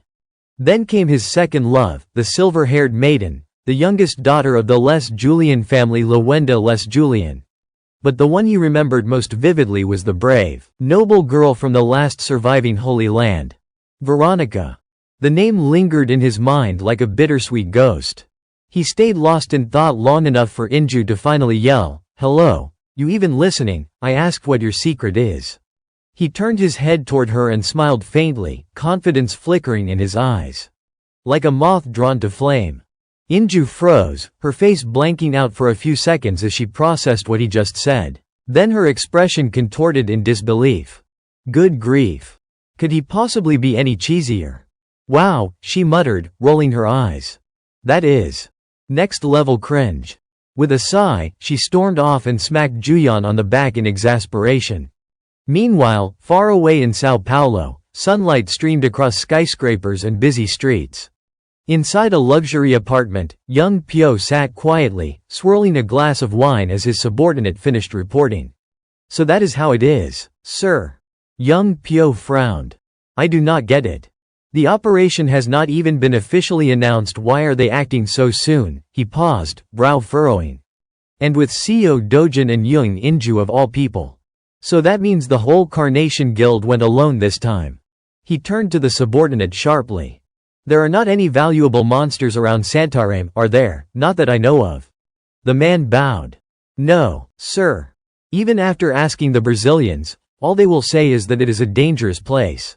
Young Pyo set his glass down, his voice low with unease. Anything involving Seo Dojun never goes as expected. Suddenly, Young Pyo's phone lit up with an incoming call. He glanced at the screen, then answered with his usual slick enthusiasm. Director Hong, what a surprise. To what do I owe the pleasure? On the other end came a sharp, irritated voice filled with contempt. Is that bastard Seo Dojun still alive? When the hell are you going to act? Yongpyo's face stayed calm, his tone smooth and calculating. Why the rush? Something happened. He listened as Heju spoke rapidly, her voice trembling between anger and worry. My father. I do not know if he has seen the news about Dojun being ranked S-class yet, or if he has called him back home. That caught Yongpyo's attention. He stood up, curiosity gleaming in his eyes. Oh, so even the chairman of the T group is moving now. Are you starting to get nervous, director? Cut the jokes, she snapped, her tone venomous. I told you I do not have time for games. What are you planning, young Pyo? Standing before a massive wall map covered in notes and pins, young Pyo spoke casually, almost amused. Let us just say I have found the perfect partner for this operation, and I intend to make sure they are not disappointed. He bit off the cap of his pen, drew it across the map, and circled a spot. CEO Dojin won't be leaving Brazil. I will make sure of that. From the other end, Hiju's voice came back, cold but approving. Good answer. Young Pyo smirked faintly. Glad you think so. Now, hang up if you understand, Director Hong Hiju. He ended the call without waiting for a reply. Turning to his subordinate, he ordered calmly, get in touch with Takashi. Yes, sir. Yongpyo's eyes darkened as he stared at the red circle he had drawn on the map. His voice lowered to a dangerous murmur. Since CEO Dojin walked straight into the isolation zone himself, things just got a whole lot easier. Meanwhile, dawn had broken over the forest as Du Jun's group pressed forward. Juyeon walked beside him, map in hand. You are planning to head deeper into the woods. They say this place is crawling with dangerous beasts. Du Jun glanced over at her. What kind of beasts? Her face grew serious. Lynxes. He looked around at the terrain and replied evenly, so there are lynxes here too. You know about them? She asked, curious. Yeah, he said simply and said no more. Juyeon sighed softly, muttering under her breath, knew it. She pulled something from her pouch and called out, fine, I am not stopping you, but wear this. Du Jun glanced at the object in her hand, puzzled. What is it? She held it out toward him, explaining calmly, earplugs. If you get caught by a lynx's cry, you will be paralyzed. You do know that, right? But Du Jun's next words made her blink in disbelief. Do not need them. He walked off without hesitation, disappearing into the trees. Juyeon frowned and raised her voice after him. Do not underestimate them, even Brazil's top hero warned everyone how dangerous lynxes are. His figure soon vanished beyond the green canopy. She let out an exasperated shout. Hey! Night descended again. The sky glittered with countless stars, the kind that made the forest look almost otherworldly. Yet no one in Du Jun's group had suggested stopping to rest. They had been on the move since dawn. Suddenly, a dark shadow flickered across the treetops.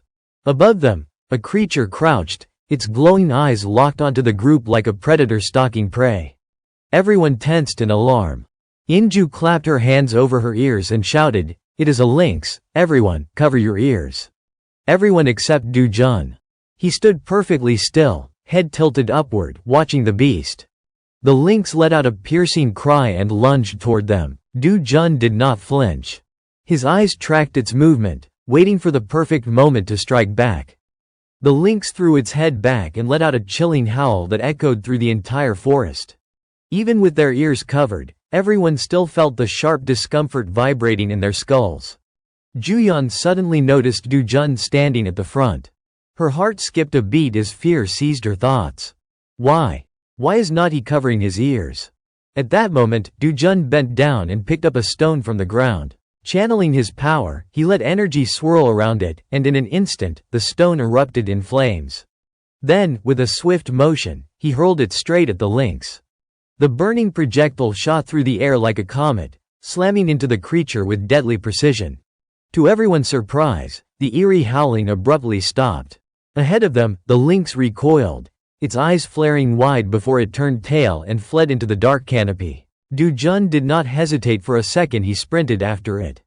Inju and Juyeon exchanged startled looks before chasing after him. What was that just now? Inju shouted over the noise of their footsteps. The lynx stopped screaming all of a sudden. When they caught up, they froze. Du Jun stood motionless, his gaze fixed forward. Before him were 5 lynxes, crouched low and baring their fangs. One of them stepped forward, muscles tense, eyes glowing with a sinister red light. Then its gaze shifted toward Juyeon. She felt her blood run cold as her body locked in terror. The creature's crimson eyes burned into hers, and her pupils began to glow, mirroring its. Just as she was about to lose herself to the creature's power, a warm, firm hand suddenly covered her eyes. It was Du Jun. His voice was calm yet commanding. "It is not their roar," he said, his tone cutting through the fear like a blade. "The thing that paralyzes you is their eyes."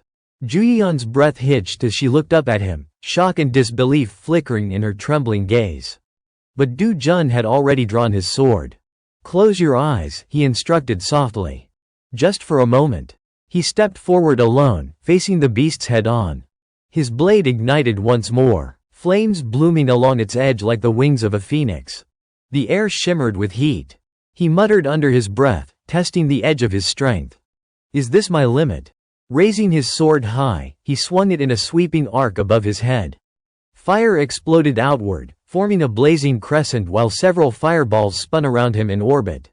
"Bandayan family swordsmanship," he murmured under his breath, the flames painting his hair and eyes in dazzling crimson light. Then, his voice deepened with resolve. "First form Kilida Migrado Ruckle." Du Jun raised his sword, pointing the blade directly at the cluster of lynxes.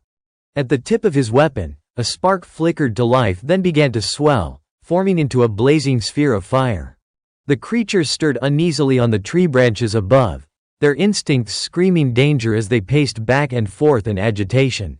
Meanwhile, the fireball at Du Jun's sword tip grew larger and brighter, its heat distorting the air around him. From behind, one of the blue-clad men gawked in terror and stammered, What kind of skill is that?" Another young man with brown hair blurted out, trembling, "Holy shit, that looks insane." Du Jun ignored them completely. His focus was absolute.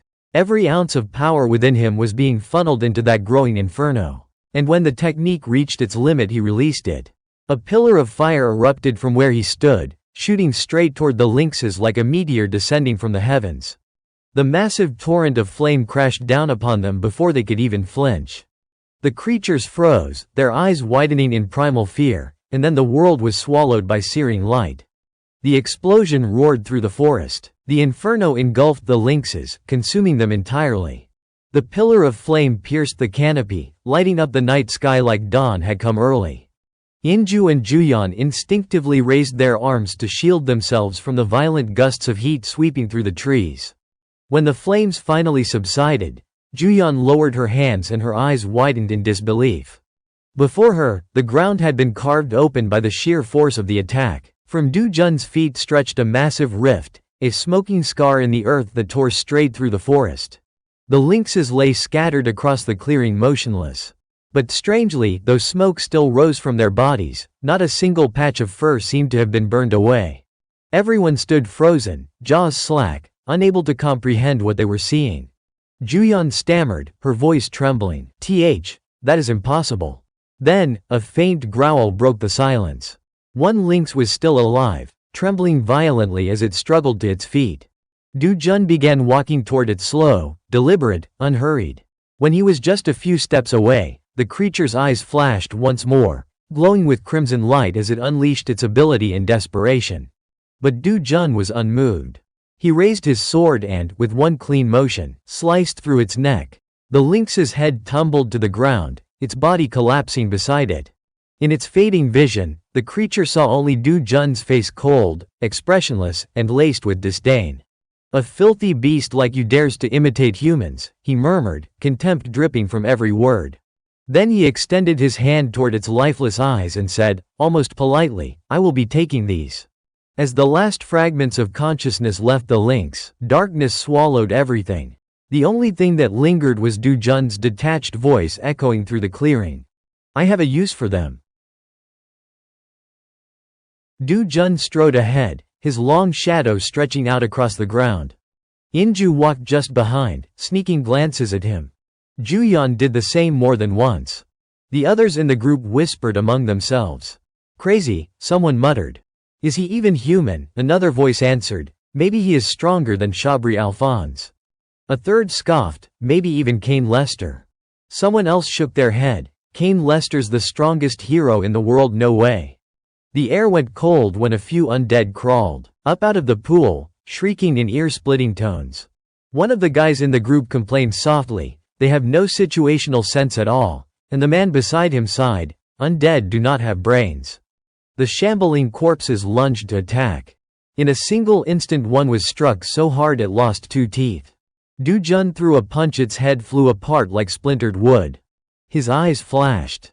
His gaze was a razor, ready to cut the night in two. Then his form vanished like a gust of wind. The undead were shredded in a blur of blows. Slices and kicks turned them into scattered fragments. Their bodies scattered in every direction.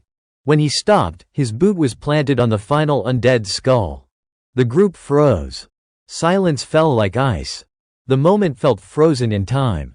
After a long beat, they straightened and continued on, their footsteps echoing in rhythm on the rocky ground.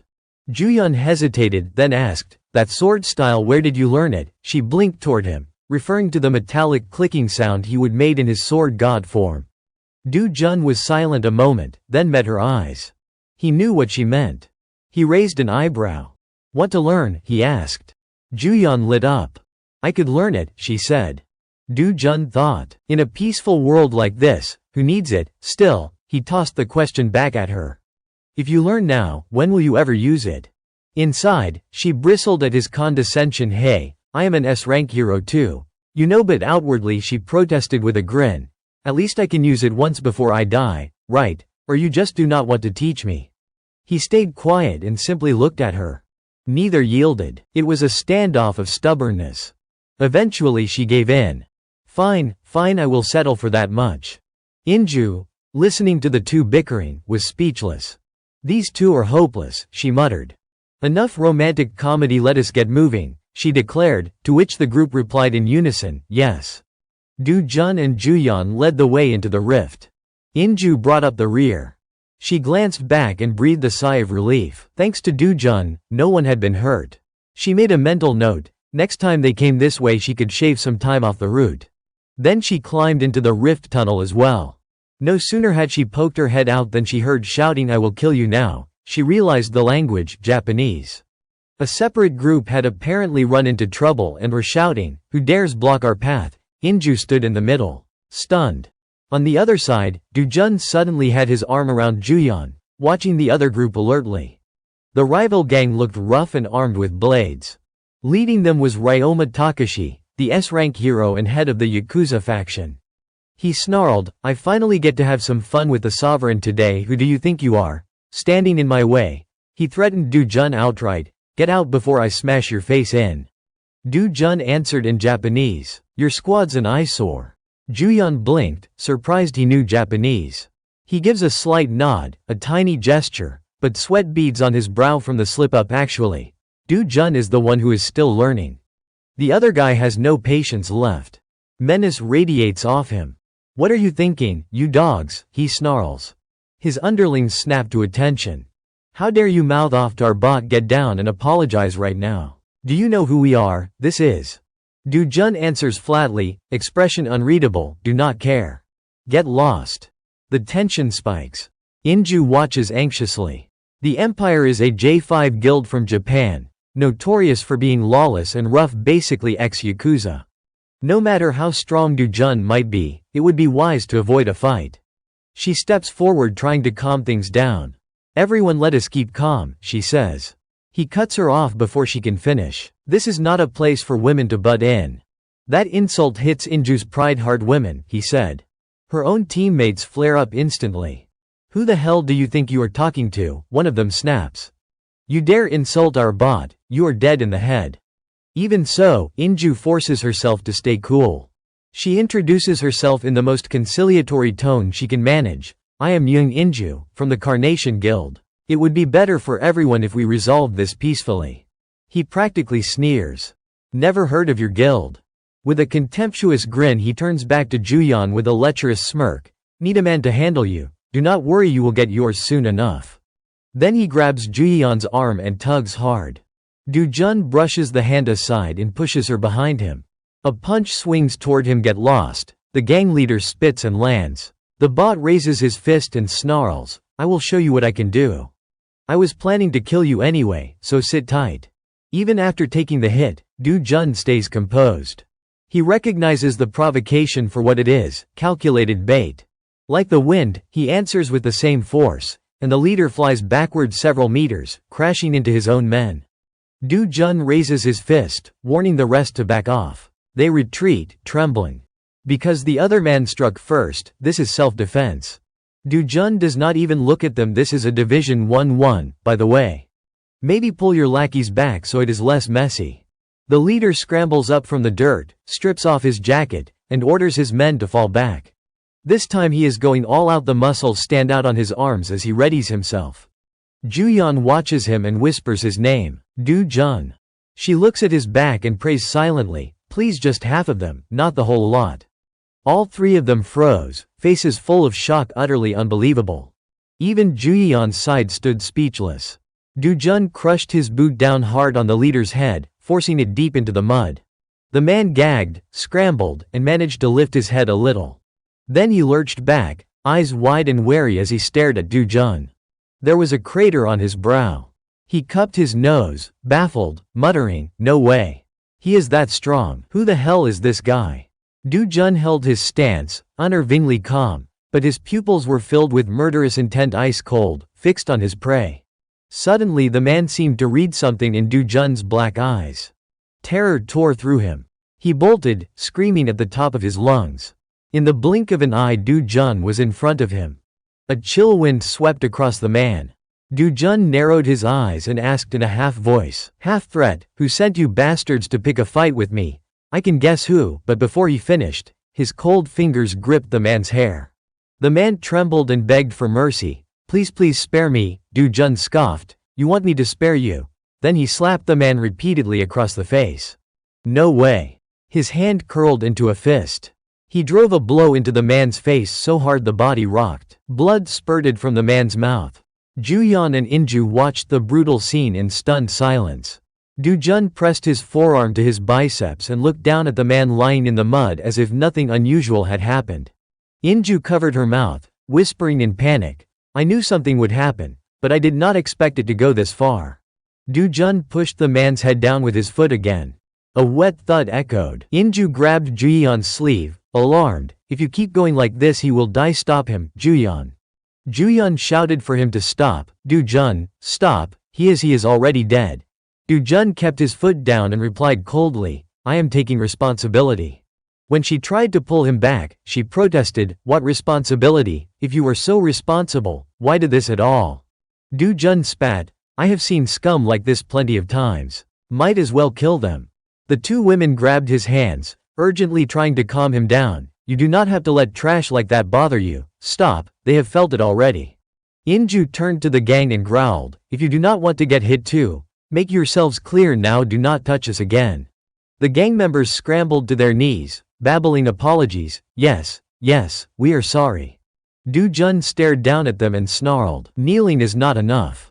They all flung themselves face first to the ground, terrified, crying out, please. Then Du-jun added one more chilling remark that froze them.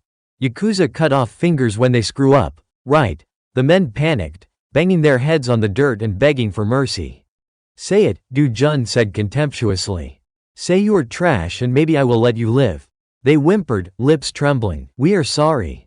We are trash. Inju watched helplessly while Juyeon's side suddenly burst into mocking laughter at the sight. Even the man Du-jun had beaten stammered out the single word, trash. Each of the three onlookers wore a different expression as they observed the broken, terrified group before them. That morning, in the bustling city of São Paulo, Brazil, a man sat in a leather armchair, frowning as he studied a stack of papers. Suddenly his eyes narrowed, fixing sharply on one of the sheets. After a moment of silence, he looked up at the two people seated across from him, Juyeon and Inju. Quietly, he rearranged the papers on his desk, though his mind was filled with doubt. They expect me to believe this, an S-rank hero, Takashi, beaten so badly he could not recover and his opponent was just one person. The report said only Takashi had been injured, which made it sound credible, but pulling something like that off was not easy. I was hoping Japan and Korea would work together to seal the rift near the mountains, he thought. He cleared his throat and said, according to the report, our Brazilian Hero Association has no involvement in this matter. This issue will be handled jointly by the Korean and Japanese Hero Associations. You will receive their official decision soon. Inju clasped her hands behind her back and answered calmly, understood. The man hesitated before asking, so, you have both been to the rift near the mountains, right? Was there Anything strange? Juyeon looked slightly puzzled. Strange, while Inju replied evenly, "Ah, no, nothing out of the ordinary." "Alright then," the man nodded. As he picked up another sheet, he muttered, "Ah, yes, this name shows up a lot in the report. Do-jun was not it. Why is not he here?" Both women exchanged the same exasperated look before answering almost in unison. "Ah, that. He said he had a few things to take care of, and then he just left." The man raised a skeptical brow. A few things to take care of. At that very moment, in the central hospital's treatment wing, the air was filled with groans of pain echoing down the corridor. In room 3, a patient stared wide-eyed at the figure standing before him. Do-jun. The young man held a bouquet in one hand, staring down at him coldly. Seeing the man trembling like a leaf, Do-jun ordered in an icy tone, "Lie still. I came all the way here to pay you a visit."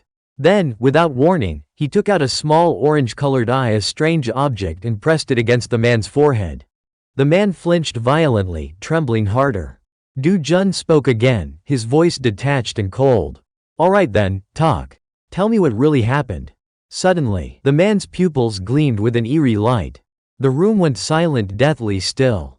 Then he began muttering in a low, mechanical voice, "Because of this incident, a worthless worm like me has caused trouble for the members of the Korean Guild." His voice was the only sound left in the ward. Do-jun watched him with a frigid expression, then turned and started walking away. As he reached the door, the man's broken whisper echoed behind him, "To hell with the Yakuza. To hell with the Yakuza. To hell with the Yakuza." Do-jun's fist clenched as he stepped out of the room, his cold eyes never once looking back.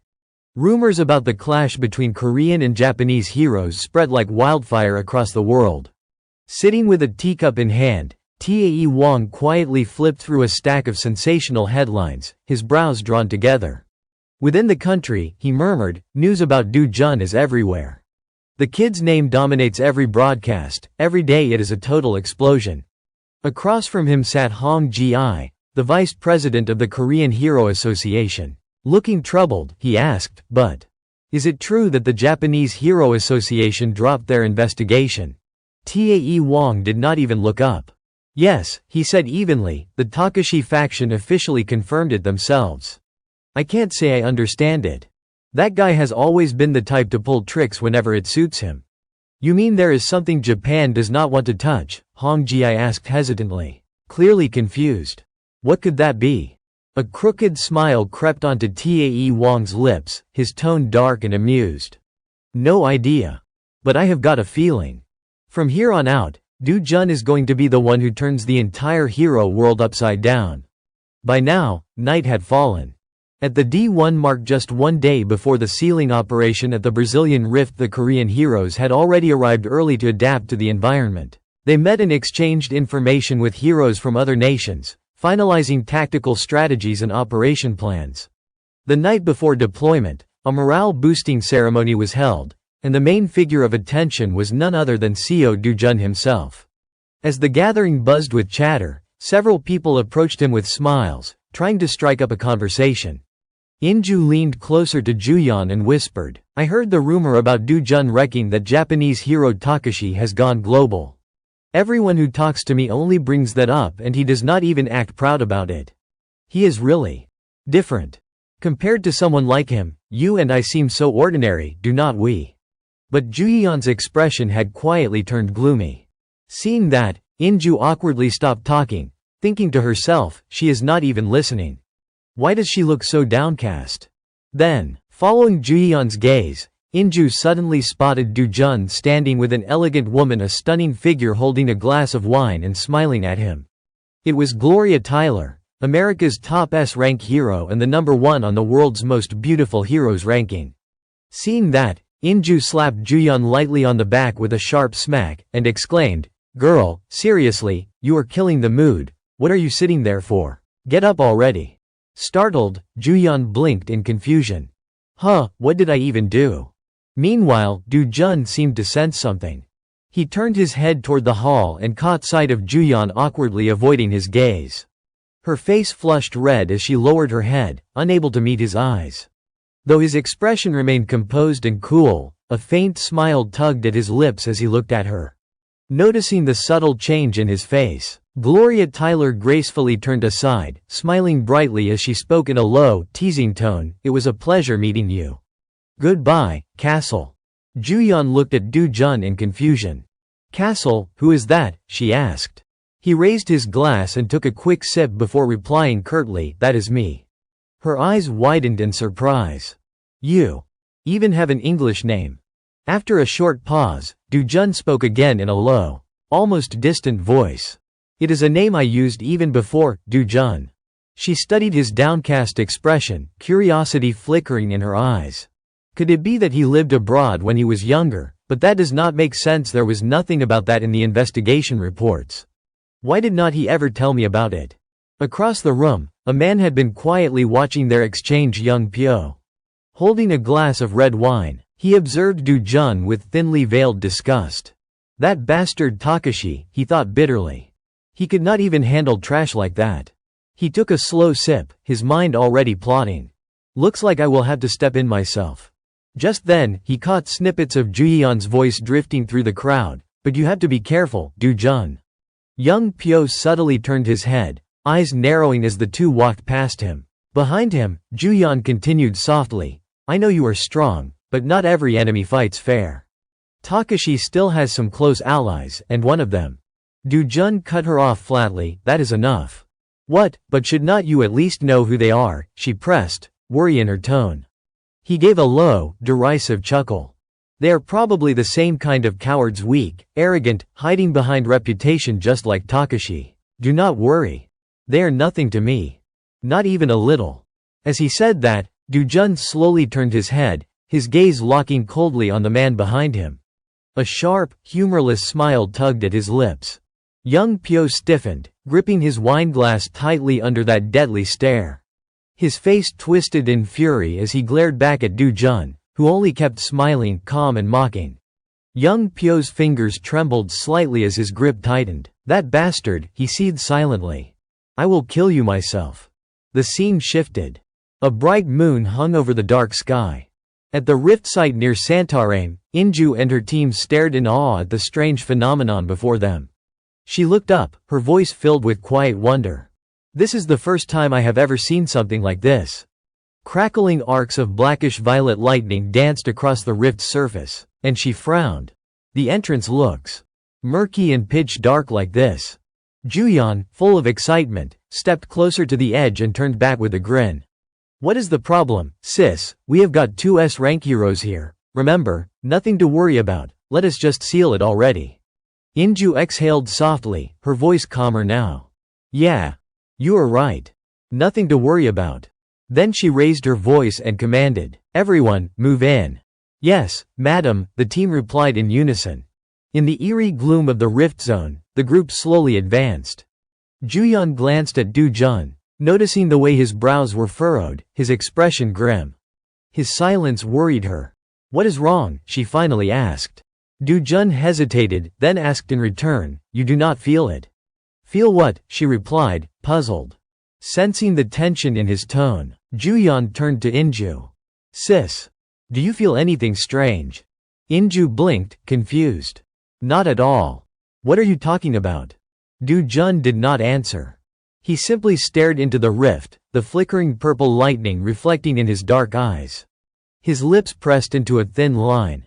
A few seconds later, his cold voice broke the uneasy silence. The mana concentration just spiked. He glanced around, the unease deepening in his tone. This atmosphere. It is repeating again. High up on a jagged rock, a man held a device that measured mana levels. Watching the numbers climb, he muttered, it is already increased by 23.61%. Won't be long before it hits 30. He sneered. Filthy insects. It would be a blessing if all of them died in there. Moments later, Inju's teammates began to groan, trembling uncontrollably. Our bodies. They are so heavy. It hurts. I can't breathe. Du Jun scanned the surroundings, eyes sharp, expression grim. The mana density here. It is completely different. Thicker even than the Partishua forest. Seeing the deep tension on his face, Juyeon's heart tightened. It is the first time I have ever seen Du Jun this uneasy. Something terrible must be waiting here. Inju spoke up in the tense silence, "Everyone, stay calm." Her sharp eyes swept over the 4 people before her. "This might be a characteristic of this rift zone. Our bodies feel heavier than usual, so do not let your guard down." She turned toward Juyan and Dojin, giving clear orders. "Ju Yian, protect the formation. Dojin, you too." Ju Yian crossed her arms, listening attentively. "Got it. Until we find the reason for the mana density fluctuation. That is our focus," Inju continued cautiously. "Our top priority is sealing the rift. Stay alert. Move out." Everyone responded in unison, "Yes, madam," and began advancing quietly into the pitch-black night. The map displayed the Santarém Rift Zone, deep in the northern region of Brazil. Manaus, the largest city in the area, had become the central operations hub for the Korean and Brazilian hero teams assigned to the mission. Then an explosion echoed through the darkness. Several team members were thrown to the ground. A sharp, rhythmic fluttering sound filled the air. Massive winged shapes emerged from above. Giant hornet-like creatures swooped down and dove straight at them. Hyeon Woo's face twisted in fury as he saw his comrades being badly injured. One of them fell hard right in front of him. His eyes widened in alarm, and before he could react, another monstrous hornet lunged toward him. He clenched his fists and struck forward with full force. The impact sent a plume of smoke swirling around his arm. "Flying-type assassin beasts. Wasp variants," he muttered between gritted teeth. But the swarm did not relent. Dozens of the creatures hurled themselves at the group, turning the battlefield chaotic. Suddenly, a huge axe came crashing down out of nowhere toward Inju's squad. A's voice trembled as he shouted, "W! What the hell? Why are the orc demons this strong?" Dark figures emerged, orc-like beings with long, sharp fangs and gleaming axes, snarling as they prepared to strike. Hyeon Woo and another fighter, B, charged in from behind, attempting a coordinated counterattack. B unleashed a heavy blow aimed directly at one of the monsters. But to their horror, the strike barely scratched it. The creature raised its weapon high, ready to cleave B in half. Then Ju Yian appeared, darting through the air. She swooped down, grabbed them, and pulled them out of harm's way. "Thanks." One of them stammered breathlessly. "Do not rush in recklessly again," Ju Yian said coldly before turning back to face the battlefield. Before her stood a massive orc beast, several times her size. It roared, swinging its weapon at her. Ju Yian twisted her body, narrowly dodging the strike, then countered with a spinning kick aimed at its head. The creature reeled, then snarled and retaliated with a heavy swing. Ju Yian gathered strength in her legs, leaping high into the air. Mana flared beneath her boots. Her next kick struck with devastating power, sending a shockwave through the creature's enormous body. Another monster saw an opening and charged, axe raised. But it missed. Its weapon buried itself into its comrade's skull. The creature froze in confusion, just as Ju Yian appeared behind it like a phantom. A swift, precise kick sent both the monster and its weapon flying. It crashed to the ground with a deafening thud. The other heroes stood stunned by her strength. "Wow. Seo Dojin's power always overshadows everyone," one muttered, "but damn, she is S rank for a reason. That was insane." Another orc bellowed in rage, but before it could move, Dojin's fist smashed into its face with bone-crushing force, dropping it instantly. Inju surveyed the battle with growing unease. For this level of difficulty right at the entrance. "Even with both of them here, sealing this rift won't be easy," she muttered. Blood from the fallen monsters pooled on the ground. Ju Yian approached Dojin. "What are you looking at?" He stared at the corpses and answered, "Here. Do you see those black ripples?" "Ripples," she repeated. Dark, wave-like streams of energy flowed faintly across the air, wrapping around the monster's remains. They were so subtle that one had to focus hard to notice them. "What is that?" she whispered. Dojin's eyes narrowed. "That is why they suddenly got stronger. The dead monsters were being shrouded by waves of dark mana." "Why is there dark mana here?" he murmured, grimly. Everyone fell silent, tense and motionless. The air around them grew heavy, so still it felt suffocating, like the calm before something terrifying awakened. In the stillness of the night, strange, bone-chilling sounds suddenly echoed from deep within the forest. From the heart of the dense jungle, a massive creature made entirely of mud roared with feral fury. A young man with brown hair leapt into the air, his sword slicing cleanly across the monster's mud-built torso, aiming to cut it down. But almost instantly, the creature's body reformed, the muddy mass pulling itself back together as if nothing had happened. Then it surged forward, collapsing into a violent wave that lunged at the young man. Seeing this, the brown-haired youth and a shield-bearer beside him moved in sync, launching a coordinated attack. The young man slashed again and again, his blade whistling through the air with sharp, slicing sounds. But as soon as they stopped to catch their breath, the creature regenerated once more, completely unharmed. The shield-bearer's eyes widened in disbelief as he muttered, "No way." The brown-haired youth, equally shaken, gasped, "These things are ridiculously strong." Before they could react, the mud creature struck its tendrils slammed into both of them with explosive force. The youth staggered back, planting his sword in the ground to stay upright, while the shield-bearer was thrown violently across the ground. He looked down at his uniform, his voice trembling. "That hit. It tore through my combat gear. This is bad." Not far away, his teammates were struggling desperately against another monster. One of them screamed, panic breaking through his voice, "What the hell is going on out here?" At that moment, another mud beast crept up behind the brown-haired youth, its massive mouth yawning open to swallow him whole. But just as it lunged, Inju dashed in, her sword flashing as she cleaved the creature's head clean off. Meanwhile, the first mud beast had expanded its body, preparing to crush both men beneath its bulk. Once again, Inju appeared in time, slicing through the creature with brutal precision, saving them both. She glanced over her shoulder, her expression dark and grim. If the swamp demons are already like this, then Velcora will be far worse. This rift is wrong. Something seemed to click in her mind, and her eyes widened in sudden dread. Wait, could it be? All around them, more hideous, pulsating shapes crawled and squirmed out of the mud. Inju's heart pounded as a terrible thought formed in her mind. Brazil. No. This could be happening all over the world. Elsewhere, near the Manaus Rift, mist drifted gently over the mountains, painting a deceptively peaceful scene. But deep in the forest, a man was running for his life, gasping desperately between ragged breaths. They are all dead. His face was slick with sweat, his eyes wide with terror. Even Arvado from Brazil, he is gone too. Behind him, the memory of a monstrous spider-like creature haunted his every step. David from France. He died too. All because of those Velcora. At that same moment, on Dojin's side, Juyeon turned to him, distracted by what she would just heard. "Velcora," she repeated. Dojin drove his fist through the body of another mud beast, killing it instantly. As its remains slumped to the ground, he glanced at her and confirmed, "Yeah. Velcora have been corrupted by dark mana too. We have to be careful." Juyeon frowned, thinking aloud. Dark mana. That is the black aura that surrounded those dark orcs, right? She turned toward the swamp monsters ahead, squinting at the faint black currents swirling around their bodies. Like what is wrapping around these things right now, it is making them stronger. Is not it? Yes, Dojin replied calmly. Juyeon did not have time to say more. Another monster lunged at her. She flipped backward, then shot forward with a strike that shattered through its chest. Her teammates froze, wide-eyed at her raw power, but Dojin did not even look at them. He simply continued explaining, his tone level and analytical. Think of it as concentrated mana being force-fed into their bodies.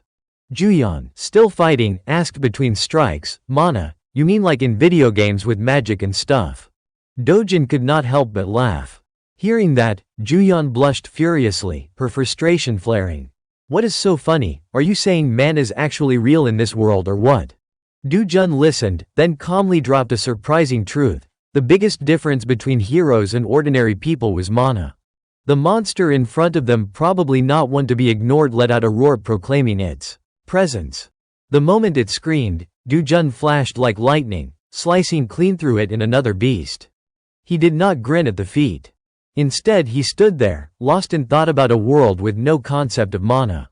His eyes were quiet as he mused to himself, how peaceful that would be. No sooner had Dojin landed than three more monsters lunged at him. He frowned, focused and unsparing. This would not last long. His gaze turned cold as he glanced over his shoulder. One fist smashed into a creature. His other hand went through another. The one beneath his feet was crushed under his weight. Then Du Jun sprang nimbly out of the circle and all three beasts exploded into pieces behind him.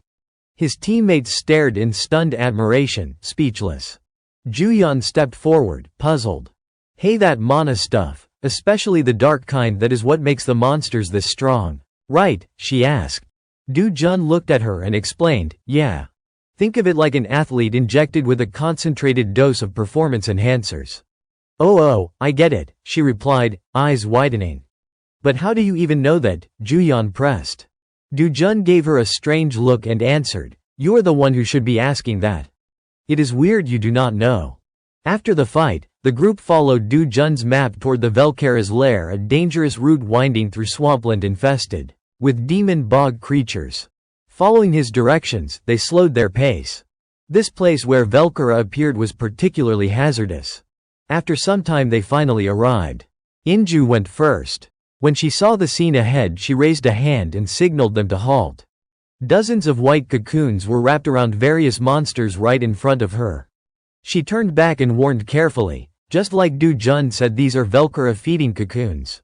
Spider silk and white casings clung to the trees and undergrowth everywhere.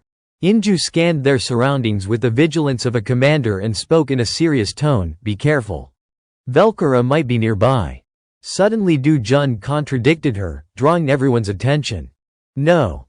He lifted his hand and gathered power in his palm, pointing it at a cluster of cocoons. This is the real danger, good thing we found it early. Seeing the fireball in his hand, Inju stammered in surprise, are you a mage, Du Jun? Then, staring at the white cocoons in disbelief, she asked, those are the dangerous things. He did not answer, he simply flicked his hand and launched the fireball at the nearest cocoons. Each one detonated in a burst of flame the instant it was hit. Du Jun watched the blaze consume the pile of cocoons and then explained, Velcara have absorbed dark mana. They won't use the spawn like puppets. If we do not deal with them now, we will be surrounded and slaughtered. He glanced at the others and declared seriously, now we just need to capture the Velcara.